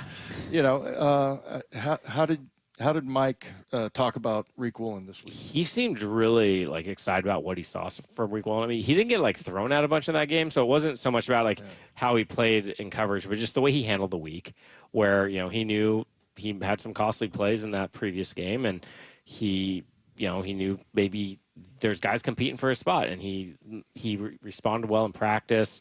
And then to have your sort of highlight play that game be a hustle play, I think really showed Mike something. It's like, okay, this guy, he's putting in that effort we need, where, that ended up being a 7-point swing because of they don't find the end zone there, and then the Seahawks get an interception a few plays later. So that was a huge play in the game. How important do you think it was for Cooper Kupp to get going in this past game? I mean, I think it's just important for this offense to function how they want it to. I don't think he needed that or anything. He's done enough in his career. I don't think he's going to let one quiet game get him down or lose the team's confidence in. But it showed a lot more what this offense could be and what you'd expect out of Cooper Kupp. Working over the middle of the field, good catch and run. He had a bunch of, I feel like every catch he had was 16, 17, 18 yards of a lot of yak in there. So I think it's just, again, for this offense to be what you want to be, you love JSN and everything he does, but you don't want to all be on him. So just getting that number 2 guy a big game and moving the chains this big. Spencer Rattler has not thrown an interception this year, has 3 touchdowns all in his last game, right? That being said, I was going to say the Seahawks are also tied for second with the Bengals with 4 of them. You think one of those things gives this weekend? I do, if I had to guess. I think Spencer Rattler's interceptionless streak goes. I mean, it's just, you're coming on the road, you're a young quarterback facing a great defense, so it's nothing against him. He's done some, if you watch him this first couple games, they haven't won, but he's done some good things. But yeah, I like the way the Seahawks defense is playing, and the way that pass rush is going, it's going to create opportunities for the secondary. Yeah, we had Coby Bryant in here, and just also, and I'm always speaking of interceptions. Question. But just the way that Mike Macdonald was talking about him and his game, I feel like he kind of got left behind in years past, and now he seems front and center in this defense. He's one of those guys that kind of Josh Jobe is becoming that way too. But there's certain guys you can tell Mike really loves the way they earn their spot, and that's what Coby did last year. He started the year, he's a backup safety and a special teams guy, and we kept hearing he's showing it in practice, and then the opportunity comes up. It initially came up because of injury, but he sees that position. He never let it go, and now he's every down player for them, making a lot of plays. So yeah, I think Mike loves. I mean, obviously you love a first-round pick who's just a stud from the get-go and always does that. But you also need guys to be good in the NFL. They're not all going to be the superstar guys. So you need guys who can kind of work their way up and earn it and prove to be good players. And Coby's done that, and we're seeing again a guy like Josh Jobe do it as well. What are you hearing about the O-line after 2 weeks? I mean, a lot of good. It's not perfect. I'm sure Ray gave you a better breakdown than I could, but there's still stuff to clean up, but especially because they're getting the ball out pretty quickly, they're not getting Sam Darnold hit a lot. He's not getting sacked a lot. And they're moving guys in the run game. It's, the run game hasn't probably been as consistent as they want, especially in week 1. But we've seen enough that those guys can do it. And I mean, I love what we're seeing from Raible for a guy who's played 2 NFL games. He just looks like a beast. Yeah. I'm calling our final game roll call. All right. In which we have to choose a player that's going to play a pretty pivotal role. And think about how the Saints want to beat you and want to win, too. So establishing the run. They have a young quarterback. They want to stop the run. So that's how you're thinking of it. We'll go in order coming back to me here. So Boyle, Wyman, Bump. I mean, if you're going to give me first choice, give me Ernest Jones, because you just said establishing the run. We've seen Alvin Kamara have some big games in Seattle in the past, and just in general, he's still a really productive running back. So I think if you get your middle linebacker making plays and getting guys in position to make plays, that's a big part of his job too. I think we're going to see a good day for the Seahawks defense again. Wyman, someone playing a pivotal role on Sunday. How about Tyrese Knight? I was watching the film, and it didn't really show up so much on TV, I thought, or at least what I was seeing, but he smokes people. Mm-hmm. He really is a bigger guy, and when he hits people, they stay hit. So, I think he can come up huge as well. And he hasn't really made a lot of plays this year, but I really like him as a player. And so, I'm going with Tyrese Knight. Bump, every offensive player left on the board for you. Anthony Bradford. He needs to have a good game. Finisher blocks, combo, get to the linebackers. If he played a better game last week, K9 could have win for like 130, 140. Yeah, stop the run, establish the run, a battle for both of these teams heading into Sunday. Again, this one is going to be a 1:05 p.m. start. Seahawks taking on the Saints for Week 3. Dave Wyman on the call with Raible. Look for Boyle's coverage afterwards. Seahawks.com. Bump on pre and post. This has been The Huddle. You've been listening to The Huddle. Exclusively on Seattle Sports on 710. Seattle Sports on YouTube and the Seattle Sports app. Seattle Sports, the home of the Seahawks. That feeling, that sensation we're all feeling right now, that's playoff fever. Third home run of the night for Dom Canzone. What a career night. Scorching hot at the plate. Now the Mariners pouring it on. And a half-game lead on Houston for first place in the West. They're right there. They've taken over. Today, the Mariners go for 11 straight wins. First pitch in KC at 4:40. It's the push to the playoffs on Seattle Sports on 710 and the Seattle Sports app.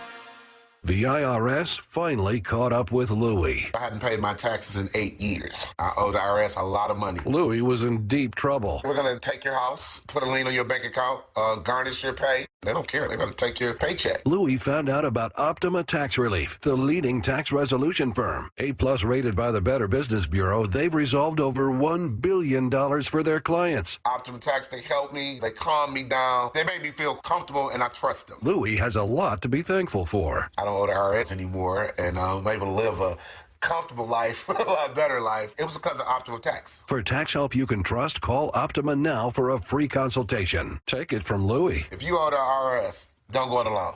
Give Optima Tax a call. They can help you. Call 800-343-6460. 800-343-6460. 800-343-6460. Optima Tax Relief.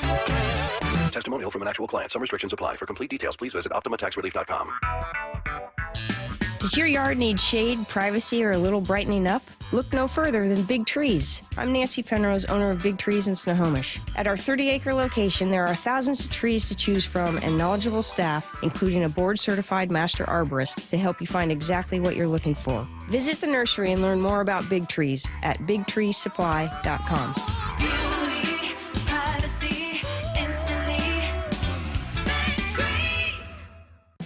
John here with Happy Hauler. We want to help get your unwanted items to those in need. Furniture and household items you plan on throwing away? We'll take them and prioritize donating and recycling, keeping items out of the landfill, and giving useful items a second happy home. Happy Hauler is Seattle's eco-friendly junk removal.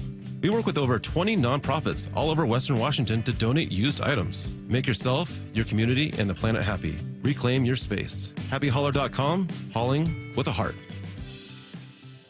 History, it had the gold rush. Then came the oil boom, the tech boom, but right now it's the Wi-Fi boom, and Xfinity Wi-Fi is booming. Xfinity has everything you need to tap into the Wi-Fi boom with seriously powerful and seriously reliable connection. It's got 99.99% network reliability and incredibly low lag, so your streams are smoother than making a decision on what to stream. And did I mention that you can even connect to hundreds of devices so you, your kids, your parents, your poker group, and whoever else is at home can all experience the Wi-Fi boom with Xfinity. And the Wi-Fi isn't the only thing that's booming. Get the most reliable Wi-Fi and our best in-class equipment for one consistent price for 5 years guaranteed all in. Plus, get unlimited data included and no annual contract, all with the 5-year price guarantee from Xfinity. Visit Xfinity.com, call 1-800-XFINITY, or visit a store today. Restrictions apply, not available in all areas. New residential customers only. Select plans only. Xfinity Gateway with X5 Complete required for unlimited data except in certain areas. Most reliable Wi-Fi based on Open Signal Awards, USA Fixed Broadband Experience Report, August 2024. Actual speeds vary. I had pain. I had numbness in my feet. That pain and that numbness just got worse and worse and worse as time went on. This is Greg describing life with neuropathy. I went to 5 podiatrists, tried different treatments, tried different orthotics, tried different shoes, had cortisone shots in the tops and the bottoms of my feet. Saw a neurologist. All my medical doctors said, can't help you. Live with the pain. You're not going to be able to sleep. This is your life. And then I just gave up until I found Sound Pain Solutions. I'm Dr. Mark Shelley, a chiropractic physician and board-certified functional neurologist at Sound Pain Solutions. Our neuropathy treatments can rehabilitate damaged nerves. We use FDA-cleared, non-surgical, drug, and pain-free procedures that help neuropathy sufferers like Greg find relief. I feel better. I mean, just feeling better is huge. If you experience numbness, shooting or burning pains, or loss of balance, call us. Sound Pain Solutions, 855-996-0025, or click soundpainsolutions.com. The intent for the training is always to, of course, make a better experience for the customer. But from my position, I would say I'm most proud of watching our own people grow. I think a lot of us really do want the opportunity. I will work my butt off for an opportunity.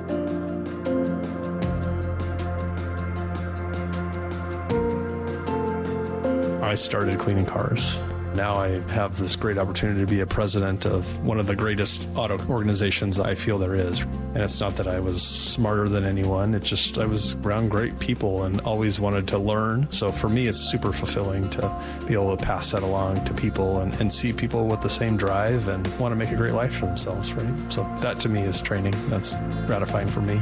When leaders focus on growing people, this is where leadership becomes service, and customers feel the difference. The LJ Way is the Lee Johnson Auto family. Start having fun. Caesar Sportsbook at Muckleshoot Casino Resort is your #1 place to eat, drink, watch, and have fun.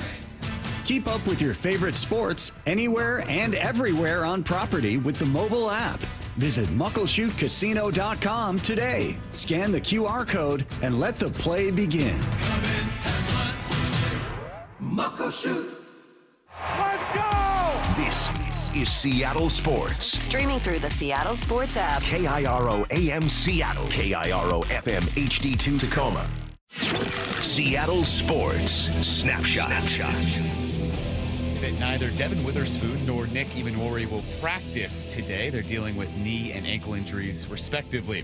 And Cole Reagans makes his first start for the Royals since June 5th tonight against the Mariners. Been on the IL with a left rotator cuff strain. Bryce Miller gets the ball for the M's. Pre-game coverage begins right here on Seattle Sports at 3:30. And the Storm snapped Vegas' 17-game win streak last night with an 86-83 win to send their first-round playoff series to a decisive Game 3 tomorrow in Vegas. Snapshot, brought to you by Miller Lite. When it's game time, it's Miller time. This hour is brought to you by Legacy Group Capital Common Sense Lending.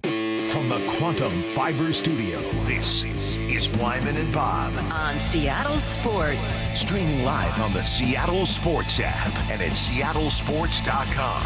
Now, here are your hosts, Dave Wyman and Bob Stelton. Well, Mike Lefko and Dave Wyman here with you today on Dave, what is a glorious Wednesday afternoon. The Mariners have won 10 in a row. Cal Raleigh just keeps hitting home runs. He is breaking records. He's tying records. And it all went well last night. It was almost a perfect game there for the Mariners. Yeah, the only thing that could be better would be if the Seahawks were 2-0 right now, but we'll take the 1-on-1. 1-and-1. So not on one, but yeah, I mean, that was just so exciting last night to watch that.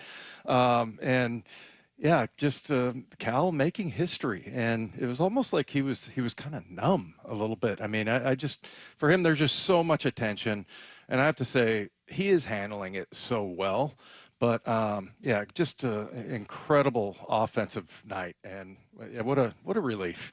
Yeah, it really was. I mean, it started early. The Royals really never threatened. You know, they tacked on a few runs late. It was already 9-0 and then 10-1 at that point. So we will talk about that. We'll talk about Cal. Robbie Oots will join us at 3 o'clock. Dave, I'm sorry. I apologize. I had to do this interview without you. You were on air with the huddle, and I did not ask him about his phone. So if you catch up with him at some other point, you can ask him about how he functions with a phone that still has a button on it like you do. But yeah, I didn't get well, to like that. I said, I thought everybody had a button on their phone. So